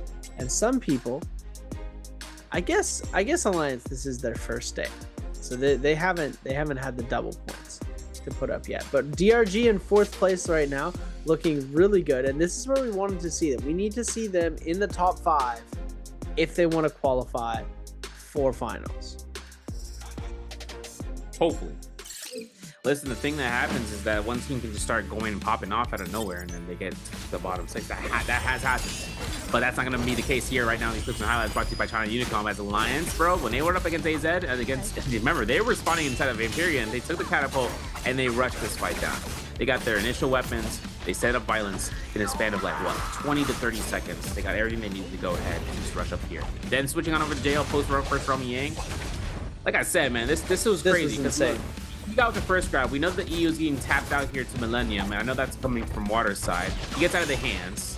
He was then able to go ahead for a melee grab off the hits. Man, that's it. Then he looks to lurch on over towards where Kiki was, finds the angle, reaches in here for a slam, and eliminates the second piece. Then you see DRG putting up some cannon shots against JL, eliminating out, I think, the majority of these guys, right? One punk goes down here to crack on the bees, and having out TXJ here in the zone was actually the best position that they found possible. Yeah, they did a really good job positioning in the zone. They were able to take out a lot of these players.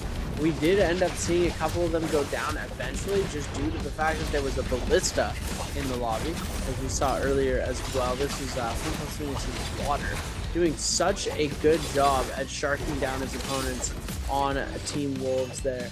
Big pair going to be coming through. We're going to see now it's Water versus ZK. Huge pairing brought out there. And ZK does end up going down, but it's okay. All right. You know what's funny too here is that with DRG, like with the XYY, like he had the F ability out there. If they were right next to it, and they were smart, they tapped away from it. But if they were all within the vicinity, we was in a massive kill. Just like how Kurumi shows up here, bro. MVP. Couldn't believe it. Could have been in my 2025 season bingo card. But Kurumi did have more kills, more eliminations, ended up having a lot of damage, a lot of healing. She comes out on top with that burst arrow. I'm not even sure if she utilized that as much as the flame trigger for sure. But the fist blade was her main weapon, dodging around here. Mitigation, 2 attack phase, bro. This is the case. Well, actually, no, 2 mitigation, 2 HP, 2 attack. We're just even Steven all around. And then having the opportunity of getting those last hit confirmations for the kills. I mean, I'm not sure what the build is for the Kurumis in this cycle for trios, because I'm not sure if he's going for the rage damage increase after a kill. But if she is ending up getting those last hits and she ends up populating every single hit afterwards, like that's a Kurumi spam ultimate, spree.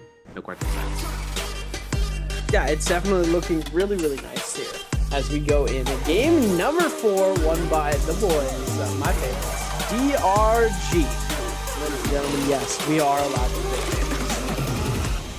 I've actually, fun fact, your favorite host and caster, Seb, has been made an honorary member of Team DRG. They hope to add me to the roster 2026. So we'll see if that happens. It's definitely not going to, but I've been the honorary member for quite some time now, and I gotta say, best team out there. It's no bias. No bias. Yeah, absolutely no bias. No bias. It's crazy though. It's crazy seeing how DRG comes out here. Robbie Coley in the chat. I think one thing that kind of makes this a difficult standpoint though is that when DRG starts to pop through here this week, this is going to be up to them to just see what's going to happen in the day 3. When the qualifiers for finals happens, they'll practice out against the peers, seeing what changes up from the rounds that they haven't been able to play. And then afterwards, they'll be popping out here in no time as being one of the contending teams. The only difference is if any ace up their sleeves happen from the other squads. When finals happens, the 6 hero point edition really sets a different tone, because when you're 6 hero points, you then just throw out the limitations for a second, for like at least 2 or 3 rounds.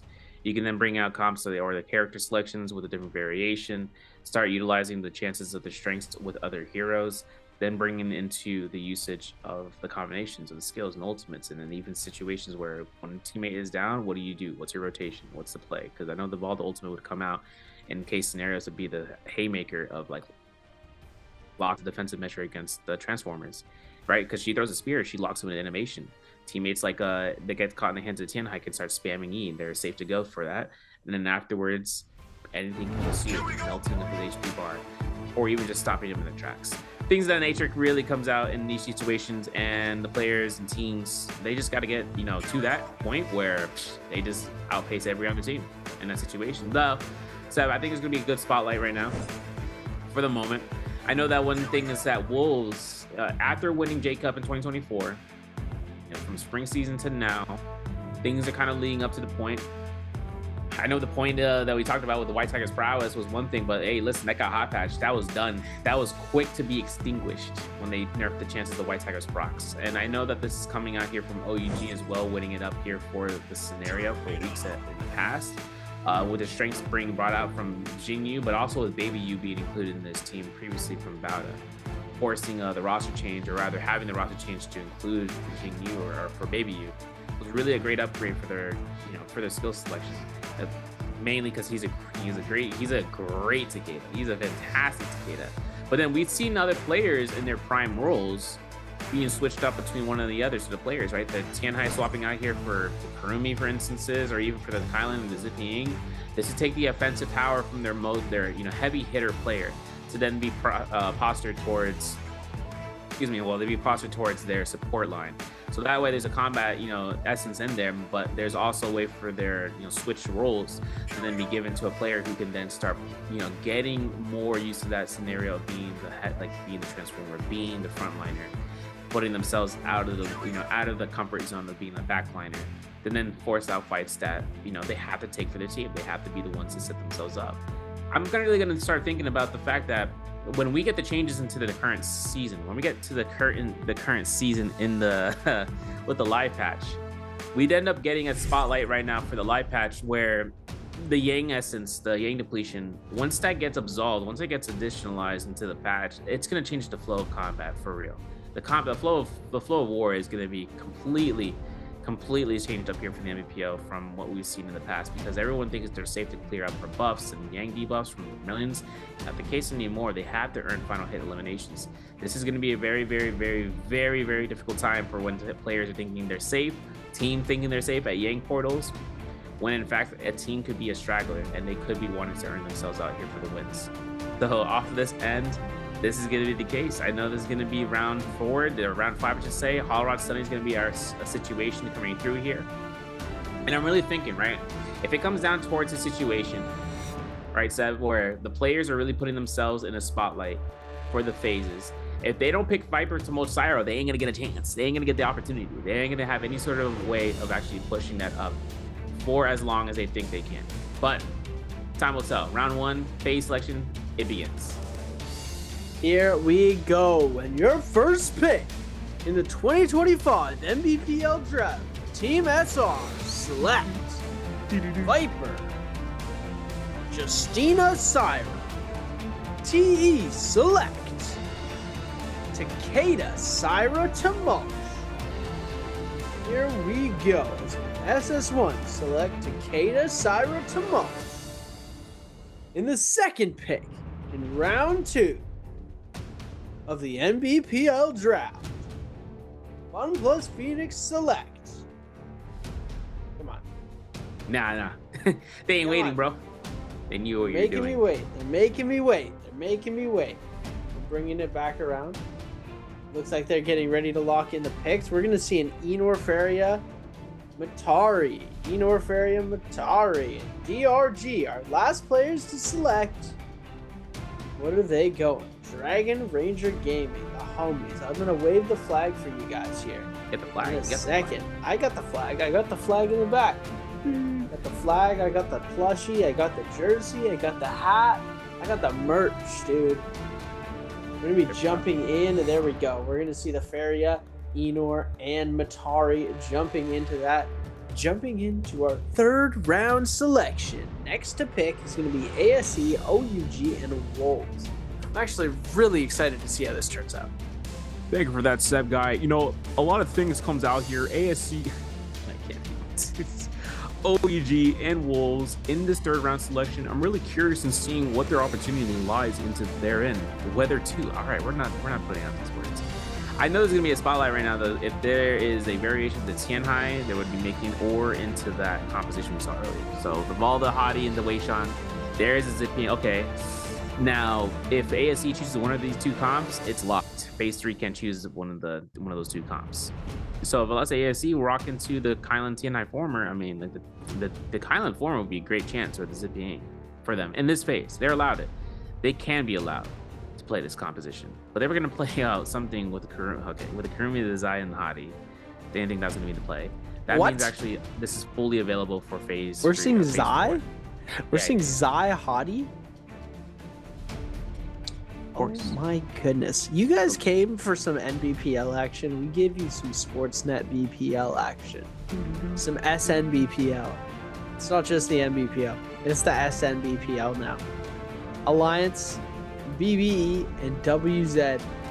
Last selection to go. Alliance and WZ need to put points up. They really need those extra points to come through here. They have been popping off so hard all day. They deserve a good first place finish here, as we're going to be seeing Viper Tessa Wuchen coming up from WZ, Kylan Monk coming up from Alliance, and BBE with the last round selection here. What are they going to pick? Scary.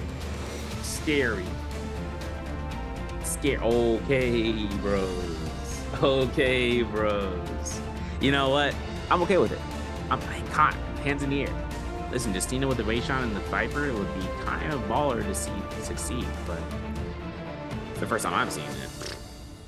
100% first time I've seen it. I'm not even gonna debut. Big debut of the Justina Yueshan Valdecon coming out to a theater near you is the NBPL IMAX 4K. 4K, okay. 10 million seats. Got the scratch card, you know, scratch sniff. all the magic, all the happenings right now. But it's also about, you know, I wonder, you know, we never seen Valda F1, man. I'll be honest. I'm kind of curious in seeing if that ever will make its appearance. Just because F1 is gold focus on charge, but like, come on, Combo Breaker, like you're kidding me. Like, we gotta get Combo Breaker out here. Combo Breaker is too valuable in the essence. The Combo Breaker is too goated. It really just takes over the entire rest of the game. So they're never gonna try and launch the Combo Breaker in there, or without the Combo Breaker. Game start. Ladies and gentlemen, here we go. Kicking things off. First things first, though. Let's take a look at what abilities and which ultimate variations players are going to be using. I have a feeling it's going to be pretty standard across the board, like it always is, ladies and gentlemen. Let me see what this let's see what SS1 Sire is gonna be. Nah, they won't do V1. Yeah, V2's gonna get away. We don't have an idea of whether or not these guys are looking for just those convoluted spawns like we've seen in the past. Because if they look into a hot drop spawn, like I said, there's no fireflies. It also makes me wonder about what's going to be the engagement off of all the comps, because look, V2 for the Weishan coming up from Jinyu for that opportunity just for mitigation. I see the vision off of the ASC pick for the Zai and the Hadi, and I'll explain for it in a second. But that's going to be where we see VPE running the same variations for the skills on the Weishan and whatnot. But the reason I see the vision for the Hadi and the Zai is that if the Zai confirms a ensnared release, right, with the V2 where she whips the ground, if Hadi's an ultimate, and if he strikes someone with his level 2 strike, he can, or level 3, he can actually knock them down. And then that would give an increased flop state of keeping them in the air, forcing like a blue focus from the Kurumi potentially, or even for an extension up to the Zai. but that's like in a very, like, we're talking like Hadi Ultimate's like what, 20 seconds now in Ultimate status, so we're talking about really small moments that can just capture somebody and just blow them out of proportions. But these spawn Seb kind of pocketed between BBE, FPX, Alliance, and OUG, and then SS1's and ASC, but of course the center of the map. And in the forecast tonight, we've got a meteor shower of crazy NARAKA teams dropping in on the Holoroth map. We're going to be seeing up in the Yuishan ruins. That's going to be Wolves all alone over there. In the gold zone surrounding, we're going to see OUG and Alliance. DRG taking the gold zone just outside of Plumed Castle. In the middle, we're going to see SR going for that podium, and we're kicking things off right away. It looks like Han will be sending that F ability out to try and see if they can capture the members of SS1, and Shuan already goes down. Oof, man, blink of an eye. Couldn't even dictate what happened. I know Yuan's like, all right, what happened, bro? But he can't do anything about it. He's got to start escaping. Misty Forest just have OUG and Alliance in the outskirts. I know Jiang is looking to try to lock this one in to the Skybound.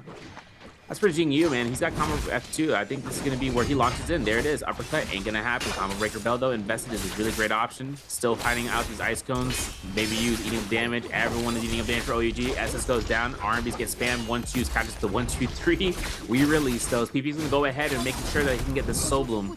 And hoping for the horizontal. There's a catch. There's a release.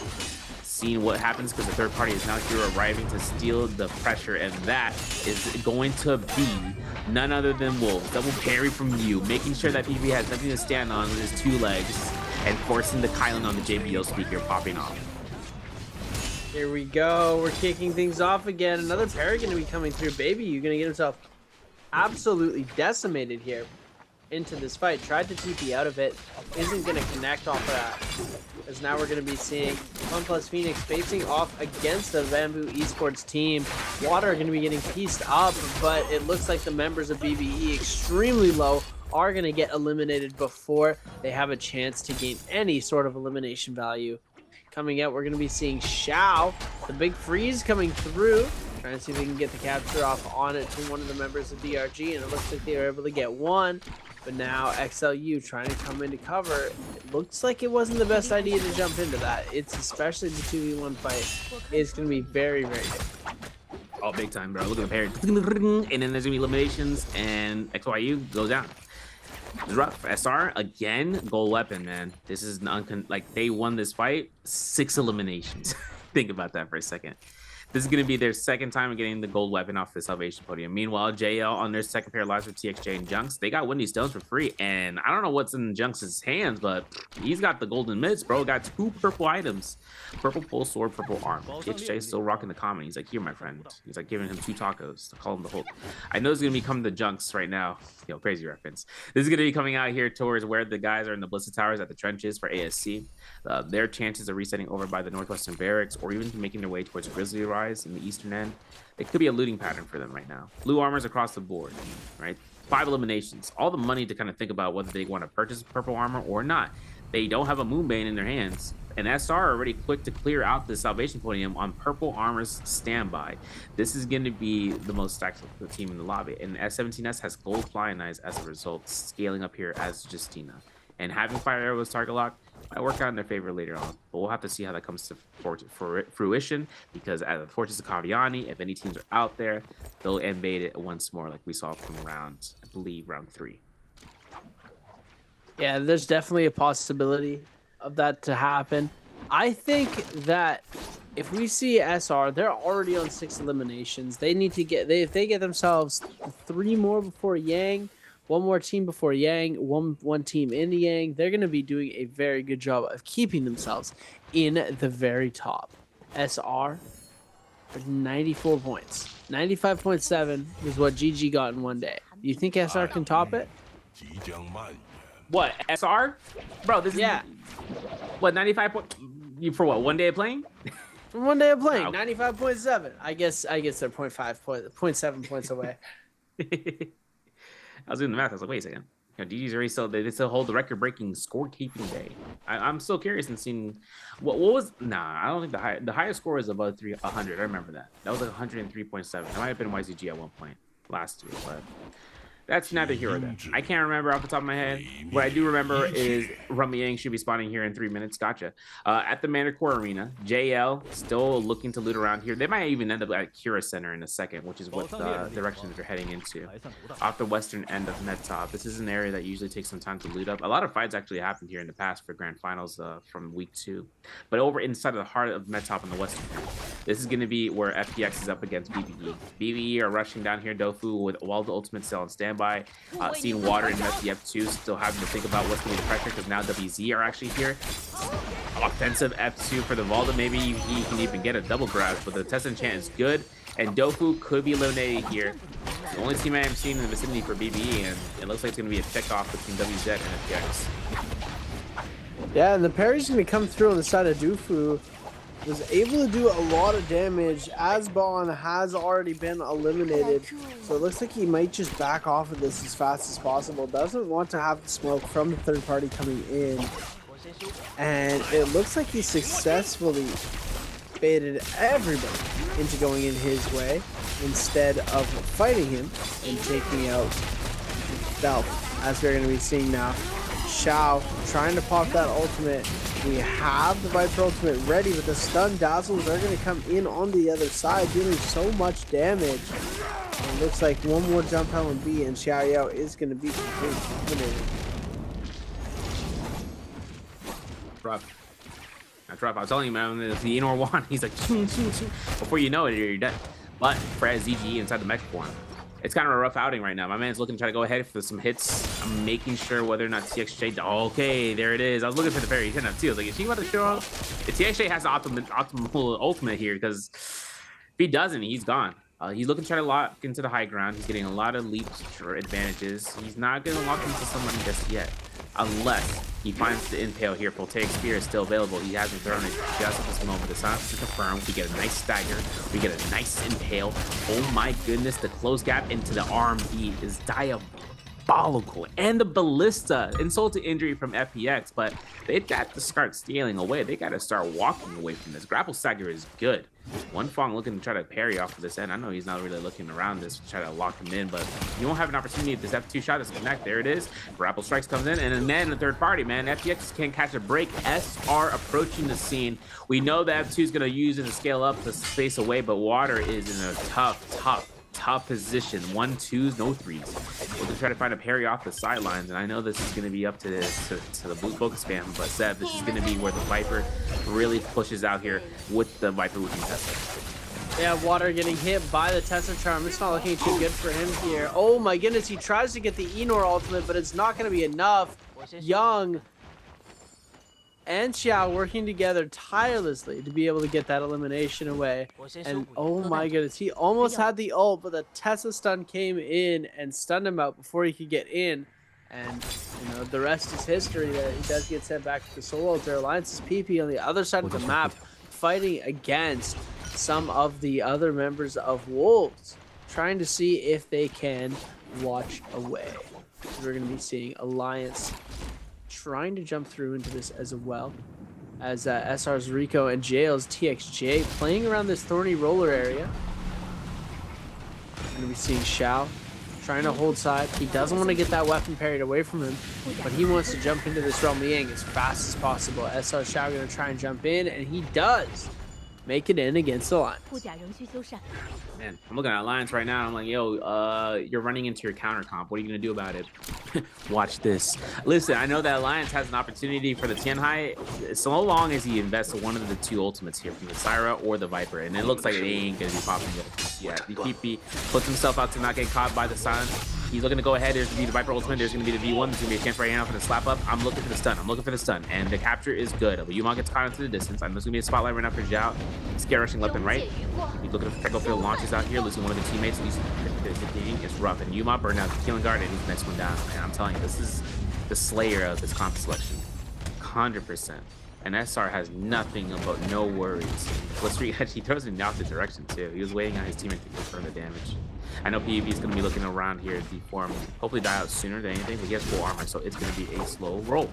No, it looks like Okay, I thought I was saying, are we not going to delay the buff? Because these guys are like angry. They like went after him. And now for Wolves against JL, parries on the jumps. Because one thing is for certain. One mic to be muted to rule them all. One ring to bind them in the darkness. Here we go. TXJ with the pillar shots coming out on the Farrier Mech. D-Mech going to be coming in. ZK going to be trying to throw off. My mic was indeed muted, but we're casting this fight with perfection. NiHQ down on the backside. Going to be coming through, taking a lot of damage. As Wolves is going to be trying to jump in with some follow-up damage. Does get the scale rush into the RMB Migs coming out. We're going to see JL's One Fang with the 1-2 into the jump LMB, and he's going to be able to get the follow-up focus from TXJ to finish off that kill. Now turning it into a 2v2 situation. ZK taking a lot of damage. They're letting the heal come out on the side of NiHQ, but NiHQ is looking pretty strong right now. We're going to see another Monk ultimate coming up. Oh my goodness. Oh, what an uppercut coming out from the side of JL's TXJ. And now we've got ZK. Oh my god. Make it. Make it happen. Oh, 6 seconds left. 6 seconds left. Wolves ZK has survived out for the longest amount of time. And he's going to let the timer run out and tie the fight. As we are now going to see SS1's Yuan just putting in so much work on that Syra ultimate that ASC's Han had to escape out again. Yo, I need to see this. I need to see this Roman Yang victory, bro. There's no way. ASC popping out here with his comp selection, finding out the Kurumi circle for a heal on the armor set. Han isn't even taking a chance now, and he will, but he's trying to deny the heals off of the circle and the gold. Fighting a mid-air collision, burning out the Syra combo breaker. Best case scenario right now. Yuan gets caught by the uppercut into F2, cast and knocks into the Wei Shan. Not the anticipated option here, but we do see OUG's Hottie getting caught into the ensnare. The ultimate's done here for the Zai. One grapple in the dream. And I know the Vermilions is still in effect, but for ASC, their chances of getting eliminations to the wrong foes is going to be close to none. And I know that OUG getting the soul wounds is going to be big. This is game completion. So they do have one soul wound to be earned out, given towards maybe you, who has burned out all their armor. As DRG pushed up the pressure, they themselves have also lost to Rami Yang, finding SS1 here in the midst and trying to find a blue focus. If it connects, doesn't get the hit, doesn't get the soul boom, and does go ahead and see a Viper ultimate dropping into play from SR Zhao. Looking for 2 pop, get the 2 pop. Rest in peace. Looking at this like a Las Vegas strip and goes down in history. This is going to be SR Zhao with the soul bloom, hoping to see if they can find out Jingyu in this enchant dazzle. Here we go. SR Zhao trying to keep the follow-up onto Xinyu. The freeze is going to be able to come in, and the Tesla Charm going to be released as well. SR's Rico actually going to be able to get the pick off onto Xinyu. You're going to see Zhao taking so much damage now from the outside, and it's going to be DRG's XLYU on the back end with the pistol to be able to confirm that elimination. As 17S goes down to WZ Young, DRG are jumping in on the third party, hungry for more types of elimination. We are going to see now the Dazzle coming through. They're going to use that to get out as fast as possible. Kind of rough right now. WZ having themselves to invest a lot, and they're losing out their type Viper in the background. Xiao Ya is going down with some heavy hitters, forcing himself against a Kylan ultimate, no less, from Yuma. And now that Soul's going to be picked up. That's Rage over time. Still has time to kind of work against the second Rami Yang and build up Rage with Rage per second, but the only thing is that they're rushing into the fight and trying to lock into a spot where they can just look for a full reset. They have money for at least 12,000 Star Tech coins, but even more so, Wolves goes up against WZ Zhao. Looking to try to stay alive here at the Ignis Mountain. Might even have a chance here. There's the eliminations as WZ Zhao goes down. As for Wolves, this is Yang depletion that they can get rid of, right? They only got 2 more players left to go for the Yang depletion. It means 2 more kills. They can't tidy up here for Yang Spirit Well buff. There's not enough time. They got to look to utilize either the money they have on hand for a res, or they find another kill, which in this case looks to be the case against the Alliance's speed. Now, Alliance's speed is probably an ultimate, but ZK uses it in response. So whether or not ZK can kind of leap into the action, try to look for a launch up here, Zhang is going to be in the midst of being broken in the line of sight. He is trying to an IP though, looking to try to aggress upon his teammates. So it's going to be a zero-sum game here between the two Vadras. As we're going to be seeing, both of these monks are going to be coming out of their ultimate state pretty soon. As ZK going to be jumping off onto the backside, sending him flying for a second there. As this Ballista Tower is going to be coming in, dealing a lot of damage to anybody who comes near. We're going to be seeing ZK now. Oh, the grapple cancel going to be coming out into the cannon shot. But ZK is going to be able to grapple away as fast as possible, get back to his teammates, and get back to safety. This is rough for the 1-2. making sure with the one slash. I'm not sure if Night HQ puts him in for the level 2s. Maybe a little bit of spotlight right now for the launch. He sent the other count to Narnia. Finding the level 2s. Hoping to see whether or not Night HQ can get the team back in the runnings. There's 30 seconds under the clock right now for them to get the soul blooms, and now the U's gonna be looking to try to get the healing. The B1 is active. Of course, the Night HQ, the level 2 strikes, makes his appearance. Yuha comes right back with a vengeance. Hoping to kind of work off against this. I know there's gonna be a chance right now for a parry. There it is. Cat Bloom's gonna be caught, but Yuma gets parried as well. F1 combo breaker pushes him back. There's no chance right now other than the time of the pass, and there's gonna be another Cat Bloom and another release, and that's gonna be PP going down here. Parries like that from Night HQ are clean as can be. And with Yuma on the Cat Bloom there, Yin completion still kicks in. 2 players left to go for your Wolves, and Wolves has the money to go for the res if it's available. I know there's a lot of things to kind of think about when it comes out to the second round Yang, because that's what's happening right now. ASC, they won their first round Yang, by the way. We have to see what's happening, because this second round Yang against FPX, it's up against the primo version of this comp selection. As for FPX, it is a rough outing. Thunderlord form comes out, but Kiki is the lowest health target, and he's getting focus fire here by the Zai, who just popped ultimate after investing the Comet. The Comet comes out, Han's looking for the launches, and there's going to be Kiki going down. There's going to be a chance right now for the launch of the hits. I know that Han has himself to utilize himself for the ensnared, but man, is this Enor doing work right now. But the timings of the points, FPX goes down, burn chances coming through. This is going to be ASC's second round victory with this comp of the Zai, the Hottie, and the Krumi. Looking absolutely phenomenal with this comp. I must say, this is absolutely insane. They have won 2 Rumble Yangs. Like we said, I said earlier in this broadcast, we talked about this. I said, oh, I'd love to see Zai make a comeback into the meta. It'd be cool to see since she's fallen out and we haven't really seen too much Zai. It's crazy just how many things that I manifest into reality in the NARAKA BLADEPOINT Pro League. We're going to be seeing huge affability from SR Shao, being able to get the triple silence off into the stun, and now we're going to see SR's Rico with the Syra ultimate to be able to come out here into the freeze, into the capture. Textbook play. That is exactly what the comp is supposed to do. And it looks like they found a lone straggler from BBE, and now we're going to be seeing them come through, try and get some extra bit of damage off onto this BBE roster. They're going to be trying to secure this kill and get these extra points in the bag for them. Looks like they might be able to capture this. No ultimate available, and there we go. Roy Hee eliminated 11 out of 12. So that's their whole team gone, and that is their day. Oh, we've got one more game after this. Sorry, that is their day finished. But it is only their game 5. 18 eliminations for SR, by the way, at this stage on this con. 2 gold armors. Healthy as can be. Shop to think about.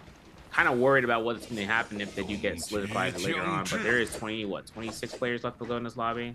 My thing is getting 28 players. It's going to be a rough time right now to see if these guys are actually rushing through here. Northwest region is going to be where we see FPX force this position right now. This is a little bit of a weird spot, right? Because they're such in a weird, like an outside spot that they go up north. They're gonna be going up against teams that are gonna be right through here. SS1, wait a second. SS1 actually out here even further than Boomerang Cliff. They're actually over here looting. They got purple armors across the board with purple weapons, I should say. With Juan being the only weakest link here, but it's a Syra, so that's a little bit dangerous green. We're gonna see the F2 Broadblade to connect. Water looks over just, okay, Thunderlord form. We like to see it. Now it's gonna be F2 Matard to see an investment off of the first launch of the Thunder Mark. We need to kill this target now, but the Syra ultimate comes out. A lot too much pressure coming through, and I know Kiki has the Matari ultimate here. He ain't popping it yet. ZG is on active Ferris Channel, and now that the Syra ultimate's over, we can start forcing aggression against it. Yeah, Fun Plus Phoenix's Water just absolutely dominating SS1's Luo Yi right now, but now Water's getting himself in a bit of a bad situation, using that F to try and kite out, but the Pure Rens from Luo Yi just gonna do so much damage. Shuon gonna catch him in the back end of the Temi ultimate, and wow, what a comeback on the side of SS1, throwing that 1.0 over and over again, able to dodge out of the Matari F, brings back from the Takeda F, Kiki taking so much damage, Luo Yi back up to full HP, ZGE trying to run away, but the parry gonna come out on the side of Yuan. And now Kiki in the back end just going to get absolutely decimated here as well. 1 HP in a dream. And there it comes, the elimination. Luo Yi coming out with the crazy plays on that OTP. looking absolutely great. He's looking great with the fan coming out there. Purple fan in his inventory. SR now on the top side. Gotta be weary of them. Gotta be watching out. You gotta be watching out for them. They've got their strategies down. They're looking really, really strong. We got it locked in, bro. They're locked in. You know, it's rough seeing how that Enor F2 was being invested there from that fight earlier. You mentioned it. And the Fury kind of negated it completely, and there was nothing you could do about it. This build, though, SR having a wow, Merciless Havoc coming out, but an advanced heal and a sap fade on 17S. Seeing another advanced heal on Rico as well. So these, I mean, they're sustained out completely. SR is still, like I said, they're the most stacked up team in this whole round. But ASC looking to have this quick charge Thunderclaw. They got a Dreadful Whale. Epic Descent, maybe seeing some work out here with the Assassin's Lunge on Jawen. But obviously, when it comes down towards these builds, I mean, it's about the comp selection. Question mark. This is kind of interesting. We've seen this comp succeed twice in the Romy Yang. I'm not sure who their first opponents were, but they did win against FPX in that second round. So I'm hyped to see what's going to happen after the Yang Spear Well. If it's inside of the Yushan Ruins, they might have a little bit of trouble here, but they do still have a disengagement, so that's going to work in their benefit. So they can try to take corners off of the pillars or even towards the hilltops and take the sides along with it. One Fong, though, has group heal. Junks has group heal. 2 group heals on the hands of JL, so both of the teammates can actually look around. Kind of working around the state of the mind. Not going to be where JL has any sort of issues so long as they have the supplies, but they have 4 eliminations, and Draco Storm is going to be the Spear Well buff. They're going to try to contest this area as the Yang Spear Well continues to spotlight for pressure. Crazy Spirit Well action going to be coming out here, and look at that. Xiao Wen going to be able to just hold that really, really nicely, and the Yang Spirit Well on the other side, that's going to be SR. And look at this, Xiao. Just try and scout out this Spirit Well for a second here. Yang Spirit Well is going to proc very, very quickly here, but they are just going to try and waste the timer for a little bit of time to see if they can get any sort of momentum going. And look at this, JL put themselves into the zone to avoid the capture damage, bring themselves back in, get themselves back up to full HP off of the reset. Nobody going to try and contest them here as a bunch of the lobby moves onto that Yang depletion. We're gonna see Han with Zai ultimate available, gonna be sending out that burn damage. He's gonna clip ZK with that. Whoa, ZK not looking too great right now, forced to pop that Tianhai ultimate and has now become a walking target for the whole lobby. Yeah, if he can capture this somehow, I mean, 10 seconds is all we need. Let the Tianhai get this, man. Let him get this. 10 seconds for Wolves to be stuck in here. SR ain't going to be looking in the direction. It's going to be a full clear for the armor and health reset. There it is. Not for rage, though, mind you. Solely for the reset on their depletion as well as the health reset. So finding another capture flag, now it's up to Wolves just to, you know, stay away from the action for a second. They'll have a little bit more opportunity of actually rushing down any teams that start investing in fights other than, you know, in the area north or north of them slightly. I'm not sure if ASC puts himself out here to try to look for fights off the Draco Storm that they have concurrently. This is going to be probably the best option, except that everyone, I mean, nearly everyone in the lobby is taking the tree lines. They don't want any sort of fights to be ensued. They want someone wants to take a fight, they have to take the push. They have to engage, which is going to work against them. You know, they don't want to take a fight in the air. There's a lot of different variables in that aspect because things could happen. You get ranged off. There's nothing you can do about it. TE, though, have themselves 2 eliminations, still having their players with 1 blue armor. That's going to be on peak. He's okay for it. And starts trying to protect himself. You know what I'm saying? Like, he's going off of the palm landing, too, off of his teammate with the tumult. And now, off the Yushan Pass. Team TXJ looking to try to utilize his Broadblade off of Yuma here. Doesn't even be needed. Seems like my man just got blown out of existence. Now for JO, they're up to 5 eliminations to pick up the gold off that body. And if there is a shop, it's probably most definitely inside of the heart of Yushan, but we'll have to see. The next 6.5 minutes are going to conclude here. In 2 minutes, we should see the next Spear Well to be contested for. Look at that. SR's on 18 elims already. ASC's on 13. Everybody is popping off this game. We're going to be seeing Xiao trying to see if he can make any sort of play happen here, but it looks like everybody just going to back off from this position as soon as he aggresses forward. Looks like we are going to be seeing Xiao just holding the space on the top side here, not wanting to aggress onto anybody, because the second, like you said, the second somebody starts to aggress and get down and dirty with these plays, we are going to see the whole lobby start to converge onto them. Exactly. That's the worst part. You know, you can't really take too much of investment until a fight's already ensuing. If you start it off, you have to be at such a, I don't even say primo position. You just have to be able to kind of contest out everybody in the field. Just because of what other advantages you got, your Jades, your gear, the amount of time that you can spend in the fight, your understanding of what's the flow of combat in this area, because this is all about dropping down blues, folks. Moonbanes are dropping in here and hitting Han right in the dome, but he still has a chance. Got a little bit of time to heal. Not losing a lot of supplies in the tank right now. The Moonbane's going to be expiring in about 5 seconds or so the teams are now going to be looking to try to position over towards his Draco Storm Spear well. This is what we're going to see. WZ's on the high ground over the distance. JL's going to be looking to try to go ahead and working off against SR. The Merciless Havoc, nice knockback, and then Justina actually comes out here from one funk, dies. Oh my goodness. He didn't even have a chance of surviving. Man was in the distance, and then all of a sudden gone. There's another Merciless Havoc from Rico to kind of pressure everyone off. This Draco Storm with the ult refresh, gets beacon drop, gets denied, and this is also another tactic here to deny the Spear well, since there's a player in the side of the area of that range inside of the heart of the Spirit Well. No one can contest it, no matter how high they might end up being. As long as they're in that range of it, they can contest this Spirit Well, no questions asked. As for DRG, they're making their approach here. Having 24 players in his lobby is kind of crazy, I'm not gonna lie, but WZ is, like I said, on that AIM depletion. Seeing DRG on one player left to go. The Mutari hoping to see the Viper ultimate from SR, if he can allow some sort of valid in the Siren Beam as well. Canceling out the ultimate, not going to be needed as the Siren Beam still comes out to be available. The testing chance in the background. It's going to be a whole bunch of action coming out here, and let's see if SR can actually make work with the Draco Storm. Yeah, he's going to try and push through. They do have so much momentum coming out into this game. XLYU getting choked down pretty low out of that HP.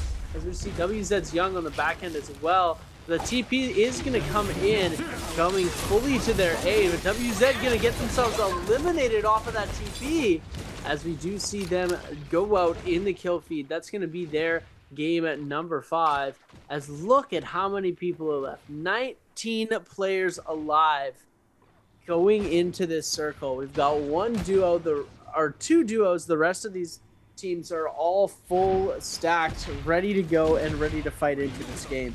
It looks like we're going to be seeing the bow shots, or the cannon shots, sorry, coming out from Luo Yi in the back end, trying to see if he can get any extra bit of damage off, but it looks like it's not going to be enough to get themselves an elimination. Rough. ASC, though, putting themselves up the works. I mean, they still haven't gotten any much out of this, but 13 eliminations on the board, 21 now on the hands of SR, and then having to see if they can try to get the 25 bomb. That's going to be at least 34 points if they get first place with the multiplier. Still seeing SR working around the punches, hoping to see if they can rush this down. It's a little bit too risky. Look at the grapple count. Zhao only has 2. He got 4 vitalities, 5 level 2 armor powders. It's rough right now. He's got longsword on though. He's got the chance of using the shot on the move, and if he can stun somebody, that's the lockdown for everyone else in the lobby to look towards. Having Wolves ZK though on the fifth blade, looking to try to go ahead, losing a lot of HP. Losing a lot of HP. Had to be the ultimate after that tumultuous was guaranteed here. ZK is gonna have to look towards a ultimate strike back if he can find the grab. Now the tumultuous, okay, now that the tumultuous is gonna deny the whole entire area. So now it's gonna be up to ASC Han to get grabbed out here. He's the only one in plain view right now. Having SS1 inside the building is kind of a worse position than ever before, because watch what happens when the Torch ends ultimate, I should say. Kita's going to have to use his ultimate here in just a couple of seconds if the pressure is on, because it looks like it's going to be pressuring off between SR. Looking for the Viper ultimate, looking to pressure off everyone inside of this building to go to the outskirts. Finding a stun in the background. I don't know if TE Speaks going to get killed off in the zone, take damage alone, but there's going to be a hit off of that. That's SR going up to the elimination count to 22, forcing up the top hill fight. Now they have to fight back where they were just once presiding. Hoping to see the Moonshine starting to connect off of TE's youth in the building. Ain't going to work because the rooftop fight is happening, bro. It's like Casa in Puerto Rico, bro. These guys are going crazy. Boricua, bro. Oh my goodness. SR Shao sending out the Moonshard once again to just try and hold space this time, not sending it out as an aggressive attack, just letting people know that if they try to mess with them, they've got the Jades to back it up, as we're going to be seeing them jump up to the top side. They are going to end up being around at the bottom now. That's going to be ASC's Han. Going to be sending that F2 out to get themselves onto that highest part of the cliff. Rico going to be trying to send out this Syra ultimate attack. It's not going to connect onto too many people here, as Dong Qing is actually going to end up going out. That's all of DRG eliminated here, as we're going to see the punch coming through. Almost gets the regrab. ASC's missed. Can he get regrabbed again? Against Wolf ZK. Doesn't fully connect though. Unfortunate to see that happen. rough. ZK goes to the deformation, gets caught by the stanchion strike, gets caught by the ulti wall, and gets pushed into the zone. That's ZK going down, bro. And that's going to be eliminations given to SS1, man. Again, SS1 moving it down. ASC Han goes ahead and gets eliminated. And I'm hoping that whether or not Leeway is going to get his ultimate up in time. I mean, listen, 25 seconds left on the clock. The solos are his. He's got to get back into the zone. The Thunderlord form is active. The V1 throws out here. The whole take spear. Nbpl in the zone. A little risky from TXJ, but he rushes right back down. And there's going to be the Syra ultimate. This is going to be the defining factor. SR go down. No multiplier guaranteed. SS1 are still pushing the punches here, finding the intent dazzle at the last possible moment with the last hits against TE. He's got 1 second on the clock and he died to take damage. No, he won't. He gets the solo and he stays alive. No one gets a multiplier. Multiplier ain't gonna be the play. We're all about the eliminations and the placement points. And that's just gonna be where we come through here with SR. So unfortunate to see. They were so close to being able to get that kill multiplier. Even though they got so many points, they are going to be tied for second place there. So first and second place are both going to get 3 ranking points. No kill multiplier on the side of them. But SR taking game number 4 in such a spectacular fashion. Yeah, seriously. You saw what happened. They got the Draco Storm. They looked to try to stay up there. Then they realized we can't stay up here. There's a lot of folks down there inside of the building next to the hut. So what they did was that they kind of figured out once the ultimate from the Tumulters ended out, they could then take their approach. The Takeda was going to be the only ultimate that I would see has a threats, kind of give them a little bit of chance for SS1, which SS1 still came out on top regardless, rather in terms of survivability's aspect. Since SR went out, I believe, in 4th place, right? They go ahead with 1.5 placement points. They ended up going through with that on top, I think, what, 24 eliminations? So that's like 25.5 points for them. That's going to be enough for them to kind of like stay here on top. And then we're still wondering what Game 6's performance is going to look like for them because they still need to look for the highest scoring kill or highest scoring day so far between all the teams. Yeah, we're going to have to take a look at that in our standings. We're going to be seeing everybody getting locked in, ready to go to jump in. We've got one more game of NARAKA action coming your guys' way in just a second. This is looking absolutely beautiful. This perfect stage for a perfect setting of trios. Day 2 of bi-weekly number 3. Seriously. I'm really glad that we went in this direction for the bands in terms of the solo or for trios, right? But both for solos. I think there's going to be a chance to see the improvement for the players, just getting an evolving sense and having the endgame circles last out as long as they do, or rather having as many players last out to make it to endgame really sets the tone of like, okay, what are you going to be doing in a multi-way fight? What's going to be your decision making? So that means that how many teams chose Matari, Fairy, Shin, and Enor 1? So how many players chose this comp selection in general? A2, B3, DC4, or D5? Make sure you guys in Twitch chat for the answer. Of course, I know YouTube chat gamers are out there, but it's going to be for Twitch chat gamers, and it should be very apparent, right? We talked about it before. You can't choose more than 3 times for the characters in the single phase, so that's going to be the maximum of that comp selection. But doesn't mean that there is 3 in this round. And make sure you guys look back in the VOD, and YouTube has it.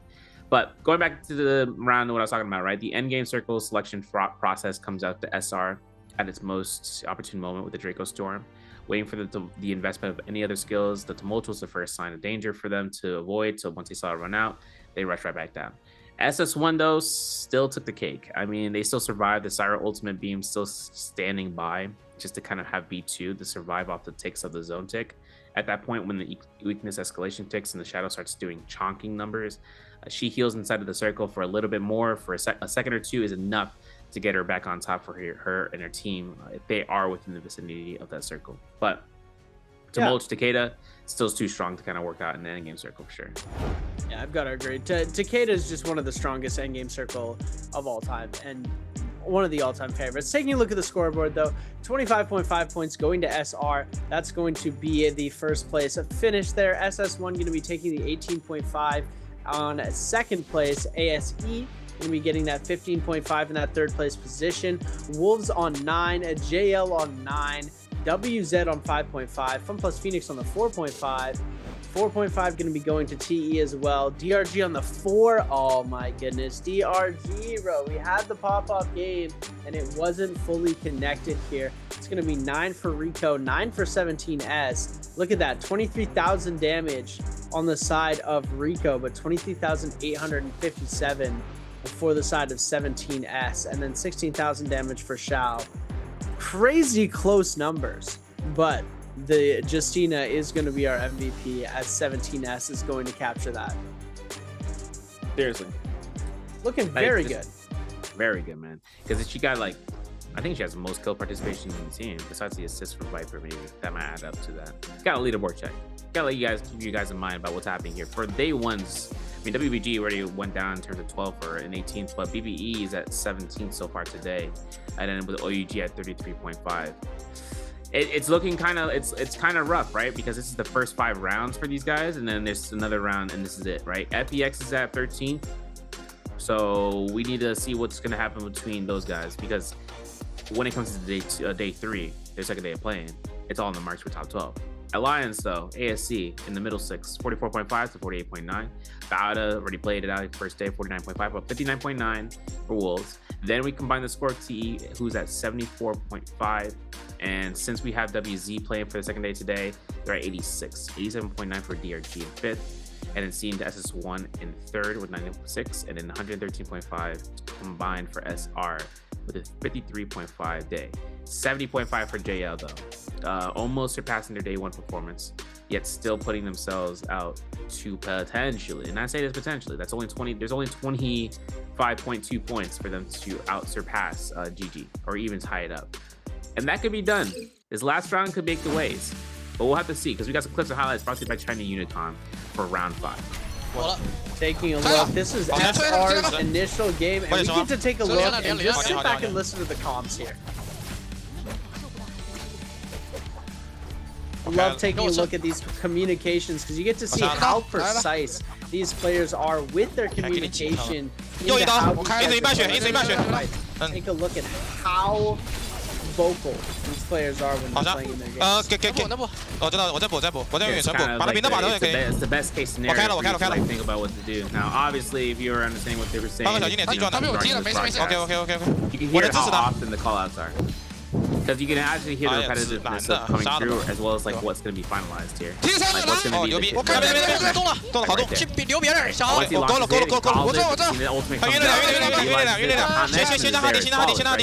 connections of the crossblade from the Thunder of F2 from the Enor.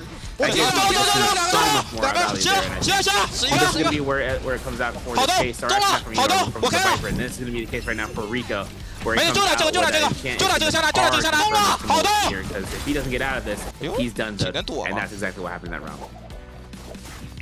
Yeah, they're looking so strong. This second, there's no room for celebration either. The second they get the kill, okay, on to the next. The next thing to play. They are not even trying to think about celebrating until it's completely over and the buzzer is sound. They go to the zone, they call the zone, go for the elimination, get the Cyan Fang, and then we're going to be able to see the jump through come out, and then they finish it off and win the game. Wow, what a play coming up from SR. MVP going to go to the Justina. That's going to be 17S, 4th time MVP, 23,000 damage, 9 eliminations, Swift Cut, Sap Soul Jade, Advanced Heal, Twin Shot, Bounce Shell, Cyan Fang coming out, as well as Fire Arrows and Target Lock. Big hits, big hits. No ranged weapon in Cyan usage though, so you know, it is what it is. But the spear is such a strong weapon for her. We saw this early in the early MVP where it just came out to the spear on the Justina. It's just too strong. Because you'd understand that once you get a freeze off of the hits, if you get a multi-wave freeze, and if you have them in such a close position that they end up just being caught out by the Dragon Slayer, or even towards just a single 1.0 RMB, blue focus right click. That attack, the vertical blue focus, I should say. That's going to be the biggest play that puts Justina on the map for damage dealt, because once that is confirmed for the freeze, that's just a strike away. For her though, and her usage, right, it's capped out at 2 times in a day. It's already been burnt out from the first time, so this was the best case scenario that SR took into their hands, and being one of the earlier phases to allow that. But they get bumped into a 4th phase. So now, any of the last rounds come through here. We'll find out those pick selections in just a moment. We're going for a break, guys, and we'll be back afterwards for the final round for today.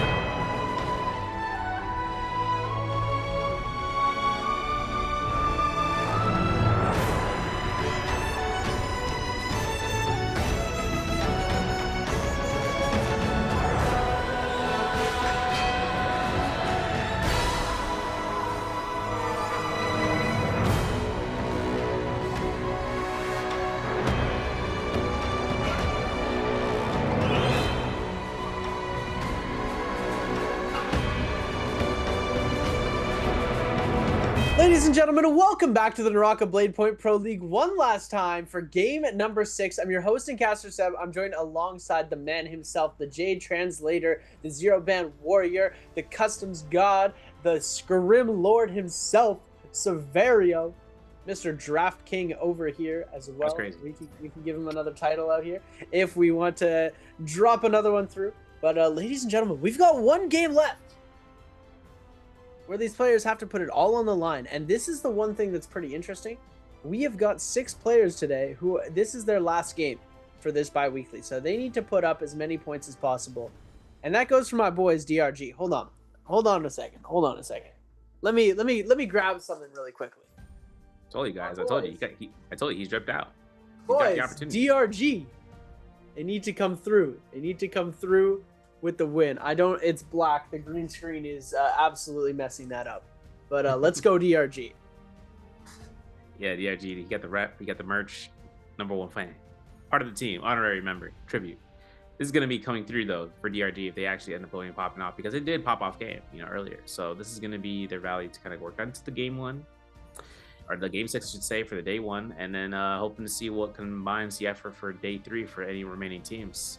This is gonna be the last effort, so we gotta make it count. And I know that there's gonna be a pot, pot in the pool right now for choice picks to see if anything is gonna show up for the last round. But this is another daytime rotation, so don't expect any sort of fireflies. In a finals format, game 6 is more silent dusk. Strangely enough, I don't know why they changed it. But this is going to be where we look into game 5 or game 6 as being a final premiere matchup at Morris, and then seeing how it kind of works up into the off drop spot in the Firefly Caves, right? Those are the really biggest things at Council Courtyard and in Ephemeros, east of Eventside Temple. Those are 2 locations that can kind of become those premier drawn into spots just because you get for early ultimates, and then you can start moving in on other teams that are resulting because of those spots.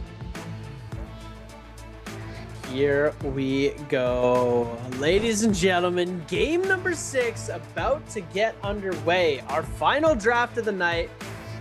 We're going to be doing some crazy stuff for this draft here, as we're going to be seeing game number 6 about to get underway. The music's getting intense. The speakers are getting loud. The arena looks crazy. Everyone's ready to go. DRG with the first pick, as well as JL and Fun Plus Phoenix. They're going to be on our meta comps. Our second meta picks are going to go to OUG, ASE, and Wolves, with WZ, BB, and Alliance getting a little bit of the meta stuff, but mostly they're going to be getting something that's a little bit fallen out of the meta. And last round selection, TESR and SS1 are going to have the opportunity to debut some pretty interesting new stuff that we haven't really seen played that much. So hopefully we get to see some pretty crazy things heading out this way as we're jumping in to our last game of the night. Games have flown by, I'm not gonna lie. Bars. Right. Bars. Yo, I'm not gonna lie. Trios is shorter than solos now, confirmed. It's kind of funny. It's ironic. It's actually ironic coming through here. But for today, seeing in the first phase pick, looking for the first round. So I'm looking at FPX for the 2025 draft. JL, and well, first off, FPX brings up the Cyricom, no brainer there. JL gonna opt in here for a tumultuous ring out, and then DRG. I mean, they have it right now to kind of come out to play that Cyricom. There it is. And you just seen it with the Viper. It's locked in. The bans aren't gonna include tumultuous. So any singular team that chooses tumultuous next phase could be the reason he gets banned. But then again, this is mostly the chances of seeing the Dino One Atari variation. This is gonna be the second round selection, I should say. Seeing it from Wolves, we're gonna see it from OUG, and then for ASE. I mean, options are on the table, folks. You can see a Weishan here for all I care. But then again, if a Weishan shows up again for ASE, that'll be a moniker and a half. You got 40 seconds on the selection table. Taking a sweet time. And with the 6th pick, hit him with the I retire my choice. Like what? This ain't chess. This ain't checkers. We gotta time it perfectly. With the 6th pick in the 2025 Nbpl draft, Team ASE picks. I knew it. Oh, I did it right in the time. Here we go. Fired up, ladies and gentlemen. Now for our third round selections coming through. This is going to be Alliance, BBE, and WZ to pick for this third round. Who is going to be picking what? Are we going to be seeing Alliance going on some Monk comps, or is it going to be Kylan Hottie? Kylan Hottie zipping. WZ going back with their tried and tested, or debut comp, Hottie Yueishan. Interesting enough. I'm liking to see it. And now, with all of these heroes, Hottie being banned, Kylan being banned, so no Monk. They could Monk Takeda. They can Monk Takeda, but Zipping's banned too. So Monk Takeda Karumi is an option. No Valda Hottie, or maybe Valda. No, I think Ooh, Zai Monk, Yueishan Takeda, and with the final pick in the NBPL 2025 fall split draft. Are we fall split or are we spring split still? Fall split. Fall split draft. Theoretically, autumn split. You know what? Zai Monk. I didn't think we were going to see any Zai coming into today, but we're getting 3 Zai picks. 2 in this game, 1 in our last game. Oh my goodness. I love it. I love the stance. The gamer stance is so real. We need to get a posture check in the middle row there. One of them's face palmed into their desk. One of them's taking a nap. One of them's just leaned back, relaxed, and ready to go. And then the other one's just kind of sitting normally. Nothing too special about that. But I love the gamer stance going on there. Just full C-shaped human beings right here. And then you see JL's TXJ just like sitting straight, you know, proper. It's crazy. Well, we'll have to see if it shows up. But seeing about the Zai into the Tianhai composition choice pick, it's going to be a really good strong one. Just because since there is no Kylan available, their option to using Zai is just to make sure that whenever the slam downs happen, that she can use her ultimate to catch anybody in anybody in omnidirectional ability. But the other option as well is her F2, catching them in midair, and then Tianhai going for the grab. Yep, there it is. Look at TXJ's posture check, bro. Sit straight, play right. I need to sit up even more straight. Nah, we're leaning back for this one. Here we go. We're in the comfy position for the initial cast, and then we stand up by the end of it. This is how we get the energy flowing throughout the match, ladies and gentlemen. Little tidbit. Oh, what is that stance? The gamer stance with the knees up? TE, bro, you gotta reassess. That's the internet cafe stance. Net cafe stance, the floor's too sticky, you don't want to get your shoes dirty? Yep. Oh my goodness. Rims on homie's glasses, bro. Stripped out. Let's go. Stripped out. I am the alpha. Oh my goodness. SR looking locked in, ready to go. And look at the boys at DRG. Look at them. Absolute studs over here, just laughing and joking around. Let's go, DRG. Absolutely unbiased. They are looking ready to go. Smiles on their faces. Any team with a smile on their face has got the best vibes going on. Locked in, ready to go. SR's looking prepped, looking excited, ready to pull off the biggest feat in history, getting themselves a 25-point game to a 30-point game, and bringing themselves back into the highest point game this bi-weekly so far. Seriously. I'm kind of wondering, man, are we going to get a 30-kill game today? Yeah, we haven't gotten a 30-kill game in like eons. It feels like, I think, a year and a half at the Holoroth. And that was OUG's doing, by the way. 34 kills, I think it was. Never done again. And it hasn't happened again. But that was on the Cicada Sand Siphon composition. We don't got those anymore, bro. That thing is expired. It's not like a Twinkie, bro. A Twinkie, doesn't expire. That's not the case. But that Cicada comp, it is gone. It is gone through the winds. And now, I'm hoping to wonder whether or not the Hottie variation with Kylan really comes out to strengths and numbers. That's kind of, in the third phase selection to bring out that comp is to deny, literally with Kylan involved in that comp, to deny the TNIs. And then TNI has to opt into Zai. Maybe not the best option. Maybe not even having Takeda to be available option, but it does bring out the choice picks to make sure that they have to use Zai as a tertiary choice pick there. Big time. Here we go, ladies and gentlemen, as we can take one last look at everybody in their gamer stances. ready to go. Jumping into this game. Everyone's locked in. Everyone's ready. Good vibes all around. Bringing up the front of the pack. Bringing up the end of the group.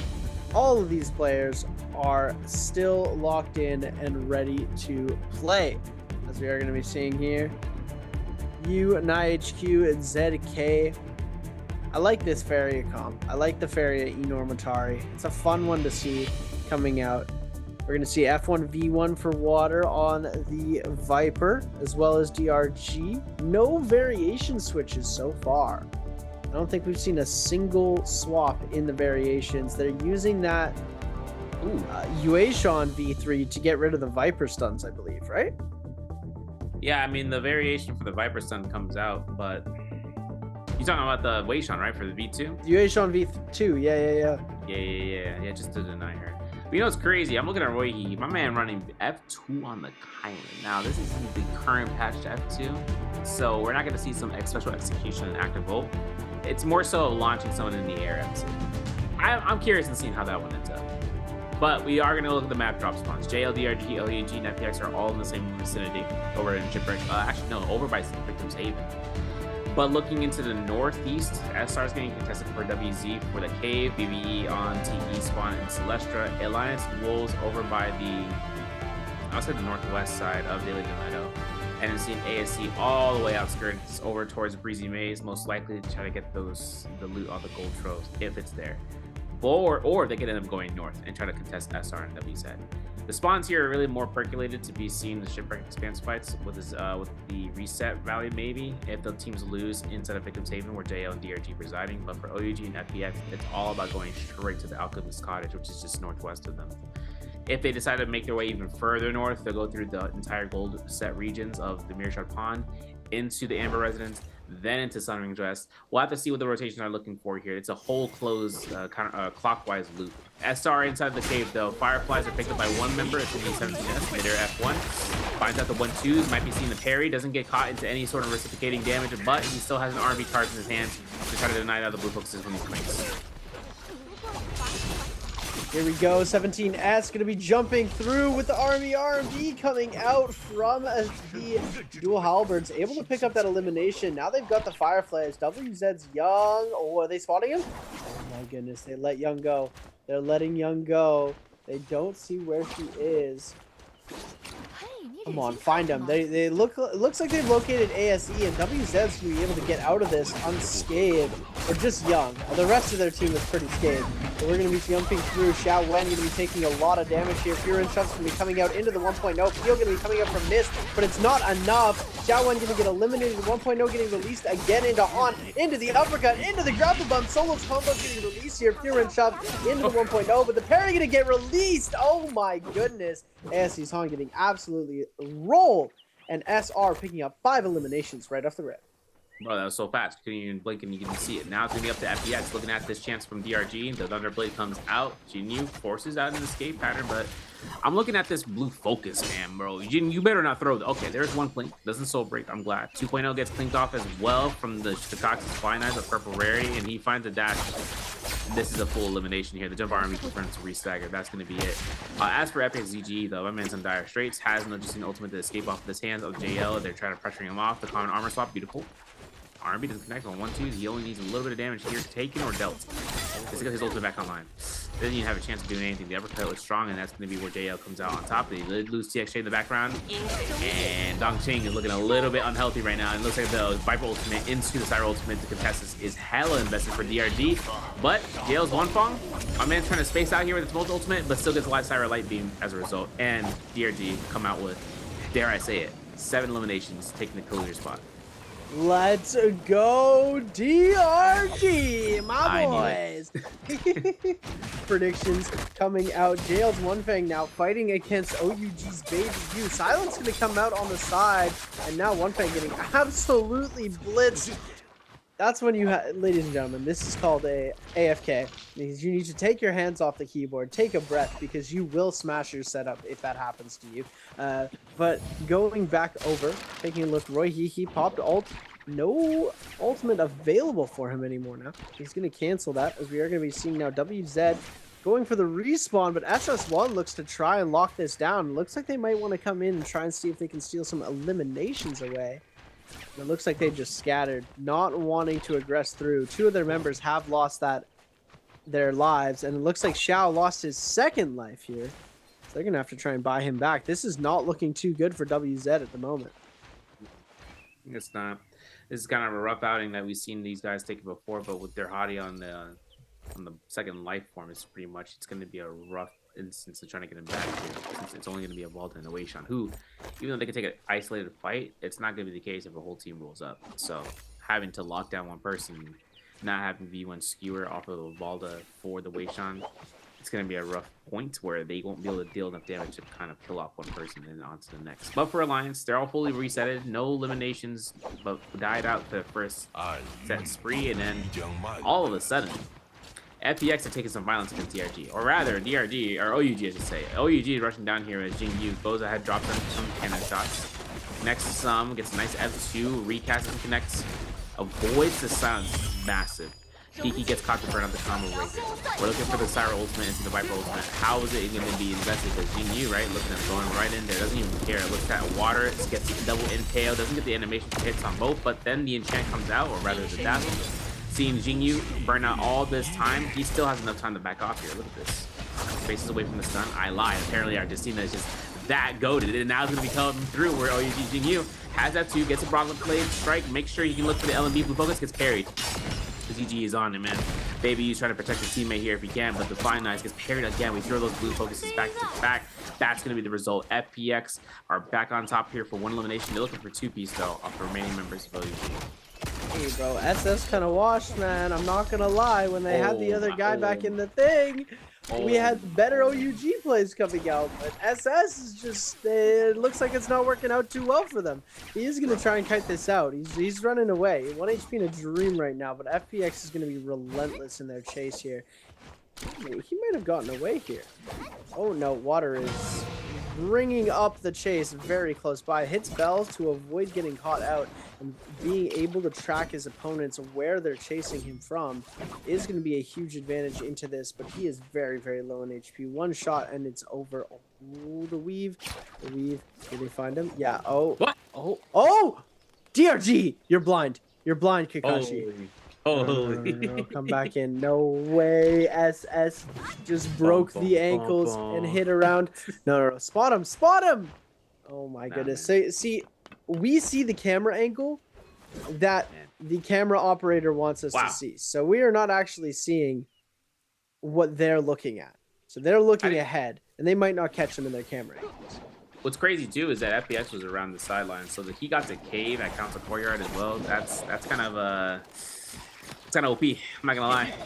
You know, I was thinking, DRG gonna spot him out because the attack buff was like a glowing aura on his body. Nope, not the case. Otherwise, over towards I'm gonna call this area Timberfall. Don't ask me why. But over in Sunwings at Rest, in this area at the tower, we're gonna see Wolves kind of moving on over as Alliance puts himself out here for some gold, some Dark Tide coins. Moving away from here, SR. Wow, triple purple armor. We're chilling, bro. 1 purple weapon though.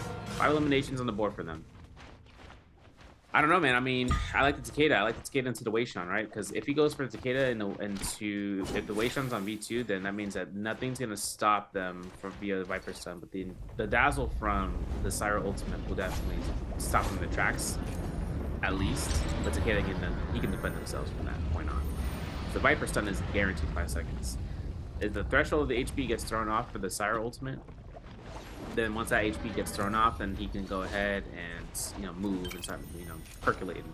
But that's not going to be the case if that Weishan doesn't ult beforehand in this emergency case. So seeing JL over by Council Courtyard here, hoping to try to spot out anyone if they can. I know that OUG SS is hiding out. You can see that boy.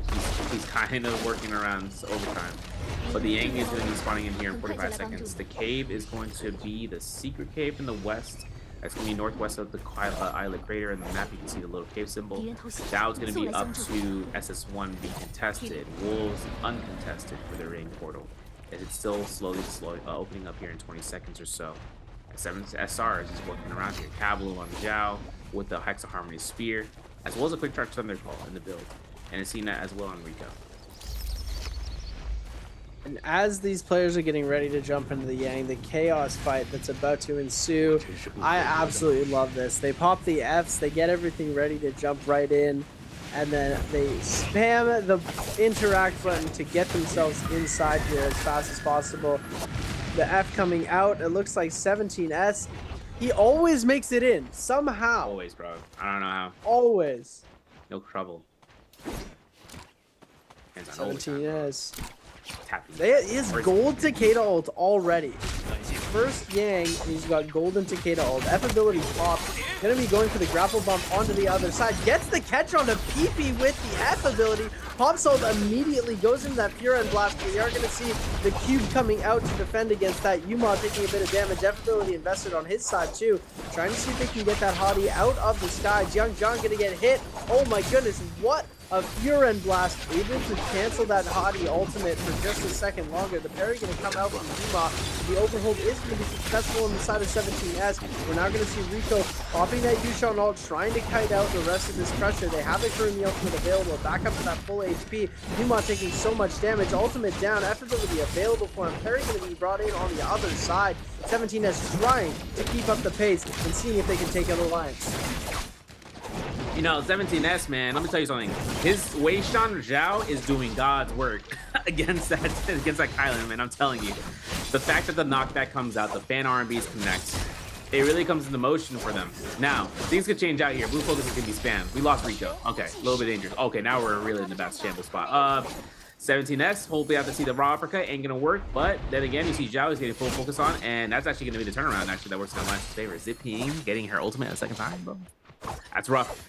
That's rough, but her ultimate can be casted at 70%. And kind of holding it out there. It was kind of a close mark, though. What kind of blew it out the proportion was that the Kylan was getting himself inside of the old status of getting staggered, and he couldn't get as much value. But then he gets some strikes here or there. That's all that matters. Zipping ultimate comes into play again. There's nothing you can do about that healing status if you're not at a point where you have a teammate. In that stage, Zhao was down. Switching on over to the Shadow Jade Mine, though, and after that loss in the realm and the win, FBX is chasing that VP. The enchant isn't going to be connecting off to anybody. The Hottie try to switch on back here, gets a little bit of time. Vision is now in the hands of the FBX. They are going to see any of all their opponents in the vicinity. And looking at Dofu, he's going to have a spotlight right now. F2 comes in here from BVE. We saw that from the Kylan pick choice selection. They knocked down Water. And it looks like ZG ain't going to have nothing to live here. Here's Combo Breaker.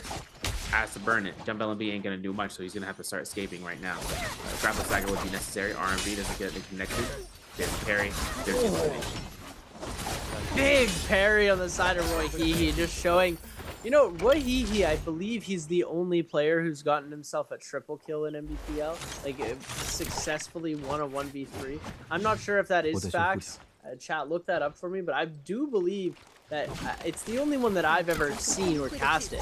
The 1v3 on Roy Hehe on his monk was absolutely insane. He is a skilled player. It seems like his team is finally starting to catch up to his level of understanding of the game, and their synergy is actually starting to work really well together.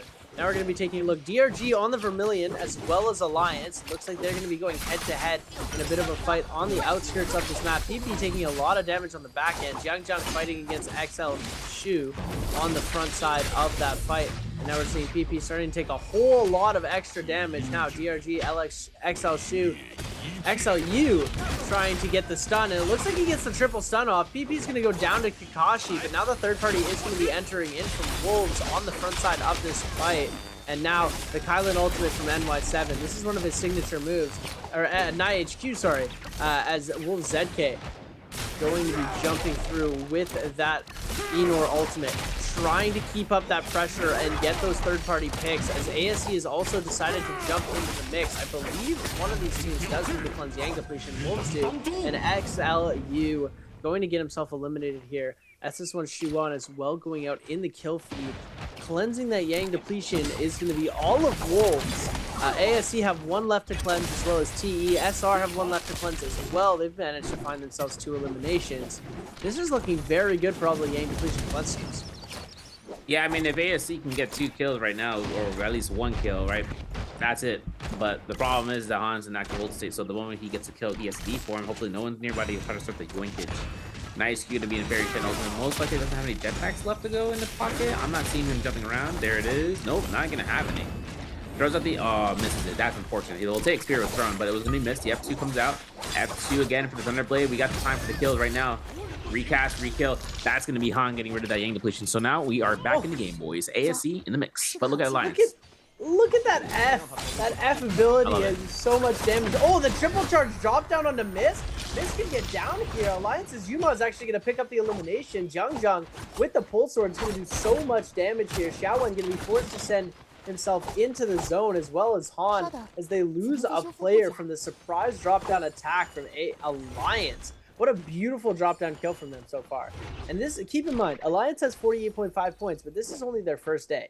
They are doing a phenomenal job for being able to play this only on their first day. DRG's XLU putting up points. They're in 4th place. I said that they needed to get up to at least 3rd or 4th place if they want to fully qualify for the finals. And it's still going to be tough even by that standard of points, because look at the skill ceiling. I feel like it's so raised. The two teams that we expect to underperform usually are 521 and BBE. 521 was 2nd place at the start of the day, and BBE has been doing a very, very good job. Sure, there's been fights where they've been at a huge disadvantage and they've gotten themselves eliminated pretty fast. But for the most part, they've been doing a very consistently good job today. And I'm super, super impressed with the fact that BB has been able to hold their own against some of the titans in this lobby. So we're going to see this next from the Yang drop coming through. The Silence getting knocked out. It looks like JL might not even make it, but they still get... Oh, I guess their teammates were in there for first hand. I was like, wow. TXJ really got a late entry into that and still managed to get himself in. And now we're facing off the boys DRG against JL. Ultimate's going to be on standby. There is going to be the case. You're going to see XYU looking across the universe. There's a stun. I don't know, man. I don't think he's going to get Ultimate off here. The Sire Ultimate is out here. Let's take a look and see who's going to get priority. Yes, we will. Yes, we will. We need this 5-second stun like yesterday. There it is. Big elimination spread. Not even close. I don't even know how fast that came through, because that just happened within 15 seconds. Then we switch on over towards BBE. Their fights are up against SS1. SS1 has themselves to burn up the skin high. The ultimate is done. It's all towards the hands of Xiwan, who has full HP right now, has the Viper ultimate, or the Zai ultimate ready to go. Gold scaling, by the way, takes a full R&B, but then again, a parry like that changes the flow of the battle, and that is where we see BBE go down in shambles here. Now, Roy HG sees himself here for parries in the distance, but gold focus strikes connected. He's about the flop, and that will be the last remaining teammates going down, as Roy still has a chance of surviving until the gold focus strikes coming through, and that's just because of the power of Zai. And just as I could applaud BBE for doing so well, they do end up getting taken out. SS1 going to have a phenomenal job of playing Zai in the realm of Yang, and it actually worked out pretty well for them. OUG now fighting against a 17S and the rest of SR. Fura and Shove going to come out blocking for his team, preventing the damage from these other players, but it's not going to be enough, as it looks like one of these players is going to go down. Shao going to get himself eliminated. OUG's SS going to try and see if he can continue the chase onto the members of SR. Goes for a bit of loot here as well. See if he can get anything really nice. JL's kick. Jay going to be jumping into the mix as well. This is going to be a scary one. SS starting to take a lot of damage. LMB, RMB, Jump LMB coming out here, as we're going to be seeing TXJ picking up, or One Fang picking up that kill, and now Shinyu sending himself into the zone so he can take his life in peace. I mean, in peace? Nah, my man's rocking the bedrock, bro. He's going to left to right to center. There he goes. He still has a chance of surviving here, so long as the ultimate's in the background. Don't force his team. TXJ he just realized the mistake there. Yeah, because the timing right now is huge. There's Dongqing. Wait a second. We gotta find the Valley off of this. Dr. Coxie, he has full Valley off of his hits. Gets a reset on the freezes. Gets two of the members of JL caught in the bind here. The Mystic Might's gonna be procking out here now. Dongqing gets healed, and now it's up to whether Dr. Coxie can hold the front on the ground level. Listen, Dongqing has his to work through where JL could get pressured off. There's the enchant dazzle. Don't take damage to do its work. Apparently that dazzle does work as well. The regular old one, the F skill. And then Dongqing drops in, gets killed. TXJ down. That's their Viper. Hoping to see a parry against One Fang. Not going to be the case. He's at F1 reset. Could be because he could just go ahead and start spamming on blue focuses. There it is. Global number 2. That's JL going down in the 2v3. And due to Kakashi being here, man, That's their full eliminations here at 10 kills. Here we are. Dongqing going to be backing out of this because he doesn't want to get the rest of the smoke. Having a 101 point day, or 101 points off of 12 games, still looking extremely strong. But it looks like they are going to let these members get out of here, except for the BBE team players are trying to get out. Oh, the kick into the air! Oh my goodness, he's styled on him. Roy Hee picking up that legendary armor, going to give himself a huge boost into the rest of the game. They're going to be seeing SS1 still trying to edge guard a little bit here. They're edging these players off as close as they can get without going outside of the circle. And then we are going to be seeing Roy Hee coming through with that ultimate on the Kylan, trying to see if he can make any single damage plays coming up. But Xiao Yao going to be jumping to the outside of the zone, past that threshold of the edge, and now going into the zone, trying to see if he can get a release going. I don't know, man. QB kind of rough in the edges right now with 2 Yang Depletionists on the hand. F2, man, I'm telling you. Yeah, F2 kind of crazy. 40,000 Dark points in the hands of Roy Hee, though, by the way. So we have to see what's going to be happening after that ends. Maybe. Hopefully. See what crazy. I see what he did there. See the chance out here to see what's going to be happening off of Yuma if we can get his blue focus. Obviously, with Yuma, I mean, listen, man, you got to go find that. I'm in the glass cannon right now. Gonna have to hope to God that he get his ultimate cast. There it is. Level 2 strike right there in the building. And there's another strike. Well, BB is gonna get knocked out here. Then. Last minute death effort for those Kylands to just start pelting everybody, man. And it feels like this elimination spread is going really quickly right now before the game spear starts to fly. No parry on that though. Fortunate. Yuma's still gonna be looking to scale up here. Have we had second Yang? Yeah. Yeah, I know, right? Yeah. What? Yeah, it happened when the zone fights were happening on Daily Meadow. JL. Oh my goodness. And all that. Yeah. What's happening? Oh yeah. Oh my goodness. I completely forgot about that. I thought that was first Yang. OUG now getting absolutely bodied here. TE Xiaonan gonna be coming through, and Youth with the follow-up with 1.0 on the nunchucks, going to be able to absolutely blitz down that health, and everybody's still making their way out from the zone. Look at that. SS1 has managed to actually climb up pretty high into this standings, now at 106 points. DRG fully eliminated, but they've still got themselves a 4th place finish on the day so far. That's not looking too bad with their overall points. We're going to be taking a look at TE now. Still trying to make their way into the zone. Everybody had such a long rotate that we caught so many teams off guard trying to jump in.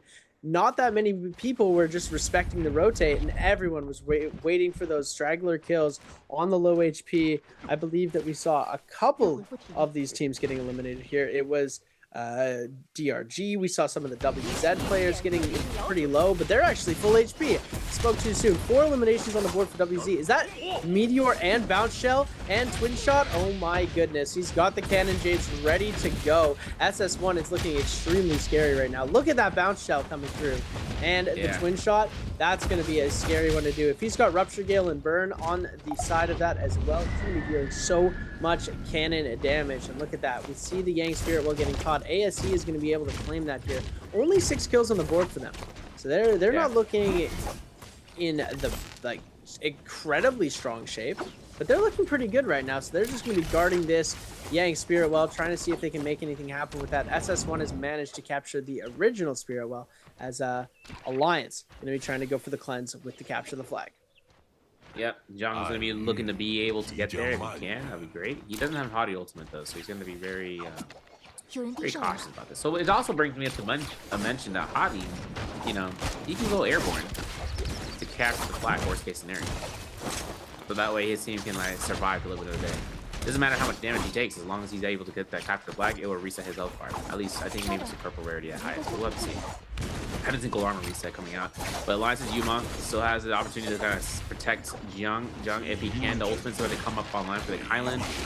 These guys are having a heck of an effort here instead of building. 2.0s aren't going to be thrown out here from Yuma to kind of confirm the damage for points. Cannon shots confirming though. Rough on the edges. If they can get out of this building, they can. They have to do it now. There it is. Perfect opportunity.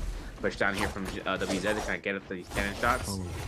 Yeah, and with the Meteor or Twin Shot, I'm curious in seeing because he doesn't have Rupture Gale. Hopefully he can get that soon, because if he does, it's over. It's over. He's going to be able to get all that Rupture hit damage off, and then off the increased explosion off the Twin Shot or the Bounce Shell aspect.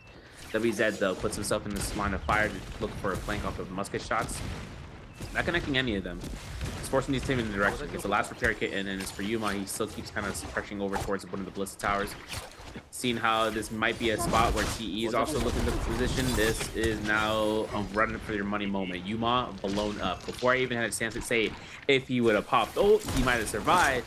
Nah, not even that chance was given to him, and he gets eliminated. Jung now with the flag, gonna try and kite out the pressure from every single team that is looking to get that flag and shark it down. Now we're seeing the flying with the flag. This could be a strat here. When you get Yang depletion, you just make sure you have a hottie on your team. Oh, big parry coming out here. Gets the double charge parry repunish in that hottie ultimate. Gonna use that to fly up, cancels the ult, and goes into the cube to fly around. Goes into the zone, but SS1 could be waiting in the wings for him. They spotted it. They totally spotted it. They see Jung. He's going to be forced to go around the pillar on the outside, and he is extremely low in HP right now to be able to kite this out. Look at that movement jumping through. Doesn't get hit by the bait. Goes back through, getting grappled on by so many players now. Everybody chasing him. They see the flag. They want it for themselves. He's trying to escape, but the Zai ultimate coming through. Another hottie ultimate in the back end. And ASC's Xiaowen going to pick up the kill with the pistol from absolutely long distance. Oh my goodness, the bounce shells coming through on the backside. Meteor bounce shell is putting in so much work. Xiao Yao now going to get focused up on. We're going to see the cube invest coming out from WZ. They're going to back off. And it looks like WZ are having a really strong finish this game. Yeah, I kind of suspected in the scene with their choice pick selection, this is coming down to this Wei Shang getting his Yang depletion rid of, because that's what it's coming down towards. TE John avoiding the moonbane by all costs. Now with his teammates here to try to protect him, I don't know. Respect him. Oh, we're going for Spearwell. Oh, man. Oh, dang. I mean, he baited him, bro. He didn't go. He said, okay, go get him. No. Look, Jianan puts himself out here to avoid SS1 because he was secondary to ult as a Tianheim. Now it's up to WZ to really think about that play because their Wei Shang, like I said, has Yang depletion. You have to get rid of it somehow. This is elimination right now for PP. Let's see if that soul wound can be picked up for them. And survey says double grab. Double slam! In Enor Wan's ult's good to go for ASC, but WZ actually goes down completely, I think, because of that. If they don't get their Wei Shang, it has soul bloom because they're both down and he's the only one remaining. And as for ASC Han, looking to try to go look for the hits off of Enor 1 if he can get it. If he finds an Nbpl, he might have a chance right now to make it count. Oh yeah, this is close. 80% on that chance. There's a huge Thunder Mark strike. 3 people implosion, and Shuan goes down. That Kurumi ultimate was their only lifeline in surviving, getting pressured out from that point. We're going to be seeing Xiaonan taking a lot of damage here. Now going to be forced to go for the reset. There's only 8 players left. We're going to see the Spirit Well captured now. Xiaonan going to get himself parried. Loses his weapon. Double charge going to be coming out. Tries to send it into the rush for that Nexus Might combo, but it's not going to connect. Xiaonan going to get absolutely blitzed down, and Xiaowen going to be able to pick up that elimination. ASC's Han able to lock down in place with that ultimate from the Enor. Trying to see if he can make something happen on the Luo Yi on SS1. De-ulting now, full armor available, getting grabbed right out of the way from Luo Yi. But we are going to see the shotgun burst coming through. Doesn't get the slam off, but he's still taking so much damage onto that backside. Is Han going to survive this? He gets the armor swap. Oh my goodness. Did he drop armor in ult? Can you do that? Is that tech? Oh, he had the armor swap from the, they have buff. They have buff. Okay. I see the gold armor swap coming out from the buff. From the Spirit Well loot that nobody else is able to pick up. I was so confused for a second there. ASC's Mist going to try and go for the overhead slam with the staff. Isn't going to connect. We do see the, oh my goodness, Mist taking so much damage now. Meteor coming through on the backside as well from Luo Yi. Trying to see if he can get the pick off, but ASC Xiaowen doing a really good job of kiting. Luo Yi now getting parried, sent absolutely flying into the zone. Back to full HP, but Xiaowen is still incredibly low. They're going to try and get the pick. He's Youth is going to claim it with the F2 off on the Zai as they back off and try and get some more picks with the Meteor. A lot of strikes happening here. Jianan has his ultimate ready to go. He's going to try to contest out SS1 here most definitely. Doesn't get the grab potential. I know there's going to be ASC Han being a little bit of a pest, but the problem is that SS1 are all-star targets right now, and TE's trying to bait him out for the grabs. He can get one. All he needs is one piece of the puzzle. That way he can solve this fight. There it is. And getting a double grab, not going to be the case. Yes, it will. There it is. Han was too slow to the marks, and there's Miss getting a kill elimination from the musket shot. Han 1 HP in Dream. Jianan has full health to go ahead for this. There's going to be a chance right now for the Beacon drop to contest for time here, and as the Vitality heal needs to be given, Jianan needs to really think about the fact that there could be a chance potential for the hits as Yuan goes down to get that soul wound and get right back into the circle. Jianan is healthy as can be, though. And now it comes down to TE, variation with the Zai composition working out to their favor and giving them the MVP most definitely, as the last remaining teammate. Remember, the fights are going to be a Fairy Shen, ASC Han for second place, who have 12 eliminations, but with the multiplier, should be in the win for TE as the MVP squad. Still, though, last strike comes out. There it is. TE, first place for round 6. Wow. Absolutely insane that they are able to pull that off. TE winning game number 6, looking very, very clean out there, able to just shark down the Feria. I'm really liking the fact that you're able to just sit back and snipe from afar while your teammates lock down your opponents, and then you just sit back and cannon shot, you're dead. And here we go. We saw that. I want to see all the candidates. Did he have Rupture Gale, or was it just Bounce Shell, Twin Shot, and Meteor? As we jump into this, the Meteor was crazy. I love the effect on that red skin as well for the cannon. Looks absolutely phenomenal. As Peak, Youth, and Xiaonan bring it home for game number 6, putting up so many points. And I believe this was their first day played as well. So we are going to get to see a little bit more coming up from them. Afterwards, we're going to get to see our standings. We're going to get to see our highlights. Don't worry, we've got the whole drill. But ladies and gentlemen, that's 6 games played. And that flew by so fast compared to solos nowadays. Yeah, because solos got the whole martial artists versus matchup in the beginning. And then everyone then gets solidified into the 6-round rotation. Still, the trios match starts longer as the starting time. I think it's at, 29 minutes, maybe 30 minutes on the clock. And then solos is at 24 or 25 minutes. So kind of keep that in consideration. Then again, since the mirror comps are in selections for the first 2 rounds, there's not really much choices of looking at the phase pick band selection. There is none. So that's really where we stand up here for round 6. And then, of course, once we get to the standings of what happened in that match for the score points, we go to the overall, and then we get into the highlight reels, and then we end up into the interview. But first off, we got to talk about what happened right before in the second round, or when the second round was happening. We didn't get any fights in the second round. I don't even feel like we got even a replay of it. The thing that happened was those outskirt fights at the Daylily Meadow by the waterfall, the ones outside of the Artisan's Grove, which is the money town. Those fights between JL and DRG were kind of quintessential, kind of keeping the fights away of the focus, just because those 2 teams were really the ones that are setting up the tone for today's scoreboards. They were really setting themselves up here for being one of the top scoring teams. And then all of a sudden, out of thin air, both the teams ended up contesting the Viper Syra versus, the other Viper composition.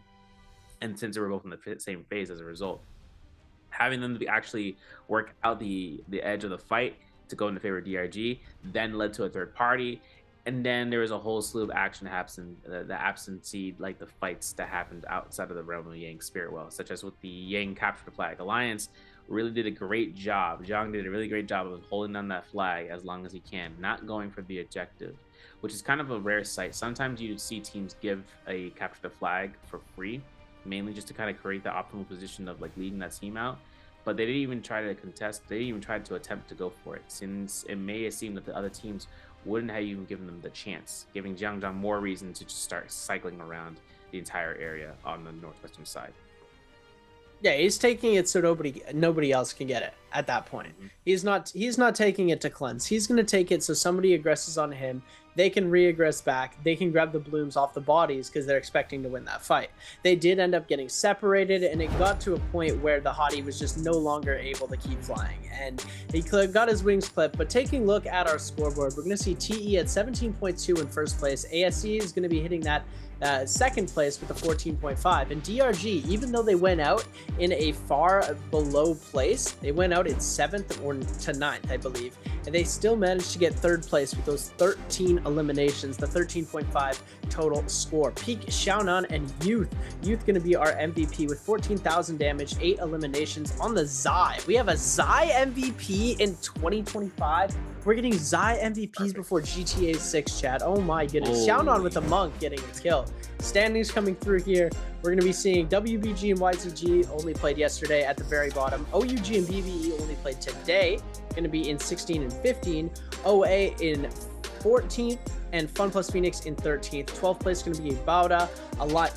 Alliance, ASE, and Wolves are going to be 11, 10, and 9. And 521 is dropped all the way down to 8th place from 2nd. But hopefully they'll be able to put up the amount of points that they put up in day 1 into day 2 and qualify for the bi-weekly finals. I'm really hoping. And then our double point put-ups are going to be DRG, SS1, SR, and JL. And I really hope we get to see all 4 of these teams competing.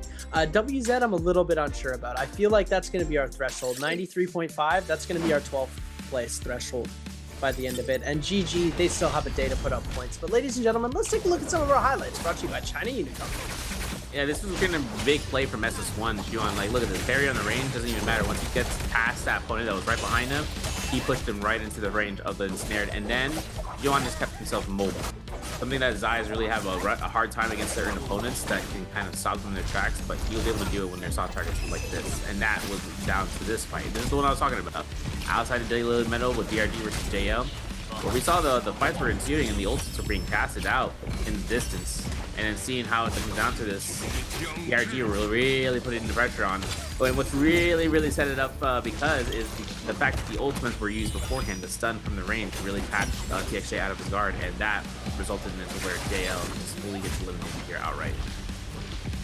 Yeah, it was unfortunate to see JL go out, but, you know, it's my boys, it's DRG. I was so happy to see them get those eliminations there. And then closer to that end circle, we saw, look at this play from Han. He's able to get the stun off on so many people here that his teammate's able to come through on the other side and just completely ruin the game of so many of these other players. And then TE in the backside able to just absolutely annihilate the last remaining members of ASE and just take them out so quickly. The Fairy mech, the last one standing. Just wait till the D mech comes out. The Enor tries to make the play with the F2. Doesn't make any connection happen. The jump LMB into the parries, into more jump LMBs, into more jump LMBs. Shout out creatives.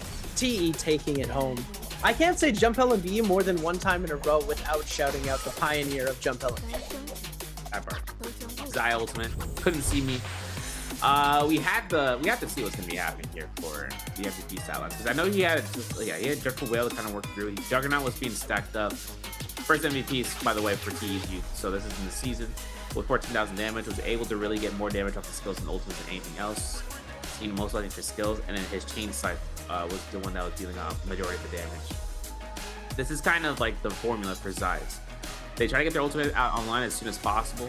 That way they can just start using the F refresh cooldown, and then they can, you know, pop it into the ultimate cast. When she used to have Bataria on her comp selection, it was more about using the F skill rather than anything, just because of range capture from targets and closing the distance, and then putting the pop in ultimate, and then going off, you know, with no attachments there. This is now where it comes down towards the phase 3 to phase 4 selections to kind of give Zai a little bit more opportunity to be available.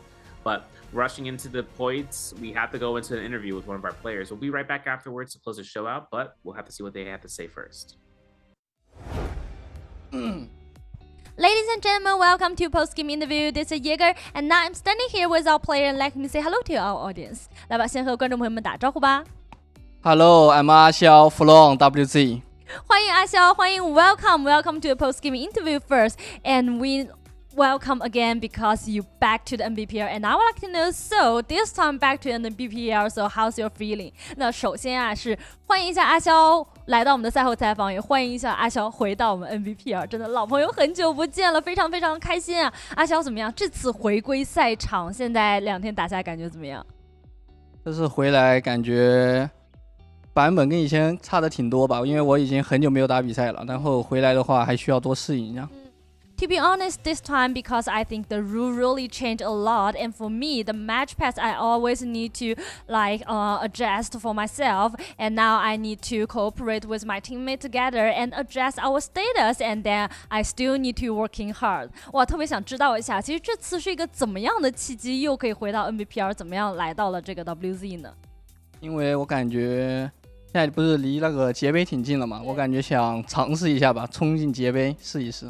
还是有这个梦想在。So I asked him about like when and how just enter onto the WZ, and he told me that because he is recognized the coach, and also because he think also we are going to have the J Cup not really far away, so he still have the esport player's dream and still want to like work hard again. Okay, let's move on to next part. Answer for trash. 好，我们来看一下今天的题目是什么。So we can see the question is, which hero did WZ Xiao use in the game 6? 这道题目呢是刚才这把比赛当中，那么阿肖用到的是哪个英雄呢？说回到我们的比赛当中 ，so back to our the matches because you just come back and join in the WZ, and I would like to know how's everything going on, so how you cooperate with your teammate. 那这边来问一下，因为阿肖回归到我们的赛场，来到了 WZ， 其实是一个新的机遇、新的挑战，也是一个新的开始。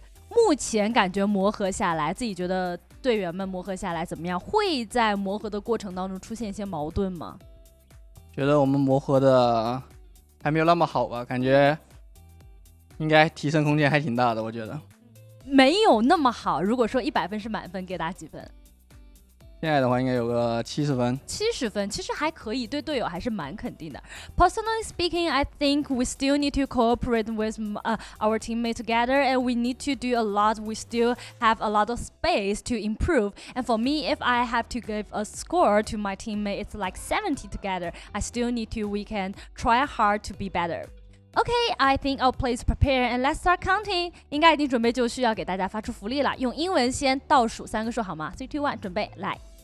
3, 2, 1。Screenshot. Okay, let's find out the correct answer. 也有请阿肖给我们公布一下正确答案是哪个。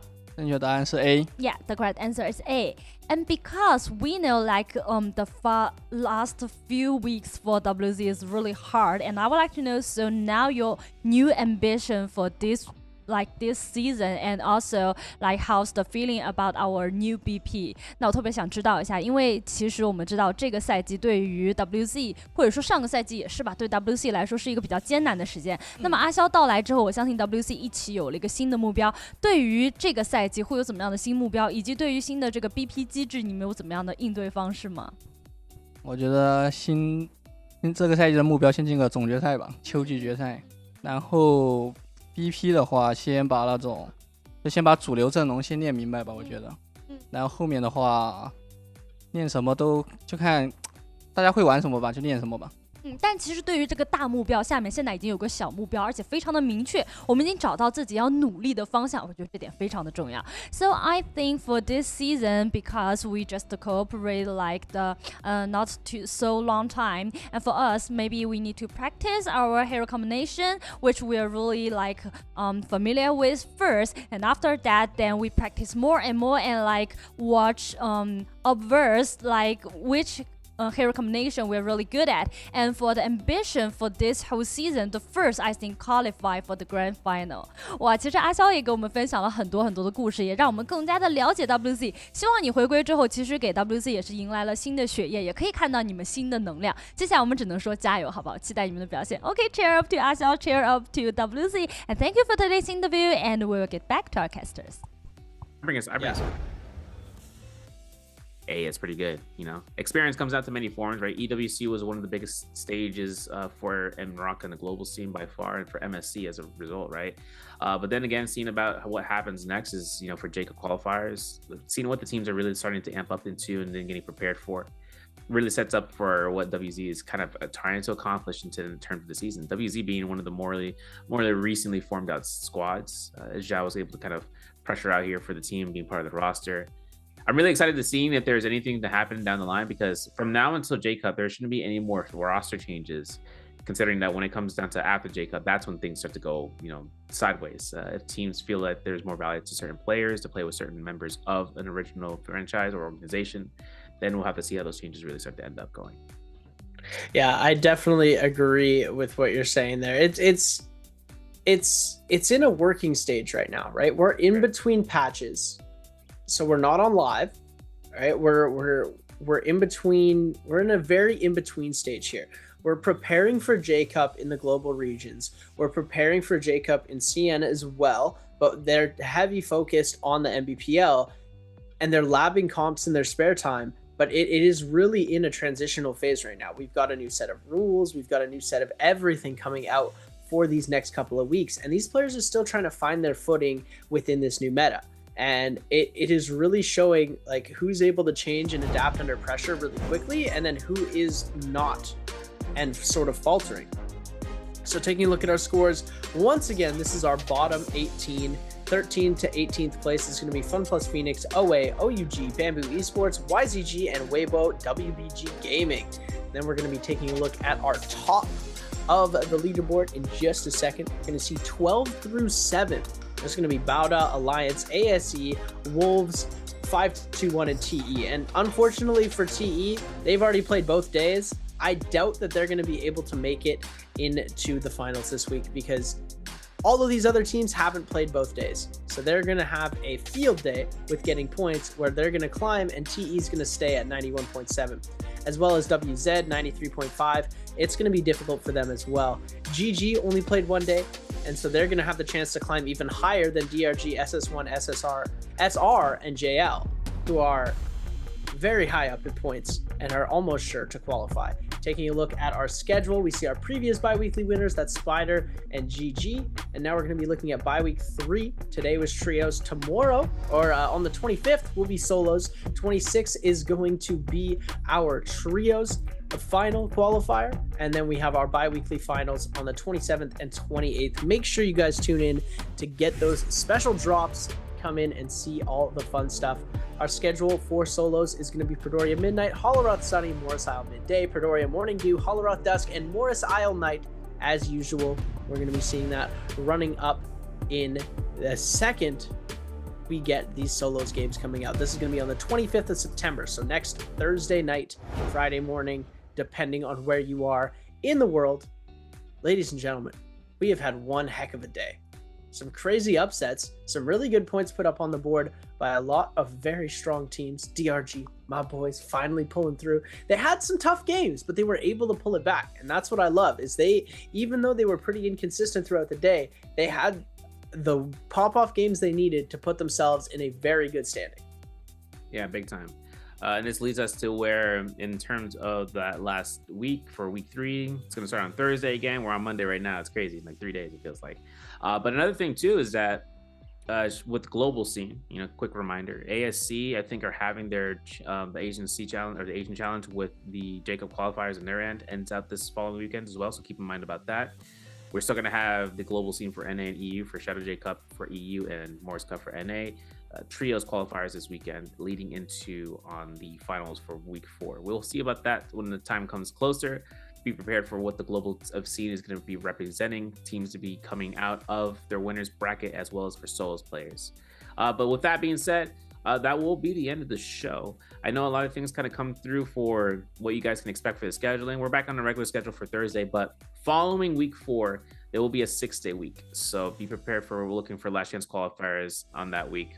Besides that, we're going to go ahead, call it a day. Seb, it's been a pleasure casting today. My name is Severio. We're going to see you guys later on. When you see you guys, take it easy, stay safe, and good luck.